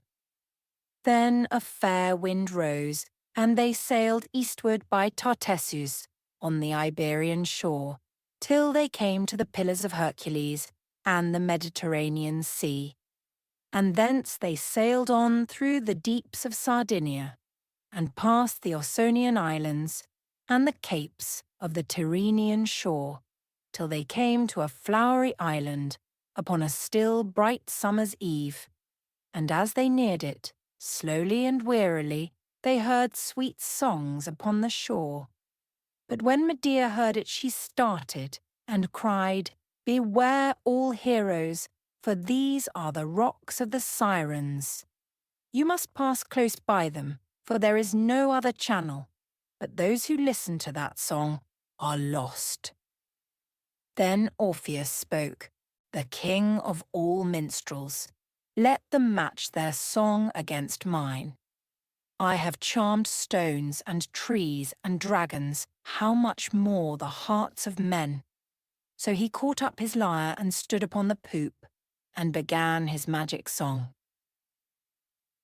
And now they could see the Sirens on Anthemusa, the flowery isle, 3 fair maidens sitting on the beach, beneath a red rock in the setting sun, among beds of crimson poppies and golden asphodel. Slowly they sung and sleepily, with silver voices mild and clear, which stole over the golden waters and into the hearts of all the heroes, in spite of Orpheus's song. And all things stayed around and listened. The gulls sat in white lines along the rocks.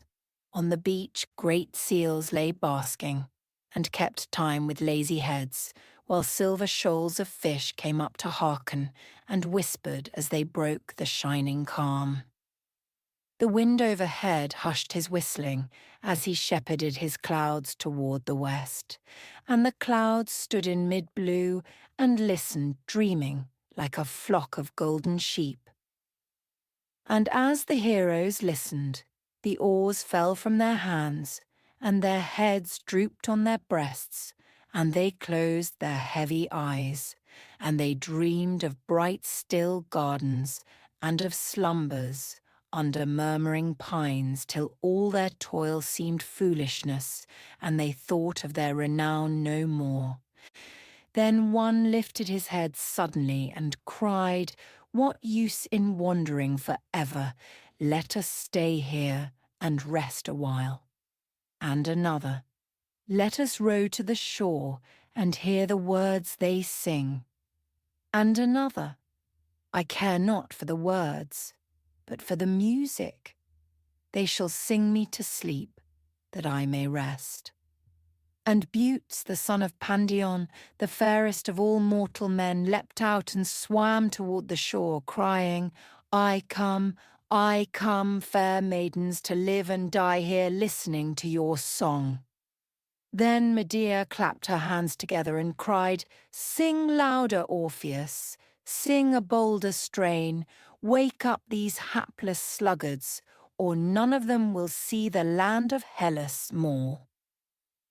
Then Orpheus lifted his harp and crashed his cunning hand across the strings, and his music and his voice rose like a trumpet through the still evening air.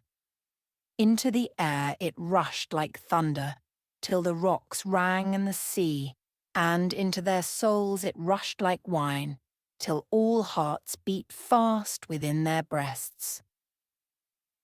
And he sung the song of Perseus, how the gods led him over land and sea, and how he slew the loathly Gorgon, and won himself a peerless bride, and how he sits now with the gods upon Olympus, a shining star in the sky, immortal with his immortal bride, and honoured by all men below. So Orpheus sang, and the Sirens, answering each other across the golden sea, till Orpheus's voice drowned the Sirens, and the heroes caught their oars again.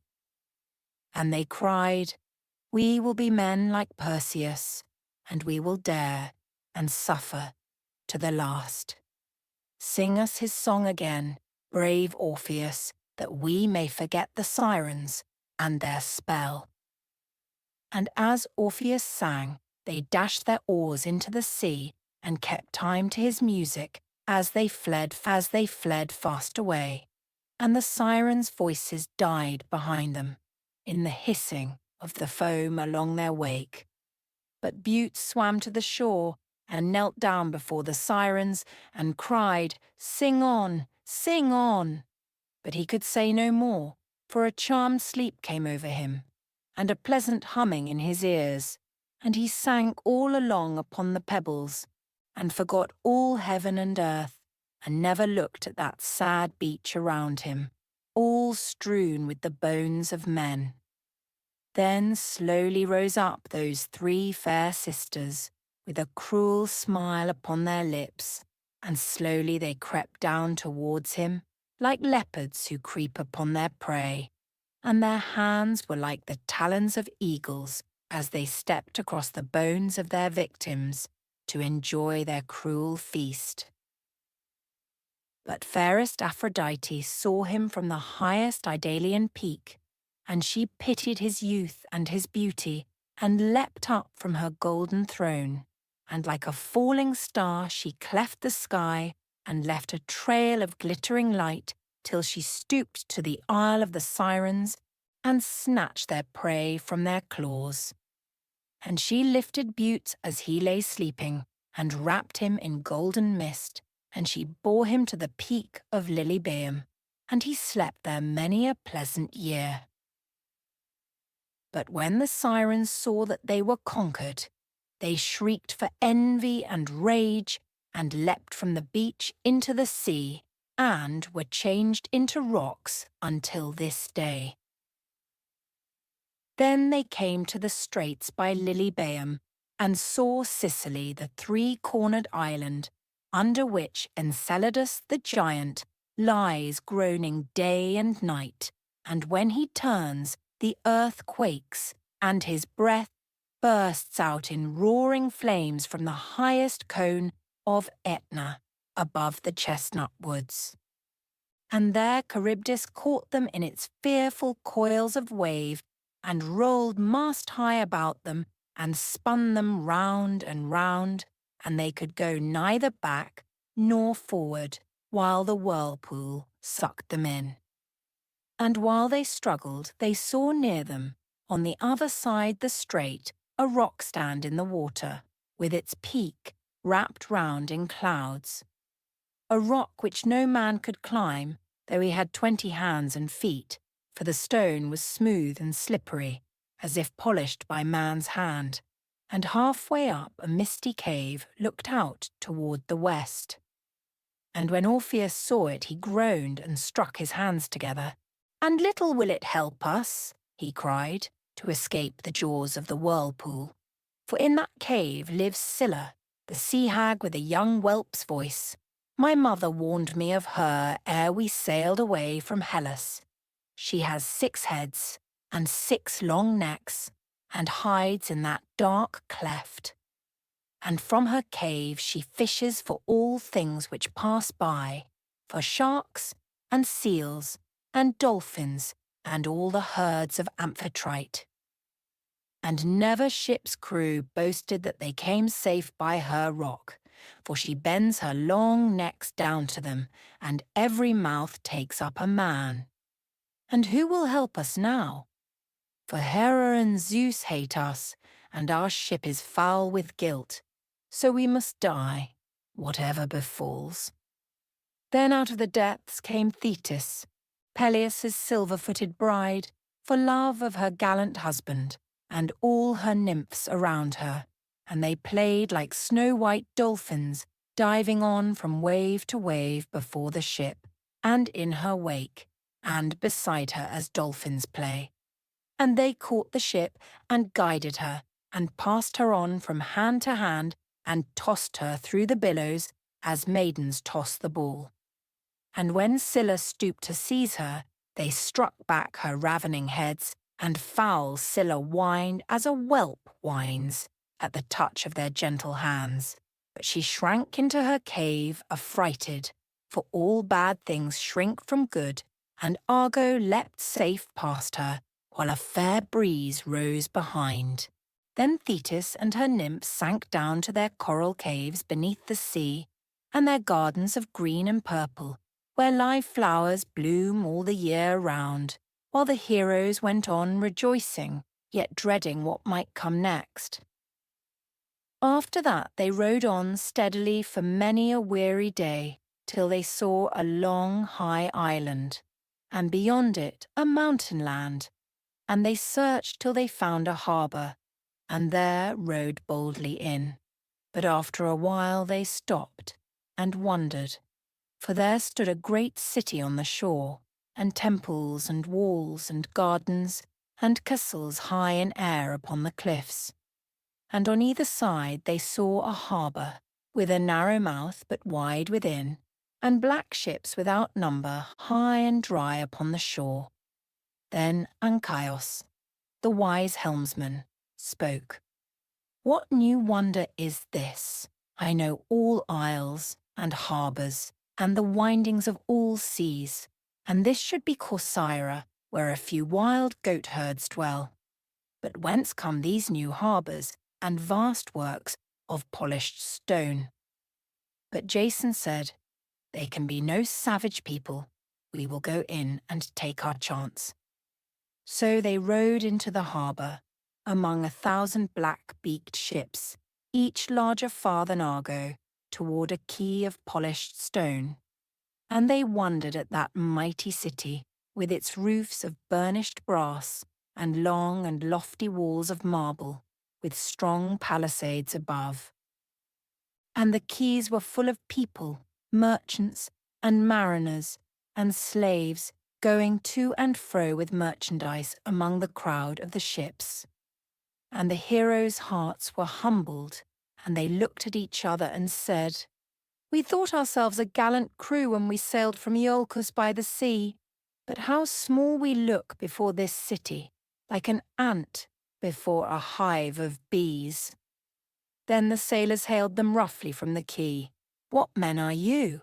We want no strangers here, nor pirates. We keep our business to ourselves. But Jason answered gently with many a flattering word, and praised their city and their harbour, and their fleet of gallant ships.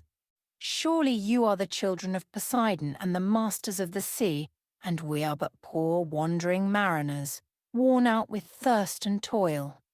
Give us but food and water, and we will go on our voyage in peace. Then the sailors laughed and answered, Stranger, you are no fool. You talk like an honest man, and you shall find us honest too. We are the children of Poseidon and the masters of the sea, but come ashore to us, and you shall have the best that we can give. So they limped ashore all stiff and weary, with long ragged beards and sunburnt cheeks, and garments torn and weather-stained, and weapons rusted with the spray, while the sailors laughed at them, for they were rough-tongued, though their hearts were frank and kind. And one said, These fellows are but raw sailors. They look as if they had been seasick all the day. And another, Their legs have grown crooked with much rowing, till they waddle in their walk like ducks. At that Idas the rash would have struck them, but Jason held him back till one of the merchant kings spoke to them, a tall and stately man. Do not be angry, strangers, the sailor boys must have their jest. But we will treat you justly and kindly, for strangers and poor men come from God, and you seem no common sailors by your strength and height and weapons. Come up with me to the palace of Alcinous, the rich sea-going king, and we will feast you well and heartily, and after that you shall tell us your name. But Medea hung back and trembled and whispered in Jason's ear, We are betrayed and are going to our ruin, for I see my countrymen among the crowd, dark-eyed Colchi in steel mail shirts, such as they wear in my father's land. It is too late to turn, said Jason. And he spoke to the merchant king, What country is this, good sir, and what is this new-built town? This is the land of the Phaeaces, beloved by all the immortals, for they come hither and feast like friends with us, and sit by our side in the hall. Hither we came from Liburnia to escape the unrighteous Cyclopes, for they robbed us, peaceful merchants, of our hard-earned wares and wealth. So Nausithous, the son of Poseidon, brought us hither, and died in peace. And now his son Alcinous rules us, and Arete the wisest of queens. So they went up across the square, and wondered still more as they went, for along the quays lay in order great cables and yards and masts before the fair temple of Poseidon, the blue-haired king of the seas. And round the square worked the shipwrights, as many in number as ants, twining ropes and hewing timber, and smoothing long yards and oars. And the Minuai went on in silence through clean white marble streets, till they came to the hall of Alcinous, and they wondered then still more. For the lofty palace shone aloft in the sun, with walls of plated brass, from the threshold to the innermost chamber, and the doors were of silver and gold. And on each side of the doorway sat living dogs of gold, who never grew old or died. So well Hephaestus had made them in his forges in smoking Lemnos, and gave them to Alcinous to guard his gates by night. And within, against the walls, stood thrones on either side, down the whole length of the hall strewn with rich glossy shawls. And on them the merchant kings of those crafty sea-roving Phaeaces sat eating and drinking in pride, and feasting there all the year round. And boys of molten gold stood each on a polished altar, and held torches in their hands to give light all night to the guests. And round the house sat 50 maidservants, some grinding the meal in the mill, some turning the spindle, some weaving at the loom, while their hands twinkled as they passed the shuttle like quivering aspen leaves. And outside, before the palace, a great garden was walled round, filled full of stately fruit trees, grey olives and sweet figs, and pomegranates, pears and apples, which bore the whole year round. For the rich south-west wind fed them, till pear grew ripe on pear, fig on fig, and grape on grape, all the winter and the spring. And at the farther end, gay flower beds bloomed through all seasons of the year, and 2 fair fountains rose and ran, one through the garden grounds and one beneath the palace gate, to water all the town. Such noble gifts the heavens had given to Alcinous the wise.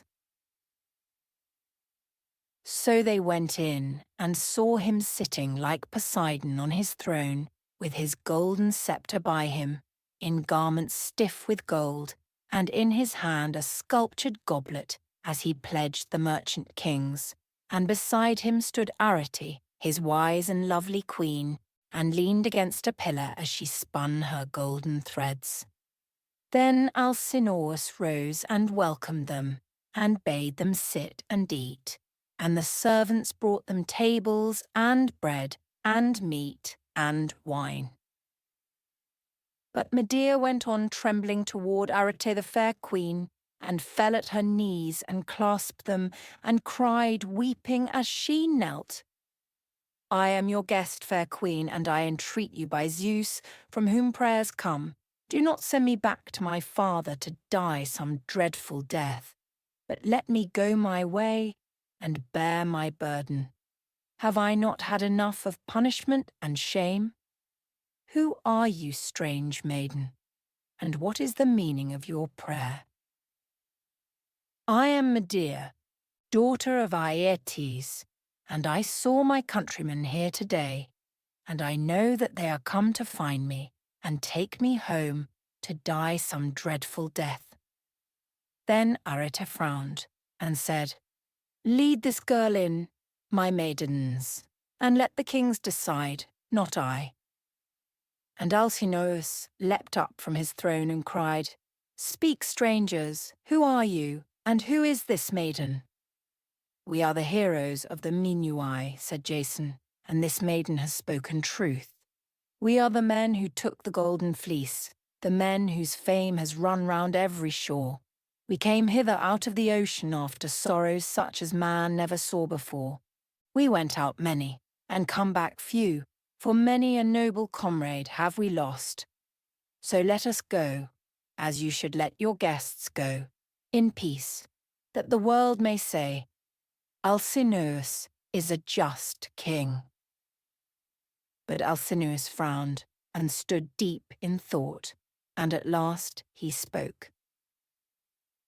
"Had not the deed been done which is done, I should have said this day to myself, it is an honour to Alcinous and to his children after him that the far-famed Argonauts are his guests.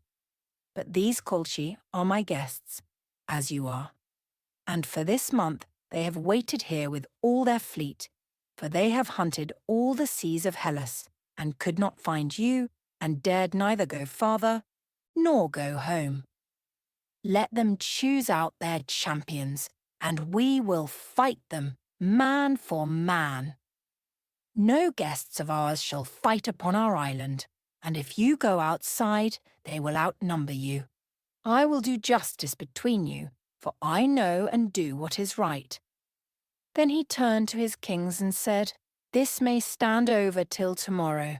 Tonight we will feast our guests and hear the story of all their wanderings and how they came hither out of the ocean." So Alcinous bade the servants take the heroes in, and bathe them, and give them clothes. And they were glad when they saw the warm water, for it was long since they had bathed. And they washed off the sea salt from their limbs, and anointed themselves from head to foot with oil, and combed out their golden hair. Then they came back again into the hall, while the merchant kings rose up to do them honour. And each man said to his neighbour, "No wonder that these men won fame. How they stand now like giants, or titans, or immortals come down from Olympus, though many a winter has worn them, and many a fearful storm. What must they have been when they sailed from IOLCOS, in the bloom of their youth, long ago?" Then they went out to the garden, and the merchant princes said, "Heroes, run races with us. Let us see whose feet are nimblest. We cannot race against you, for our limbs are stiff from sea, and we have lost our two swift comrades, the sons of the north wind. But do not think us cowards. If you wish to try our strength, we will shoot and box and wrestle against any men on earth." And Alcinous smiled and answered, "I believe you, gallant guests. With your long limbs and broad shoulders we could never match you here, for we care nothing here for boxing or for shooting with the bow, but for feasts and songs and harping and dancing and running races to stretch our limbs on shore." So they danced there and ran races, the jolly merchant kings, till the night fell, and all went in. And then they ate and drank, and comforted their weary souls, till Alcinous called a herald, and bade him go and fetch the harper. The herald went out, and fetched the harper, and led him in by the hand, and Alcinous cut him a piece of meat, from the fattest of the haunch, and sent it to him, and said, "Sing to us, noble harper, and rejoice the heroes' hearts." So the harper played and sang, while the dancers danced strange figures, and after that the tumblers showed their tricks, till the heroes laughed again. "Then tell me, heroes," asked Alcinous, "you who have sailed the ocean round, and seen the manners of all nations, have you seen such dances as ours here, or heard such music and such singing? We hold ours to be the best on earth." "Such dancing we have never seen," said Orpheus. "And your singer is a happy man, for Phoebus himself must have taught him, or else he is the son of a muse, as I am also, and have sung once or twice, though not so well as he." "Sing to us then, noble stranger," said Alcinous, "and we will give you precious gifts." So Orpheus took his magic harp and sang to them a stirring song of their voyage from Iolcos, and their dangers, and how they won the golden fleece, and of Medea's love, and how she helped them and went with them over land and sea, and of all their fearful dangers from monsters and rocks and storms, till the heart of Arete was softened and all the women wept.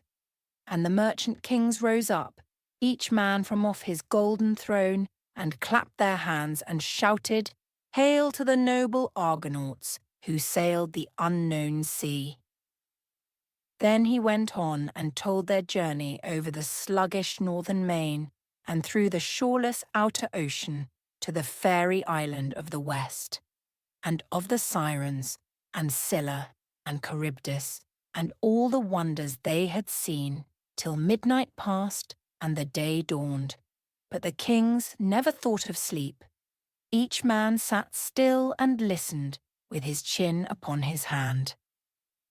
And at last, when Orpheus had ended, they all went thoughtful out, and the heroes lay down to sleep beneath the sounding porch outside, where Arete had strewn them rugs and carpets, in the sweet, still summer night. But Arete pleaded hard with her husband for Medea, for her heart was softened, and she said, "The gods will punish her, not we. After all, she is our guest and my suppliant, and prayers are the daughters of Zeus. And who, too, dare part man and wife, after all they have endured together?" And Alcinous smiled. "The minstrel's song has charmed you, but I must remember what is right, for songs cannot alter justice, and I must be faithful to my name. Alcinous I am called, the man of sturdy sense, and Alcinous I will be." But for all that Arete besought him, until she won him round. So next morning he sent a herald, and called the kings into the square, and said, "This is a puzzling matter. Remember but one thing. These Minui live close by us, and we may meet them often on the seas. But Aeetes lives afar off, and we have only heard his name. Which then, of the two is it safer to offend? The men near us, or the men far off?" The princes laughed and praised his wisdom, and Alcinous called the heroes to the square, and the Colchi also, and they came and stood opposite each other, but Medea stayed in the palace. Then Alcinous spoke. "Heroes of the Colchi, what is your errand about this lady?" "To carry her home with us, that she may die a shameful death. But if we return without her, we must die the death she should have died." "What say you to this, Jason the Aeolid?" said Alcinous, turning to the Minui. "I say," said the cunning Jason, "that they are come here on a bootless errand. Do you think that you can make her follow you, heroes of the Colchi, her, who knows all spells and charms?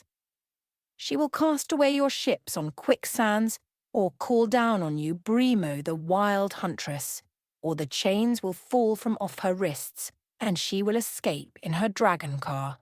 Or, if not thus, some other way, for she has 1,000 plans and wiles. And why return home at all, brave heroes, and face the long seas again, and the Bosphorus, and the stormy Euxine, and double all your toil? There is many a fair land round these coasts, which waits for gallant men like you. Better to settle there, and build a city, and let Aeetes and COLCHIS help themselves." Then a murmur rose among the Colchi, and some cried, He has spoken well. And some, we have had enough of roving. We will sail the seas no more.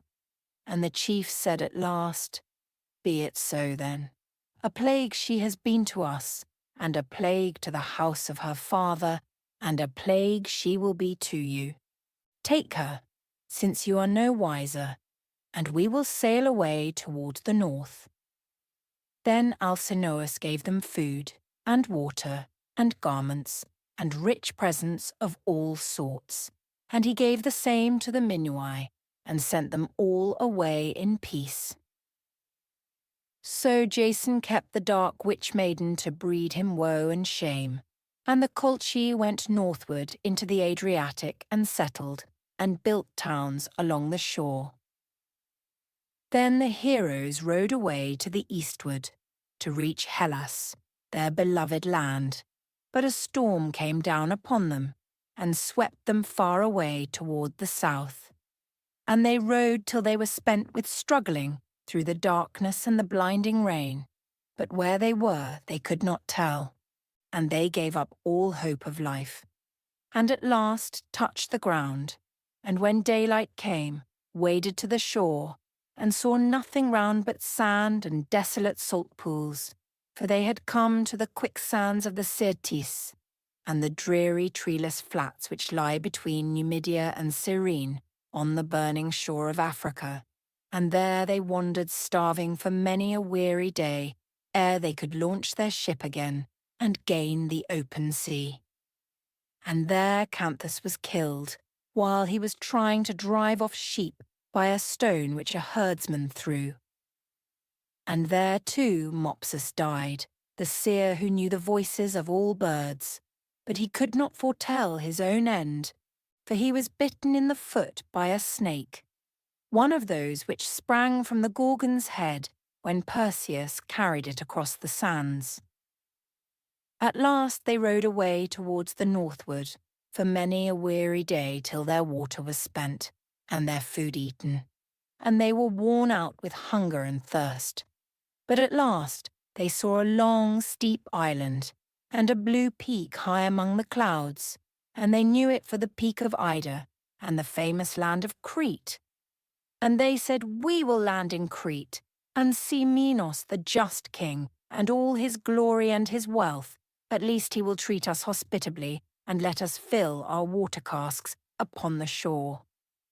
But when they came nearer to the island, they saw a wondrous sight upon the cliffs. For on a cape to the westward stood a giant, taller than any mountain pine, who glittered aloft against the sky, like a tower of burnished brass. He turned and looked on all sides round him, till he saw the Argo and her crew. And when he saw them, he came toward them, more swiftly than the swiftest horse, leaping across the glens at a bound, and striding at one step from down to down. And when he came abreast of them, he brandished his arms up and down, as a ship hoists and lowers her yards, and shouted with his brazen throat like a trumpet from off the hills, "You are pirates, you are robbers. If you dare land here, you die." Then the heroes cried, "We are no pirates. We are all good men and true, and all we ask is food and water." But the giant cried the more, "You are robbers, you are pirates all. I know you, and if you land, you shall die the death." Then he waved his arms again as a signal, and they saw the people flying inland, driving their flocks before them, while a great flame arose among the hills. Then the giant ran up a valley and vanished, and the heroes lay on their oars in fear. But Medea stood watching all from under her steep black brows, with a cunning smile upon her lips, and a cunning plot within her heart. At last she spoke. "I know this giant. I heard of him in the east. Hephaestus, the Fire King, made him in his forge in Aetna, beneath the earth, and called him Talus, and gave him to Minos for a servant, to guard the coast of Crete. Thrice a day he walks round the island, and never stops to sleep. And if strangers land, he leaps into his furnace, which flames there among the hills. And when he is red hot, he rushes on them and burns them in his brazen hands. Then all the heroes cried, "What shall we do, wise Medea? We must have water, or we die of thirst. Flesh and blood we can face fairly, but who can face this red-hot brass?" "I can face red-hot brass, if the tale I hear be true. For they say that he has but one vein in all his body filled with liquid fire, and that this vein is closed with a nail. But I know not where that nail is placed. But if I can get it once into these hands, you shall water your ship here in peace." Then she bade them put her on shore and row off again, and wait what would befall. And the heroes obeyed her unwillingly, for they were ashamed to leave her so alone. But Jason said, "She is dearer to me than to any of you, yet I will trust her freely on shore.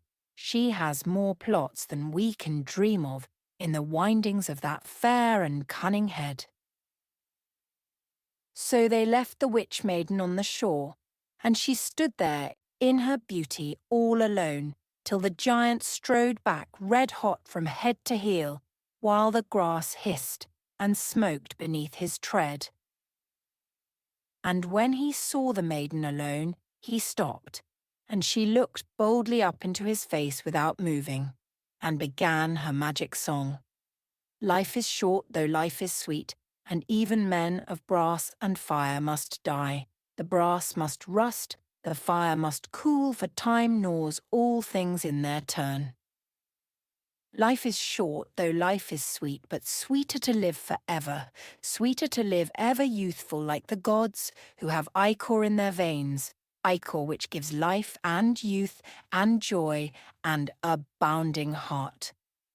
Then Talus said, "Who are you, strange maiden, and where is this ichor of youth?"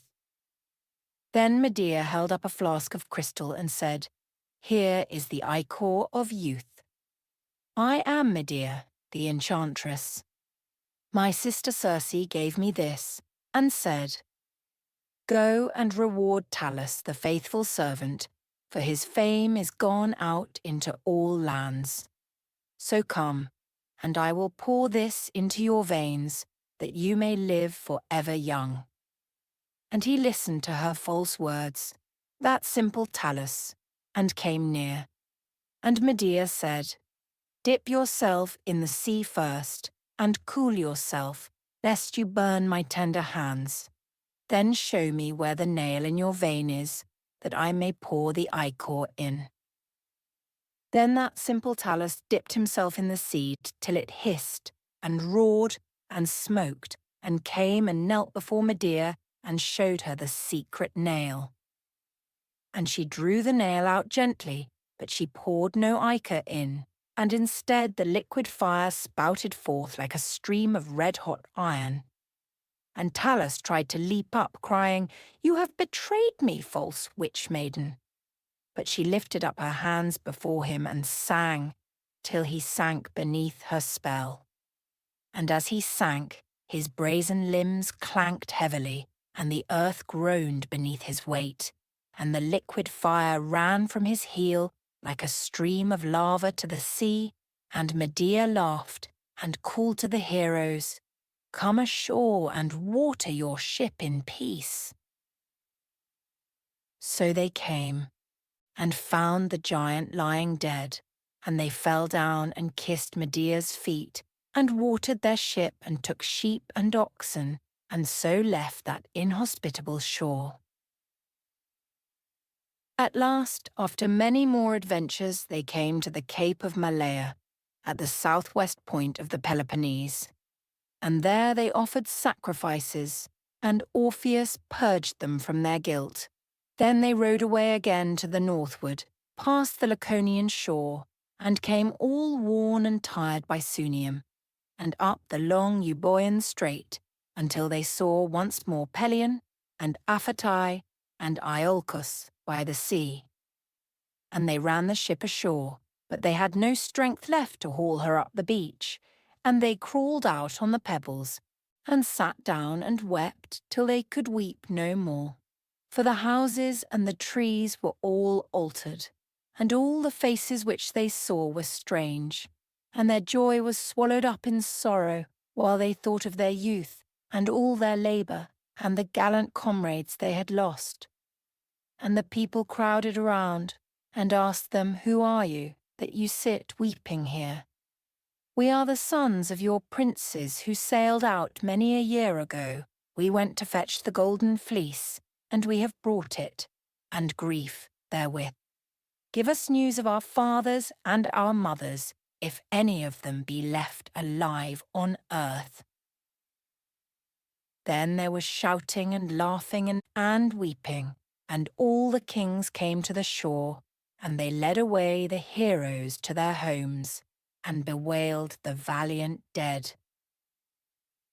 Then Jason went up with Medea to the palace of his uncle Pelias. And when he came in, Pelias sat by the hearth, crippled and blind with age, while opposite him sat Æson, Jason's father, crippled and blind likewise, and the two old men's heads shook together as they tried to warm themselves before the fire. And Jason fell down at his father's knees and wept and called him by his name. And the old man stretched his hands out and felt him and said, "Do not mock me, young hero. My son Jason is dead long ago at sea. I am your own son Jason, whom you trusted to the centaur upon Pelion, and I have brought home the golden fleece and a princess of the sun's race for my bride. So now give me up the kingdom, Pelias my uncle, and fulfill your promise as I have fulfilled mine." Then his father clung to him like a child and wept, and would not let him go, and cried, "Now I shall not go down lonely to my grave. Promise me never to leave me till I die." Part 6, what was the end of the heroes? And now I wish that I could end my story pleasantly, but it is no fault of mine that I cannot. The old songs end it sadly, and I believe that they are right and wise. For though the heroes were purified at Malea, yet sacrifices cannot make bad hearts good. And Jason had taken a wicked wife, and he had to bear his burden to the last. And first she laid a cunning plot to punish that poor old Pelias, instead of letting him die in peace. For she told his daughters, "I can make old things young again. I will show you how easy it is to do." So she took an old ram and killed him, and put him in a cauldron with magic herbs, and whispered her spells over him, and he leapt out again a young lamb. So that Medea's cauldron is a proverb still, by which we mean times of war and change, when the world has become old and feeble, and grows young again through bitter pains. Then she said to Pelias's daughters, "Do to your father as I did to this ram, and he will grow young and strong again." But she only told them half the spell, so they failed, while Medea mocked them, and poor old Pelias died, and his daughters came to misery. But the songs say she cured Æson, Jason's father, and he became young and strong again. But Jason could not love her after all her cruel deeds, so he was ungrateful to her and wronged her, and she revenged herself on him. And a terrible revenge she took, too terrible to speak of here. But you will hear of it yourselves when you grow up, for it has been sung in noble poetry and music. And whether it be true or not, it stands forever as a warning to us not to seek for help from evil persons, or to gain good ends by evil means. For if we use an adder even against our enemies, it will turn again and sting us. But of all the other heroes there is many a brave tale left, which I have no space to tell you, so you must read them for yourselves. Of the hunting of the boar in Calydon, which Meleager killed, and of Heracles' 12 famous labours, and of the 7 who fought at Thebes, and of the noble love of Castor and Polydeuces, the twin Dioscoroi. How when one died, the other would not live without him, so they shared their immortality between them. And Zeus changed them into the 2 twin stars, which never rise both at once. And what became of Chiron, the good immortal beast? That too is a sad story, for the heroes never saw him more. He was wounded by a poisoned arrow at Pholoe among the hills, when Heracles opened the fatal wine jar, which Chiron had warned him not to touch. And the centaurs smelt the wine and flocked to it, and fought for it with Heracles. But he killed them all with his poisoned arrows, and Chiron was left alone. Then Chiron took up one of the arrows and dropped it by chance on his foot, and the poison ran like fire along his veins, and he lay down and longed to die, and cried, "Through wine I perish, the bane of all my race. Why should I live forever in this agony? Who will take my immortality that I may die?"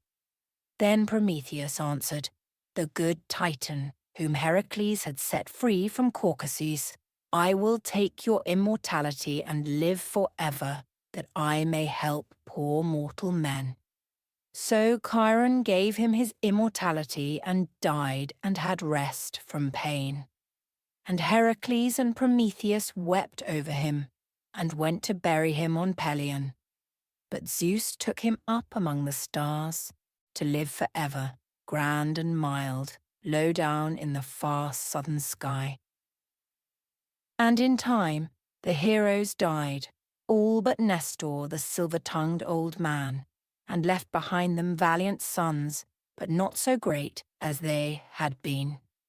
Yet their fame, too, lives till this day, for they fought at the 10 years' siege of Troy, and their story is in the book which we call Homer, in 2 of the noblest songs on earth, the Iliad, which tells us of the siege of Troy and Achilles' quarrel with the kings, and the Odyssey, which tells the wanderings of Odysseus through many lands for many years, and how Alcinous sent him home at last, safe to Ithaca, his beloved island, and to Penelope, his faithful wife, and Telemachus, his son, and Euphorbus, the noble swineherd, and the old dog who licked his hand and died. We will read that sweet story, children, by the fire some winter night. And now I will end my tale and begin another and a more cheerful one of a hero who became a worthy king and won his people's love. Story 3. Theseus, Part 1. How Theseus Lifted the Stone. Once upon a time, there was a princess in Troezene, Aethra, the daughter of Pythius, the king. She had one fair son named Theseus, the bravest lad in all the land, and Aethra never smiled but when she looked at him, for her husband had forgotten her and lived far away. And she used to go up to the mountain above Troezene, to the temple of Poseidon, and sit there all day looking out across the bay, over Methana, to the purple peaks of Aegina and the Attic shore beyond. And when Theseus was full 15 years old, she took him up with her to the temple, and into the thickets of the grove which grew in the temple yard. And she led him to a tall plane tree, beneath whose shade grew arbutus and lentisk and purple heather bushes. And there she sighed and said, "Theseus, my son, go into that thicket, and you will find at the plane tree foot a great flat stone. Lift it, and bring me what lies underneath." Then Theseus pushed his way in through the thick bushes and saw that they had not been moved for many a year. And searching among their roots, he found a great flat stone, all overgrown with ivy and acanthus and moss. He tried to lift it, but he could not, and he tried, till the sweat ran down his brow from heat, and the tears from his eyes for shame, but all was of no avail. And at last he came back to his mother and said, "I have found the stone, but I cannot lift it, nor do I think that any man could in all Troezen." Then she sighed and said, "The gods wait long, but they are just at last. Let it be for another year. The day may come when you will be a stronger man than lives in all Troezene." Then she took him by the hand and went into the temple and prayed, and came down again with Theseus to her home. And when a full year was past, she led Theseus up again to the temple, and bade him lift the stone, but he could not. Then she sighed, and said the same words again, and went down and came again the next year. But Theseus could not lift the stone then, nor the year after, and he longed to ask his mother the meaning of that stone, and what might lie underneath it. But her face was so sad that he had not the heart to ask. So he said to himself, "The day shall surely come when I will lift that stone, though no man in Troezene can." And, in order to grow strong, he spent all his days in wrestling, and boxing, and hurling, and taming horses, and hunting the boar and the bull, and coursing goats and deer among the rocks, till upon all the mountains there was no hunter so swift as Theseus, and he killed Fire, the wild sow of Crommyon, which wasted all the land, till all the people said, "Surely the gods are with the lad." And when his 18th year was past, Athra led him up again to the temple and said, "Theseus, lift the stone this day or never know who you are." And Theseus went into the thicket and stood over the stone and tugged at it. And it moved. Then his spirit swelled within him, and he said, "If I break my heart in my body, it shall up." And he tugged at it once more, and lifted it, and rolled it over with a shout. And when he looked beneath it, on the ground lay a sword of bronze with a hilt of glittering gold, and by it a pair of golden sandals. And he caught them up, and burst through the bushes like a wild boar, and leapt to his mother holding them high above his head. But when she saw them, she wept long in silence, hiding her fair face in her shawl. And Theseus stood by her wondering, and wept also he knew not why. And when she was tired of weeping, she lifted up her head, and laid her finger on her lips, and said, "Hide them in your bosom, Theseus my son, and come with me, where we can look down upon the sea." Then they went outside the sacred wall, and looked down over the bright blue sea, and Aethra said, "Do you see this land at our feet?"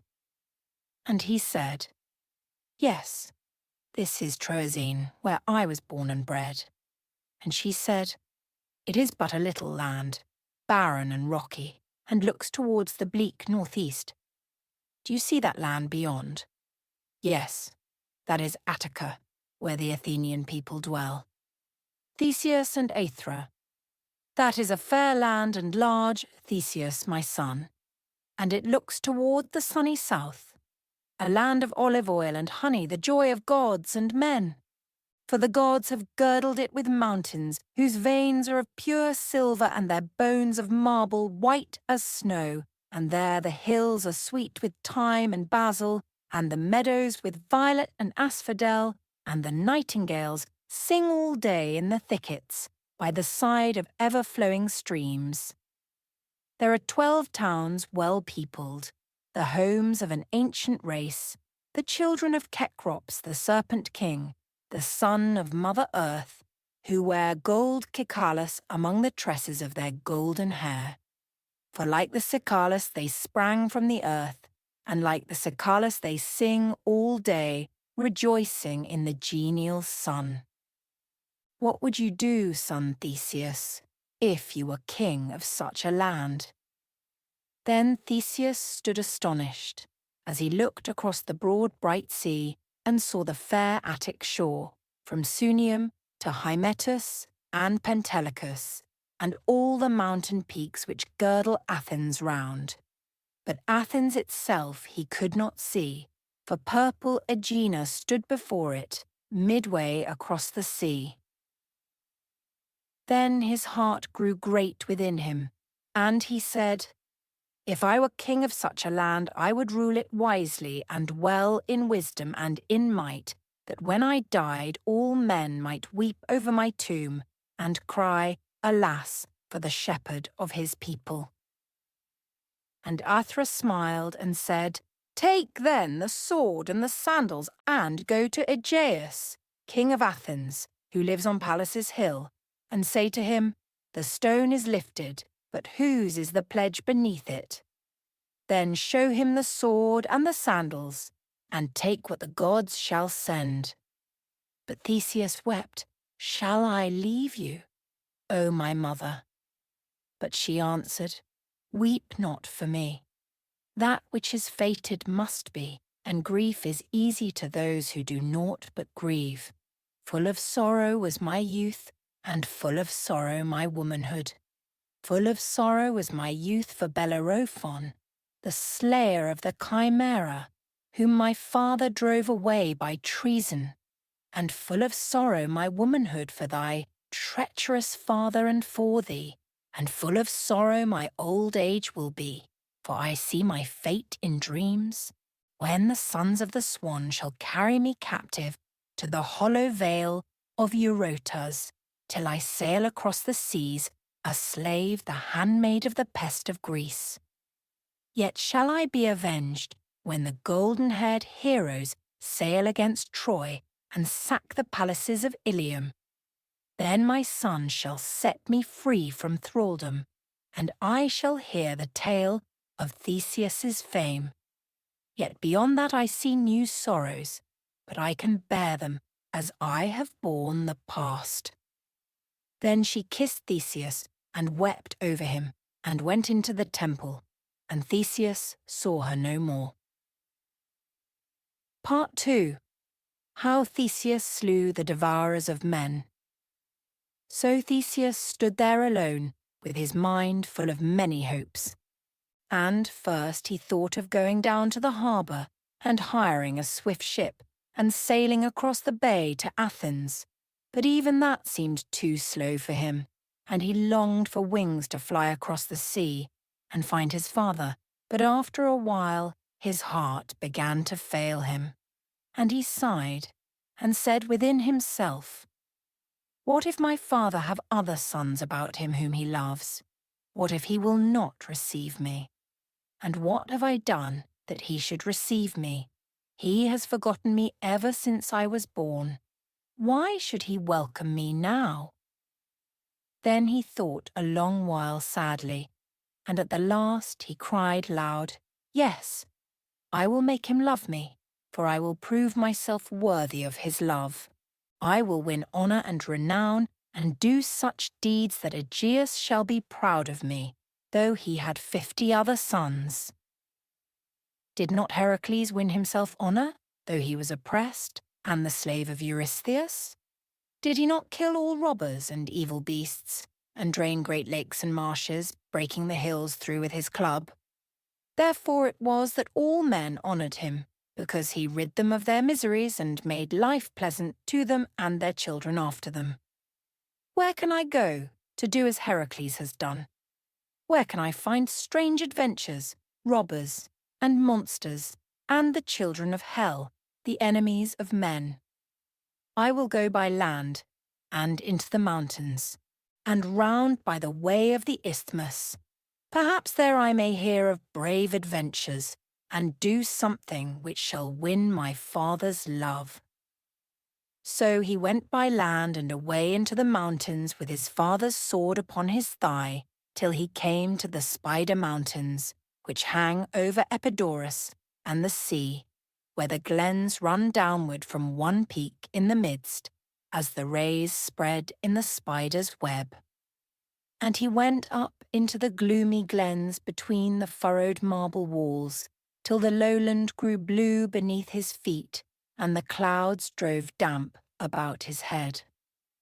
But he went up and up for ever, through the spider's web of glens, till he could see the narrow gulfs spread below him, north and south, and east and west, black cracks half choked with mists, and above all, a dreary down. But over that down he must go, for there was no road right or left, so he toiled on through bog and brake, till he came to a pile of stones. And on the stones a man was sitting, wrapped in a bearskin cloak. The head of the bear served him for a cap, and its teeth grinned white around his brows, and the feet were tied about his throat, and their claws shone white upon his chest. And when he saw Theseus, he rose, and laughed till the glens rattled. And who art thou, fair fly, who hast walked into the spider's web? But Theseus walked on steadily, and made no answer, but he thought, is this some robber? And has an adventure come already to me? But the strange man laughed louder than ever, and said, Bold fly, know you not that these glens are the web from which no fly ever finds his way out again, and this down the spider's house, and I the spider who sucks the flies? Come hither, and let me feast upon you, for it is of no use to run away.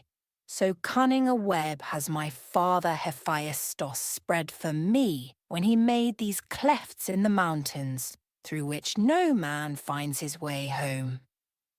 But Theseus came on steadily and asked, And what is your name among men, bold spider, and where are your spider's fangs? Then the strange man laughed again. My name is Periphetes, the son of Hephaestus and Anticlea the mountain nymph, but men call me Coronets the club-bearer, and here is my spider's fang. And he lifted from off the stones at his side a mighty club of bronze. This my father gave me, and forged it himself in the roots of the mountain, and with it I pound all proud flies till they give out their fatness and their sweetness. So give me up that gay sword of yours, and your mantle, and your golden sandals, lest I pound you, and, by ill luck, you die. But Theseus wrapped his mantle round his left arm quickly, in hard folds, from his shoulder to his hand, and drew his sword, and rushed upon the club-bearer, and the club-bearer rushed on him. Thrice he struck at Theseus, and made him bend under the blows like a sapling. But Theseus guarded his head with his left arm, and the mantle which was wrapped around it. And thrice Theseus sprang up right after the blow, like a sapling when the storm is past, and he stabbed at the club-bearer with his sword, but the loose folds of the bearskin saved him. Then Theseus grew mad, and closed with him, and caught him by the throat, and they fell and rolled over together. But when Theseus rose up from the ground, the club-bearer lay still at his feet. Then Theseus took his club and his bearskin, and left him to the kites and crows, and went upon his journey down the glens on the farther slope, till he came to a broad green valley, and saw flocks and herds sleeping beneath the trees. And by the side of a pleasant fountain, under the shade of rocks and trees, were nymphs and shepherds dancing, but no one piped to them while they danced. And when they saw Theseus, they shrieked, and the shepherds ran off and drove away their flocks, while the nymphs dived into the fountain like coots, and vanished. Theseus wondered and laughed. What strange fancies have folks here who run away from strangers and have no music when they dance? But he was tired and dusty and thirsty, so he thought no more of them, but drank and bathed in the clear pool, and then lay down in the shade under a plane tree, while the water sang him to sleep, as it tinkled down from stone to stone. And when he woke, he heard a whispering, and saw the nymphs peeping at him across the fountain from the dark mouth of a cave, where they sat on green cushions of moss. And one said, "Surely he is not Periphetes," and another, "He looks like no robber, but a fair and gentle youth." Then Theseus smiled and called them, "Fair nymphs, I am not Periphetes. He sleeps among the kites and crows, but I have brought away his bearskin and his club." Then they leapt across the pool and came to him, and called the shepherds back. And he told them how he had slain the club-bearer, and the shepherds kissed his feet and sang, "Now we shall feed our flocks in peace, and not be afraid to have music when we dance, for the cruel club-bearer has met his match, and he will listen for our pipes no more." Then they brought him kid's flesh and wine, and the nymphs brought him honey from the rocks, and he ate and drank and slept again, while the nymphs and shepherds danced and sang. And when he woke, they begged him to stay, but he would not. "I have a great work to do," he said. "I must be away toward the isthmus, that I may go to Athens." But the shepherds said, "Will you go alone toward Athens? None travel that way now, except in armed troops." "As for arms, I have enough, as you see, and as for troops, an honest man is good enough company for himself. Why should I not go alone toward Athens? If you do, you must look warily about you on the isthmus, lest you meet Sinis the robber, whom men call Pituacamps, the pine-bender. For he bends down 2 pine trees and binds all travellers hand and foot between them, and when he lets the trees go again, their bodies are torn in sunder."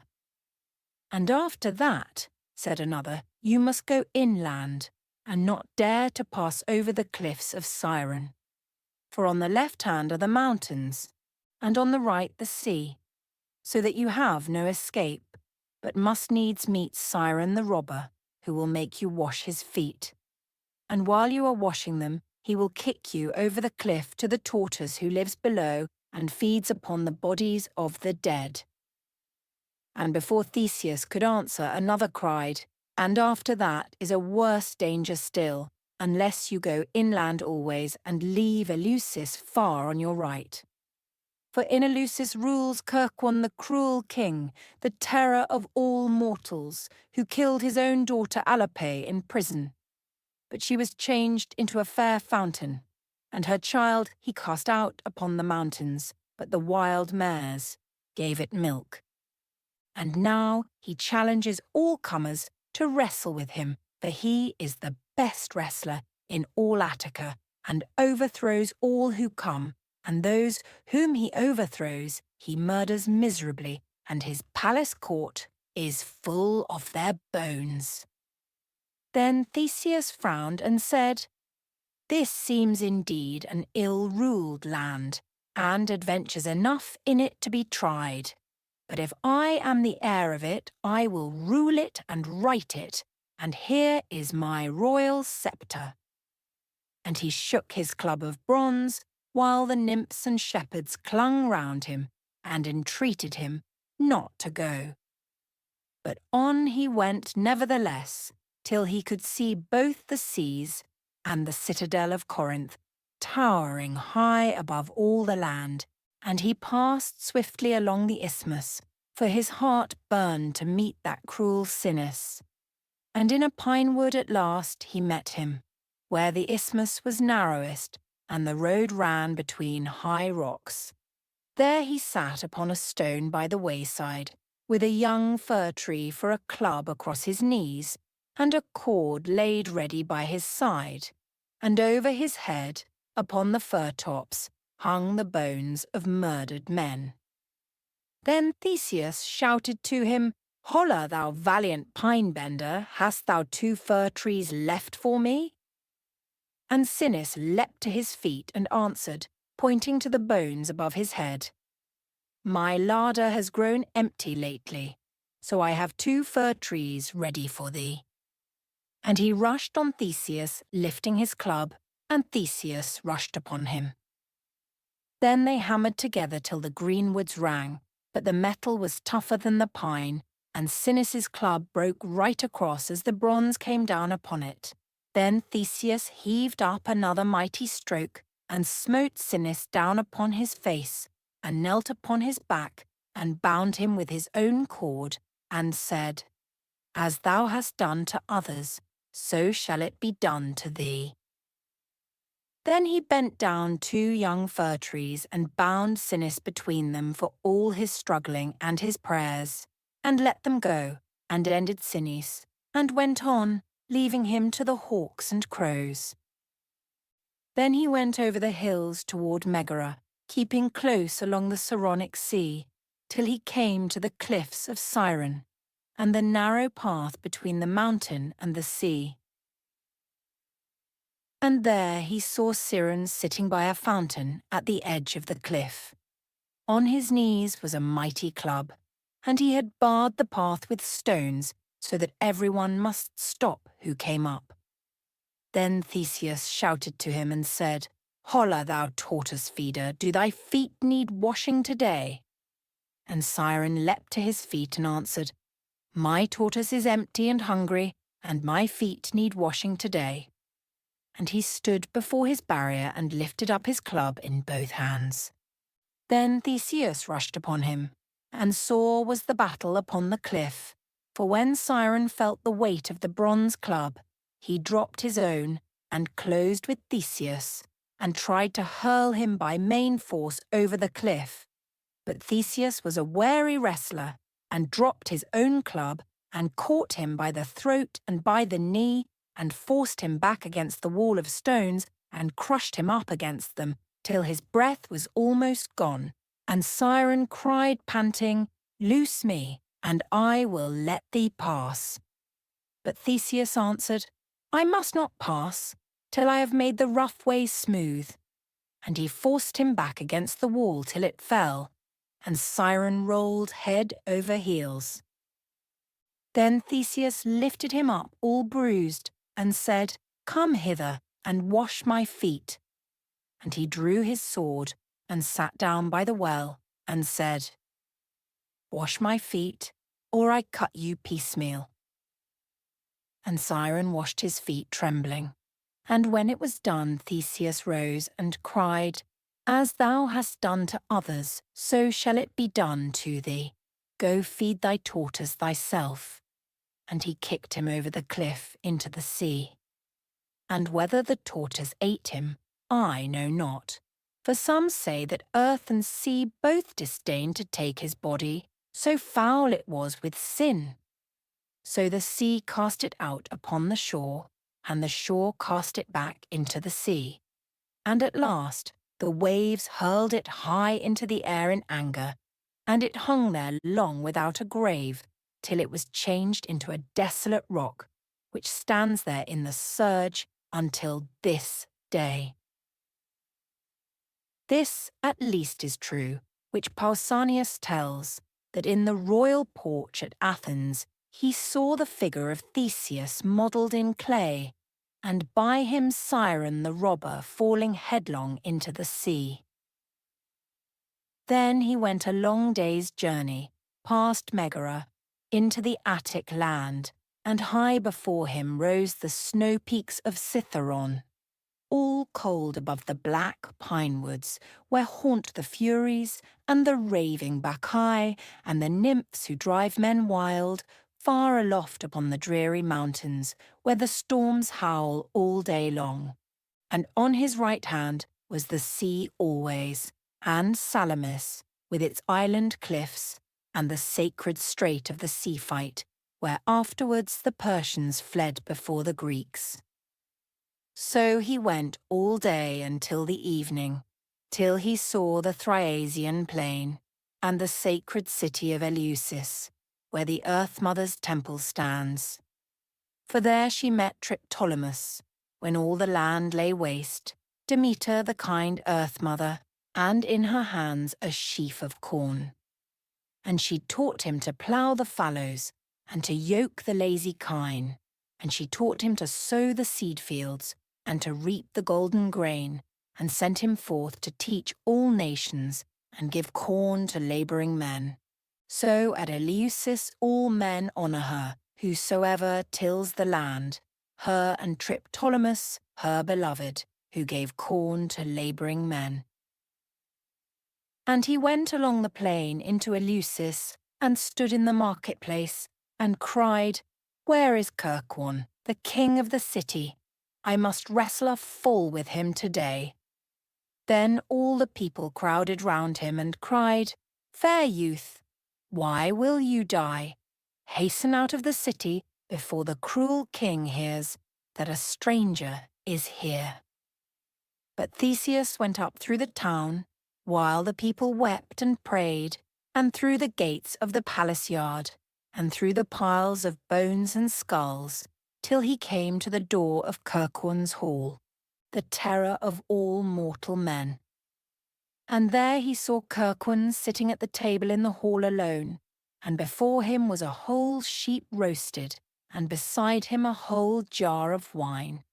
And Theseus stood and called him, Holla, thou valiant wrestler, wilt thou wrestle a fall today? And Kirkwon looked up and laughed and answered, I will wrestle a fall today, but come in, for I am lonely, and thou weary, and eat and drink before thou die. Then Theseus went up boldly, and sat down before Kirkwon at the board, and he ate his fill of the sheep's flesh, and drank his fill of the wine. And Theseus ate enough for 3 men, but Kirkwon ate enough for 7. But neither spoke a word to the other, though they looked across the table by stealth, and each said in his heart, He has broad shoulders, but I trust mine are as broad as his. At last, when the sheep was eaten and the jar of wine drained dry, King Kirkwon rose and cried, Let us wrestle a fall before we sleep. So they tossed off all their garments and went forth in the palace yard, and Kirkwon bade strew fresh sand in an open space between the bones. And there the heroes stood face to face, while their eyes glared like wild bulls, and all the people crowded at the gates to see what would befall.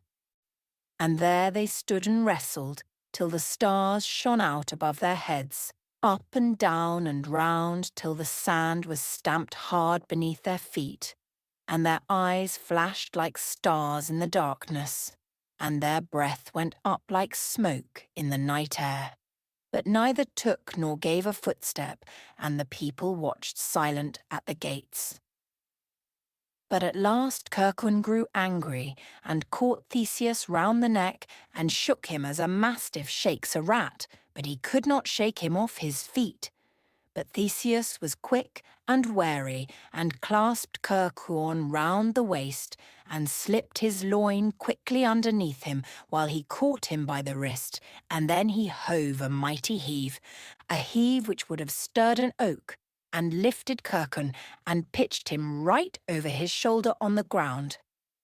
Then he leapt on him and called, Yield, or I kill thee. But Kirkwon said no word, for his heart was burst within him with the fall and the meat and the wine. Then Theseus opened the gates, and called in all the people, and they cried, You have slain our evil king. Be you now our king, and rule us well. I will be your king in Eleusis, and I will rule you right and well. For this cause I have slain all evildoers, Sinis, and Siren, and this man last of all. Then an aged man stepped forth and said, Young hero, hast thou slain Sinis? Beware then of Aegeus, king of Athens, to whom thou goest, for he is near of kin to Sinis.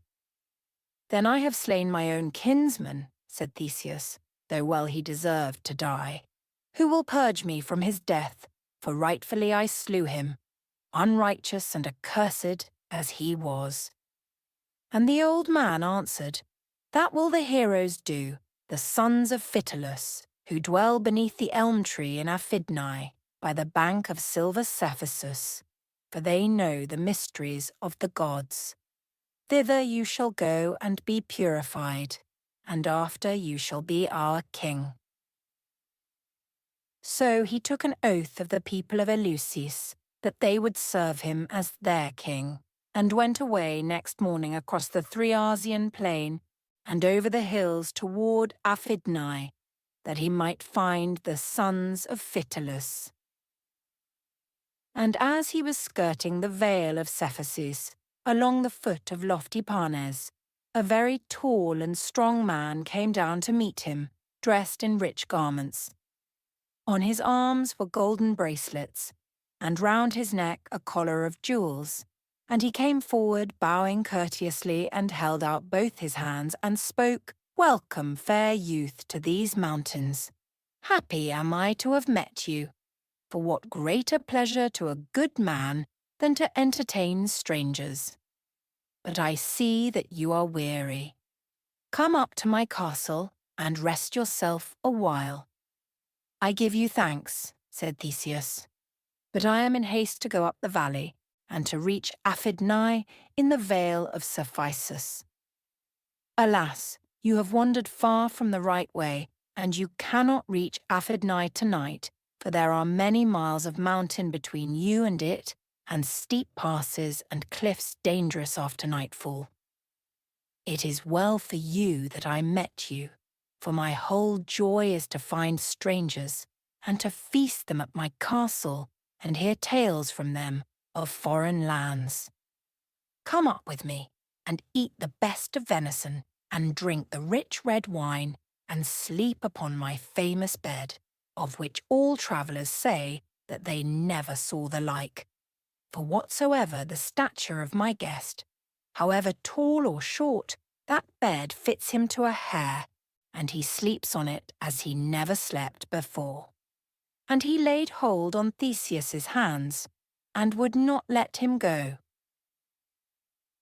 Theseus wished to go forwards, but he was ashamed to seem churlish to so hospitable a man, and he was curious to see that wondrous bed, and beside he was hungry and weary, yet he shrank from the man he knew not why, for though his voice was gentle and fawning, it was dry and husky like a toad's, and though his eyes were gentle, they were dull and cold like stones. But he consented, and went with the man up a glen which led from the road towards the peaks of Parnes, under the dark shadow of the cliffs. And as they went up, the glen grew narrower, and the cliffs higher and darker, and beneath them a torrent roared, half seen between bare limestone crags. And around there was neither tree nor bush, while from the white peaks of Parnes the snow blasts swept down the glen, cutting and chilling till a horror fell on Theseus as he looked round at that doleful place.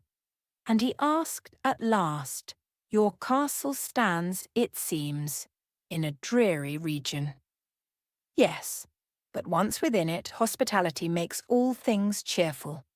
But who are these?" And he looked back, and Theseus also, and far below, along the road which they had left, came a string of laden asses, and merchants walking by them, watching their ware. "Ah, poor souls," said the stranger, "well for them that I looked back and saw them. And well for me too, for I shall have the more guests at my feast. Wait a while till I go down and call them, and we will eat and drink together the livelong night. Happy am I to whom heaven sends so many guests at once." And he ran back down the hill, waving his hand and shouting to the merchants, while Theseus went slowly up the steep pass. But as he went up, he met an aged man, who had been gathering driftwood in the torrent bed. He had laid down his faggot in the road, and was trying to lift it again to his shoulder. And when he saw Theseus, he called to him, and said, "O fair youth, help me up with my burden, for my limbs are stiff and weak with years." Then Theseus lifted the burden on his back, And the old man blessed him, and then looked earnestly upon him and said, Who are you, fair youth, and wherefore travel you this doleful road? Who I am my parents know, but I travel this doleful road because I have been invited by a hospitable man who promises to feast me and to make me sleep upon I know not what wondrous bed. Then the old man clapped his hands together and cried, O house of Hades, man devouring, will thy maw never be full? Know, fair youth, that you are going to torment and to death, for he who met you, I will requite your kindness by another, is a robber and a murderer of men. Whatsoever stranger he meets, he entices him hither to death. And as for this bed of which he speaks, truly it fits all comers, yet none ever rose alive off it save me. Why? Asked Theseus, astonished. Because if a man be too tall for it, he lops his limbs till they be short enough, and if he be too short, he stretches his limbs till they be long enough. But me only he spared.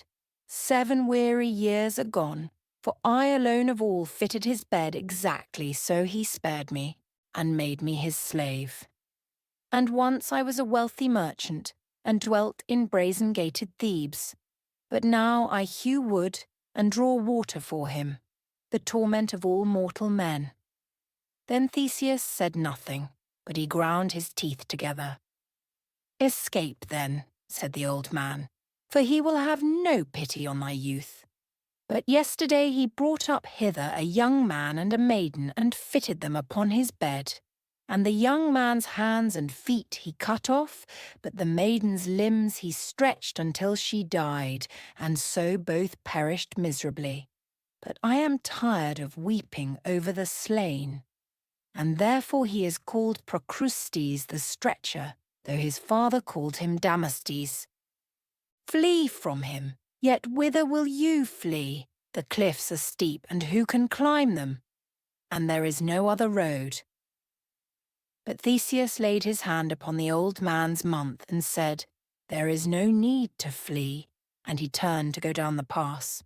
Do not tell him that I have warned you, or he will kill me by some evil death. And the old man screamed after him down the glen, but Theseus strode on in his wrath. And he said to himself, This is an ill-ruled land. When shall I have done ridding it of monsters? And as he spoke, Procrustes came up the hill, and all the merchants with him, smiling and talking gaily.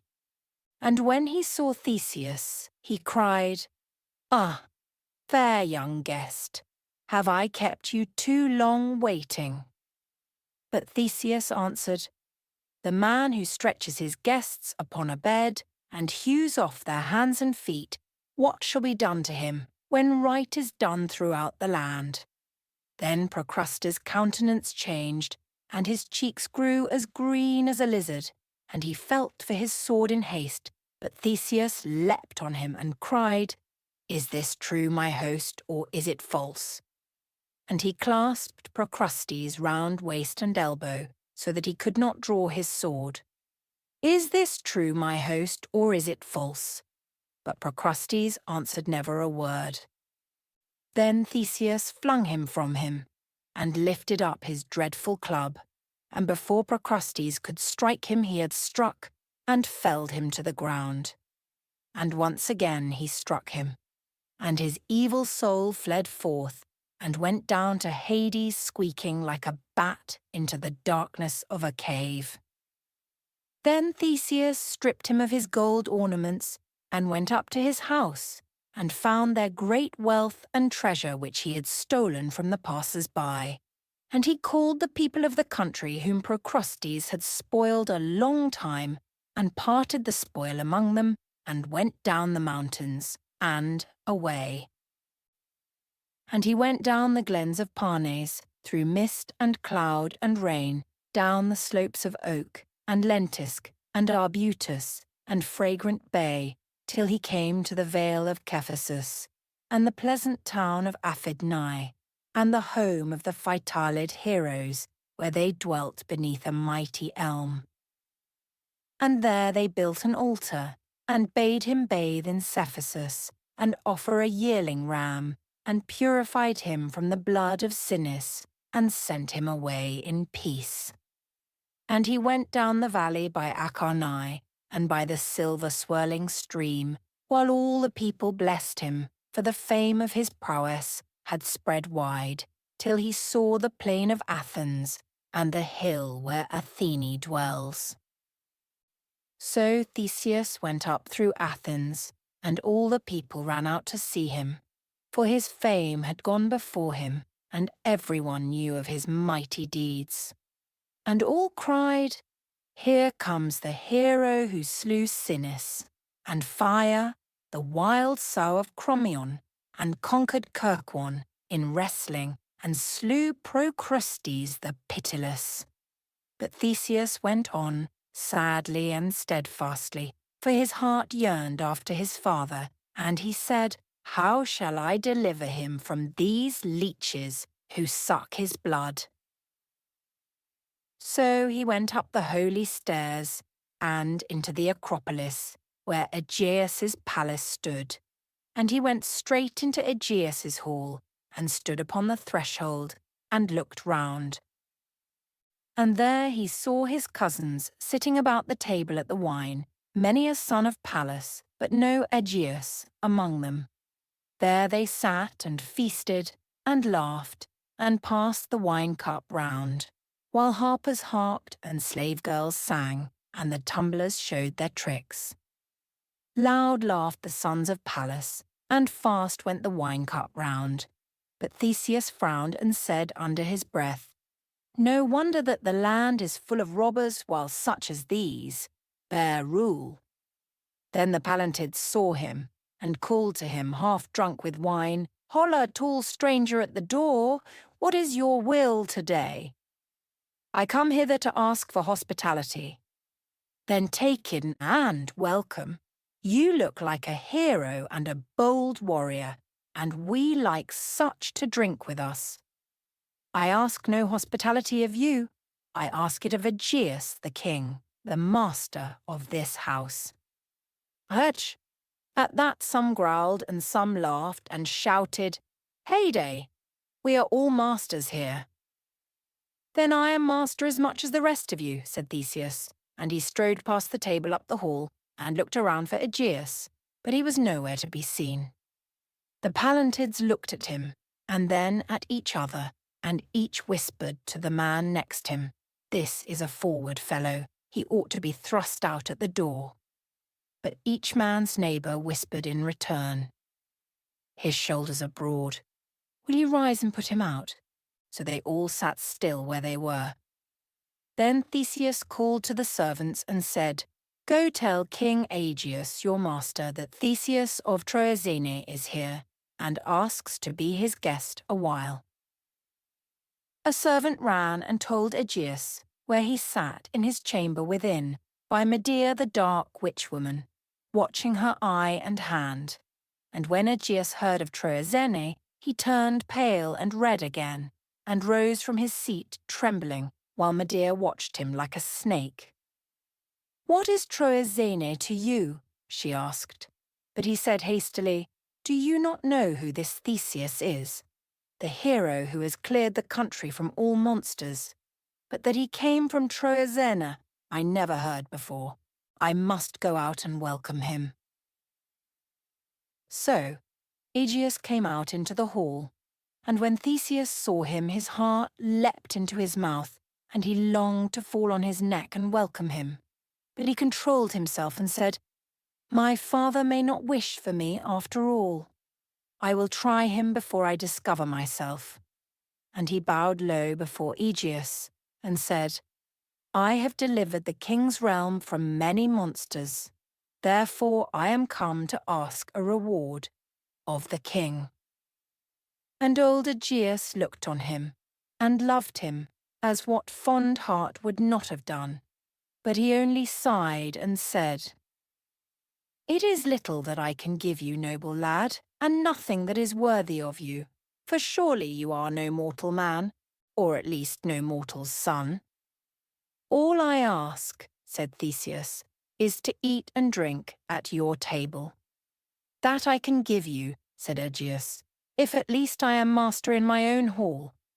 Then he bade them put a seat for Theseus, and set before him the best of the feast, and Theseus sat and ate so much that all the company wondered at him, but always he kept his club by his side. But Medea, the dark witch-woman, had been watching him all the while. She saw how Aegeus turned red and pale when the lad said that he came from Troezene. She saw, too, how his heart was opened toward Theseus, and how Theseus bore himself before all the sons of Pallas, like a lion among a pack of curs. And she said to herself, "This youth will be master here. Perhaps he is nearer to Aegeus already than mere fancy. At least the Palantiles will have no chance by the side of such as he." Then she went back into her chamber modestly, while Theseus ate and drank, and all the servants whispered, "This, then, is the man who killed the monsters. How noble are his looks, and how huge his size. Ah, would that he were our master's son." But presently Medea came forth, decked in all her jewels and her rich Eastern robes, and looking more beautiful than the day, so that all the guests could look at nothing else. And in her right hand she held a golden cup, and in her left a flask of gold. And she came up to Theseus, and spoke in a sweet, soft, winning voice, "Hail to the hero, the conqueror, the unconquered, the destroyer of all evil things. Drink, hero, of my charmed cup, which gives rest after every toil, which heals all wounds, and pours new life into the veins. Drink of my cup, for in it sparkles the wine of the East, and Nepenthe, the comfort of the immortals." And as she spoke, she poured the flask into the cup, and the fragrance of the wine spread through the hall like the scent of thyme and roses. And Theseus looked up in her fair face and into her deep, dark eyes. And as he looked, he shrank and shuddered, for they were dry like the eyes of a snake. And he rose and said, "The wine is rich and fragrant, and the wine-bearer as fair as the immortals. But let her pledge me first herself in the cup, that the wine may be the sweeter from her lips." Then Medea turned pale and stammered, "Forgive me, fair hero, but I am ill, and dare drink no wine." And Theseus looked again into her eyes and cried, "Thou shalt pledge me in that cup, or die." And he lifted up his brazen club, while all the guests looked on aghast. Medea shrieked a fearful shriek, and dashed the cup to the ground and fled, and where the wine flowed over the marble pavement, the stone bubbled and crumbled and hissed under the fierce venom of the draught. But Medea called her dragon chariot, and sprang into it and fled aloft, away over land and sea, and no man saw her more. And Aegeus cried, "What hast thou done?" But Theseus pointed to the stone. "I have rid the land of an enchantment. Now I will rid it of one more." And he came close to Aegeus, and drew from his bosom the sword and the sandals, and said the words which his mother bade him. And Aegeus stepped back a pace, and looked at the lad till his eyes grew dim. And then he cast himself on his neck and wept, and Theseus wept on his neck, till they had no strength left to weep more. Then Aegeus turned to all the people and cried, "Behold my son, children of Cecrops, a better man than his father was before him." Who, then, were mad but the Palantides, though they had been mad enough before? And one shouted, "Shall we make room for an upstart, a pretender, who comes from we know not where?" And another, "If he be one, we are more than one. and the stronger can hold his own." And one shouted one thing and one another, for they were hot and wild with wine. But all caught swords and lances off the wall where the weapons hung around and sprang forward to Theseus, and Theseus sprang forward to them. And he cried, "Go in peace, if you will, my cousins, but if not, your blood be on your own heads." But they rushed at him, and then stopped short and railed him, as curs stop and bark when they rouse a lion from his lair. But one hurled a lance from the rear rank, which passed close by Theseus's head, and at that Theseus rushed forward, and the fight began indeed. 20 against 1 they fought, and yet Theseus beat them all, and those who were left fled down into the town, where the people set on them and drove them out, till Theseus was left alone in the palace, with Aegeus, his new-found father. But before nightfall all the town came up, with victims and dances and songs, and they offered sacrifices to Athene, and rejoiced all the night long, because their king had found a noble son and an heir to his royal house. So Theseus stayed with his father all the winter, and when the spring equinox drew near, all the Athenians grew sad and silent, and Theseus saw it and asked the reason, but no one would answer him a word. Then he went to his father and asked him, but Aegeus turned away his face and wept. "Do not ask, my son, beforehand, about evils which must happen. It is enough to have to face them when they come." And when the spring equinox came, a herald came to Athens, and stood in the market, and cried, "O people and king of Athens, where is your yearly tribute?" Then a great lamentation arose throughout the city, but Theseus stood up to the herald, and cried, "And who are you, dog-faced, who dare demand tribute here? If I did not reverence your herald's staff, I would brain you with this club." And the herald answered proudly, for he was a grave and ancient man, "Fair youth, I am not dog-faced or shameless, but I do my master's bidding, Minos, the king of 100-citied Crete, the wisest of all kings on earth. And you must be surely a stranger here, or you would know why I come, and that I come by right. I am a stranger here. Tell me, then, why you come." "To fetch the tribute which King Aegeus promised to Minos, and confirmed his promise with an oath. For Minos conquered all this land, and Megara which lies to the east, when he came hither with a great fleet of ships, enraged about the murder of his son. For his son Androgeos came hither to the Panathenaic Games, and overcame all the Greeks in the sports, so that the people honoured him as a hero.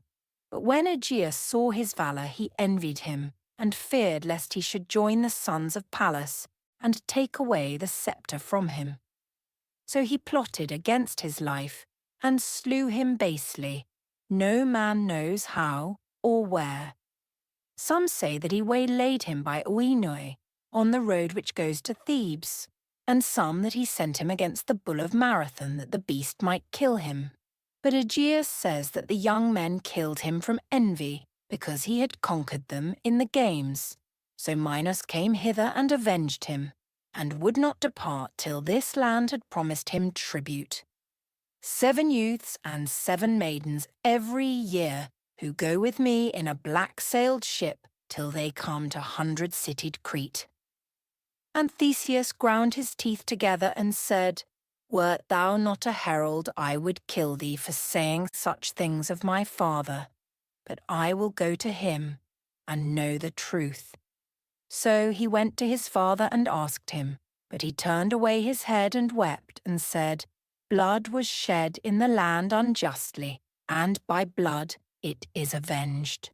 Break not my heart by questions. It is enough to endure in silence."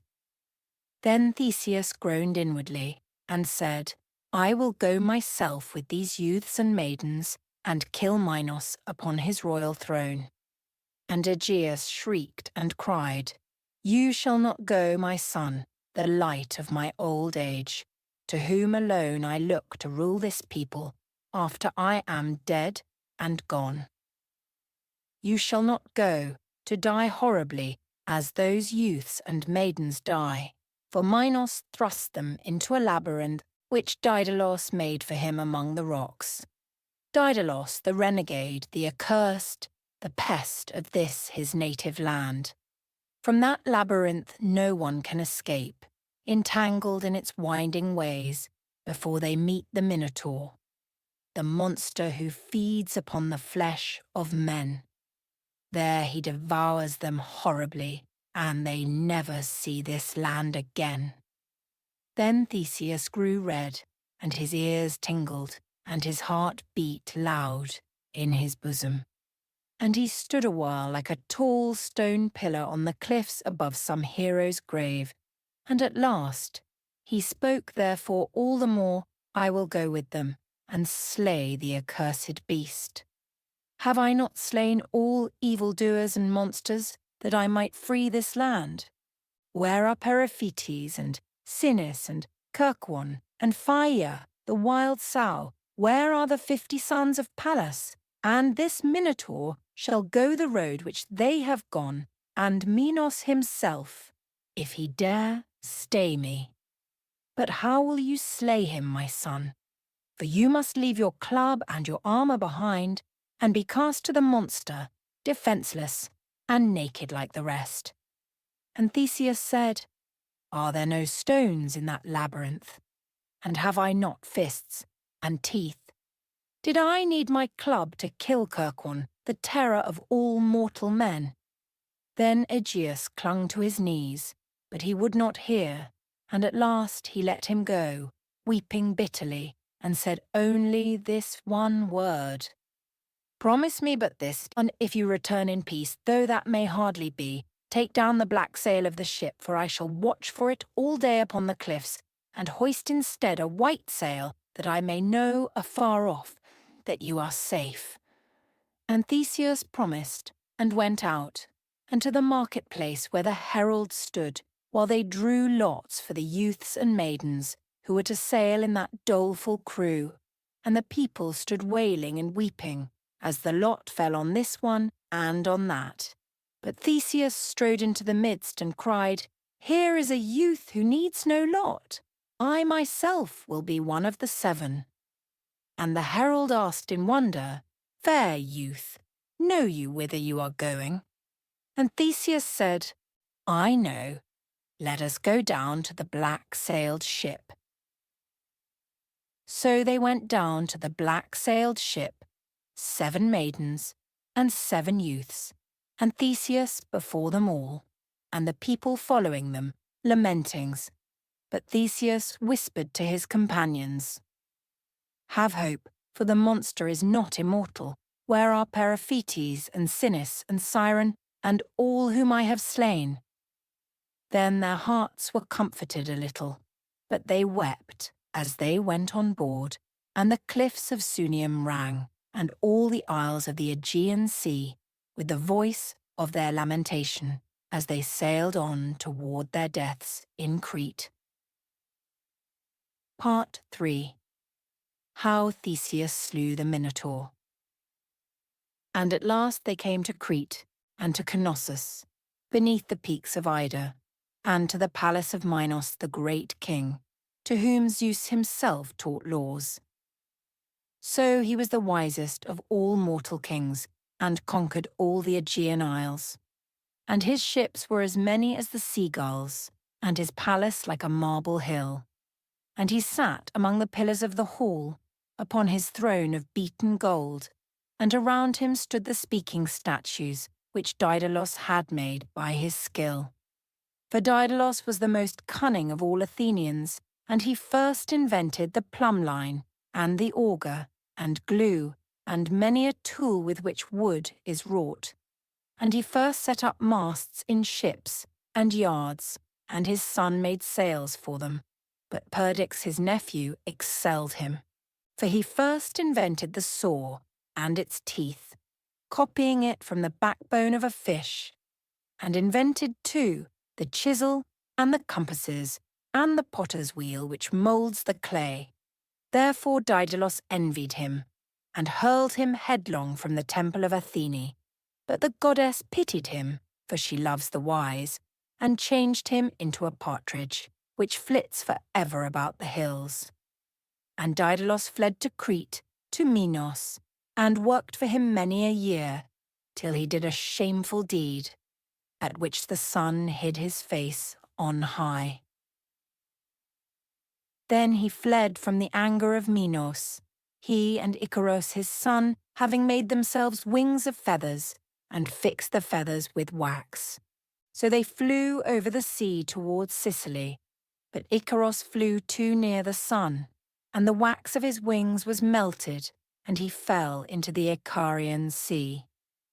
But Daedalus came safe to Sicily, and there wrought many a wondrous work, for he made for King Cocolos a reservoir, from which a great river watered all the land, and a castle and a treasury on a mountain, which the giants themselves could not have stormed. And in Selinus he took the steam which comes up from the fires of Aetna, and made of it a warm bath of vapour, to cure the pains of mortal men. And he made a honeycomb of gold, in which the bees came and stored their honey. And in Egypt he made the forecourt of the temple of Hephaestus in Memphis, and a statue of himself within it, and many another wondrous work. And for Minos he made statues which spoke and moved, and the temple of Britomartis, and the dancing hall of Ariadne, which he carved of fair white stone. And in Sardinia he worked for Iolaos, and in many a land beside, wandering up and down for ever with his cunning unlovely and accursed by men. But Theseus stood before Minos, and they looked each other in the face. And Minos bade take them to prison, and cast them to the monster one by one, that the death of Androgeos might be avenged. Then Theseus cried, "A boon, O Minos, let me be thrown first to the beast. For I came hither for that very purpose, of my own will, and not by lot." "Who art thou then, brave youth?" "I am the son of him whom, of all men, thou hatest most, Aegeus, the king of Athens, and I am come here to end this matter." And Minos pondered a while, looking steadfastly at him, and he thought, the lad means to atone by his own death for his father's sin. And he answered at last, mildly, "Go back in peace, my son. It is a pity that one so brave should die." But Theseus said, "I have sworn that I will not go back till I have seen the monster face to face." And at that Minos frowned, and said, "Then thou shalt see him. Take the madman away." And they led Theseus away into the prison with the other youths and maids. But Ariadne, Minos' daughter, saw him as she came out of her white stone hall, and she loved him for his courage and his majesty, and said, "Shame that such a youth should die." And by night she went down to the prison, and told him all her heart, and said, "Flee down to your ship at once, for I have bribed the guards before the door. Flee, you and all your friends, and go back in peace to Greece. And take me with you, for I dare not stay after you are gone, for my father will kill me miserably if he knows what I have done." And Theseus stood silent a while, for he was astonished and confounded by her beauty, but at last he said, "I cannot go home in peace till I have seen and slain this Minotaur, and avenged the deaths of the youths and maidens, and put an end to the terrors of my land." "And will you kill the Minotaur?" "How then?" "I know not, nor do I care, but he must be strong, if he be too strong for me." Then she loved him all the more, and said, But when you have killed him, how will you find your way out of the labyrinth? I know not, neither do I care, but it must be a strange road if I do not find it out before I have eaten up the monster's carcass. Then she loved him all the more and said, Fair youth, you are too bold, but I can help you, weak as I am. I will give you a sword, and with that perhaps you may slay the beast, and a clue of thread, and by that perhaps you may find your way out again. Only promise me that if you escape safe, you will take me home with you to Greece, for my father will surely kill me if he knows what I have done. Then Theseus laughed and said, Am I not safe enough now? And he hid the sword in his bosom, and rolled up the clue in his hand, and then he swore to Ariadne, and fell down before her, and kissed her hands and her feet, and she wept over him a long while, and then went away, and Theseus lay down and slept sweetly. And when the evening came, the guards came in and led him away to the labyrinth. And he went down into that doleful gulf, through winding paths among the rocks, under caverns, and arches, and galleries, and over heaps of fallen stone. And he turned on the left hand and on the right hand, and went up and down, till his head was dizzy. But all the while he held his clue. For when he went in, he had fastened it to a stone, and left it to unroll out of his hand as he went on. And it lasted him till he met the Minotaur, in a narrow chasm between black cliffs. And when he saw him, he stopped a while, for he had never seen so strange a beast. His body was a man's, but his head was the head of a bull, and his teeth were the teeth of a lion, and with them he tore his prey. And when he saw Theseus, he roared, and put his head down, and rushed right at him. But Theseus stepped aside nimbly, and as he passed by, cut him in the knee. And ere he could turn in the narrow path, he followed him, and stabbed him again and again from behind, till the monster fled bellowing wildly, for he never before had felt a wound. And Theseus followed him at full speed, holding the clue of thread in his left hand. Then on, through cavern after cavern, under dark ribs of sounding stone, and up rough glens and torrent beds, among the sunless roots of Ida, and to the edge of the eternal snow, went they, the hunter and the hunted, while the hills bellowed to the monster's bellow. Theseus and Minotaur, and at last Theseus came up with him, where he lay panting on a slab among the snow, and caught him by the horns, and forced his head back, and drove the keen sword through his throat. Then he turned, and went back limping and weary, feeling his way down by the clue of thread, till he came to the mouth of that doleful place, and saw waiting for him, whom but Ariadne?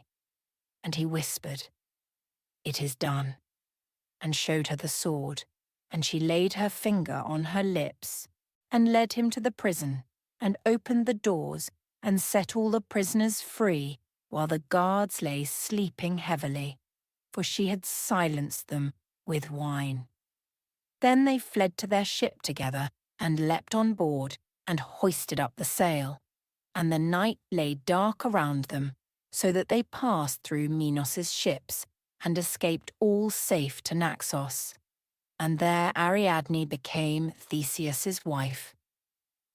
Part 4. How Theseus fell by his pride. But that fair Ariadne never came to Athens with her husband. Some say that Theseus left her sleeping on Naxos among the Cyclades, and that Dionysos, the wine king, found her, and took her up into the sky, as you shall see some day in a painting of old Titian's, one of the most glorious pictures upon earth. And some say that Dionysos drove away Theseus, and took Ariadne from him by force. But however that may be, in his haste or in his grief, Theseus forgot to put up the white sail. Now Aegeus his father sat and watched on Sunium day after day, and strained his old eyes across the sea to see the ship afar. And when he saw the black sail, and not the white one, he gave up Theseus for dead. And in his grief he fell into the sea and died. So it is called the Aegean to this day. And now Theseus was king of Athens, and he guarded it and ruled it well. For he killed the bull of Marathon, which had killed Androgeos, Minos' son.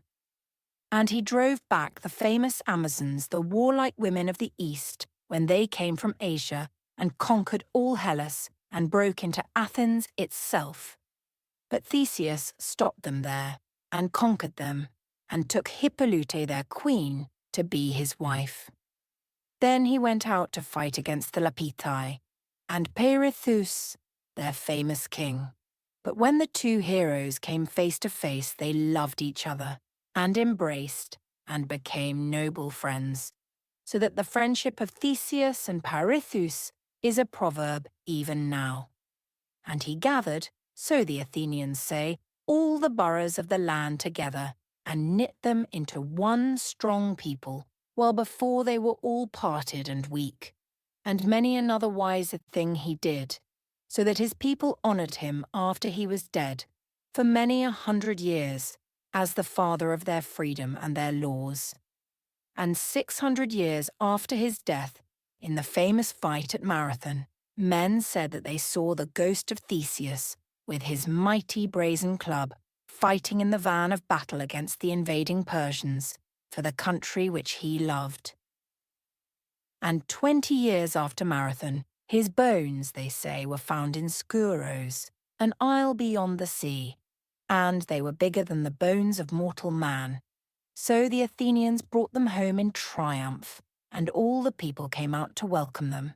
And they built over them a noble temple, and adorned it with sculptures and paintings, in which we are told all the noble deeds of Theseus, and the centaurs, and the Lapithae, and the Amazons, and the ruins of it are standing still.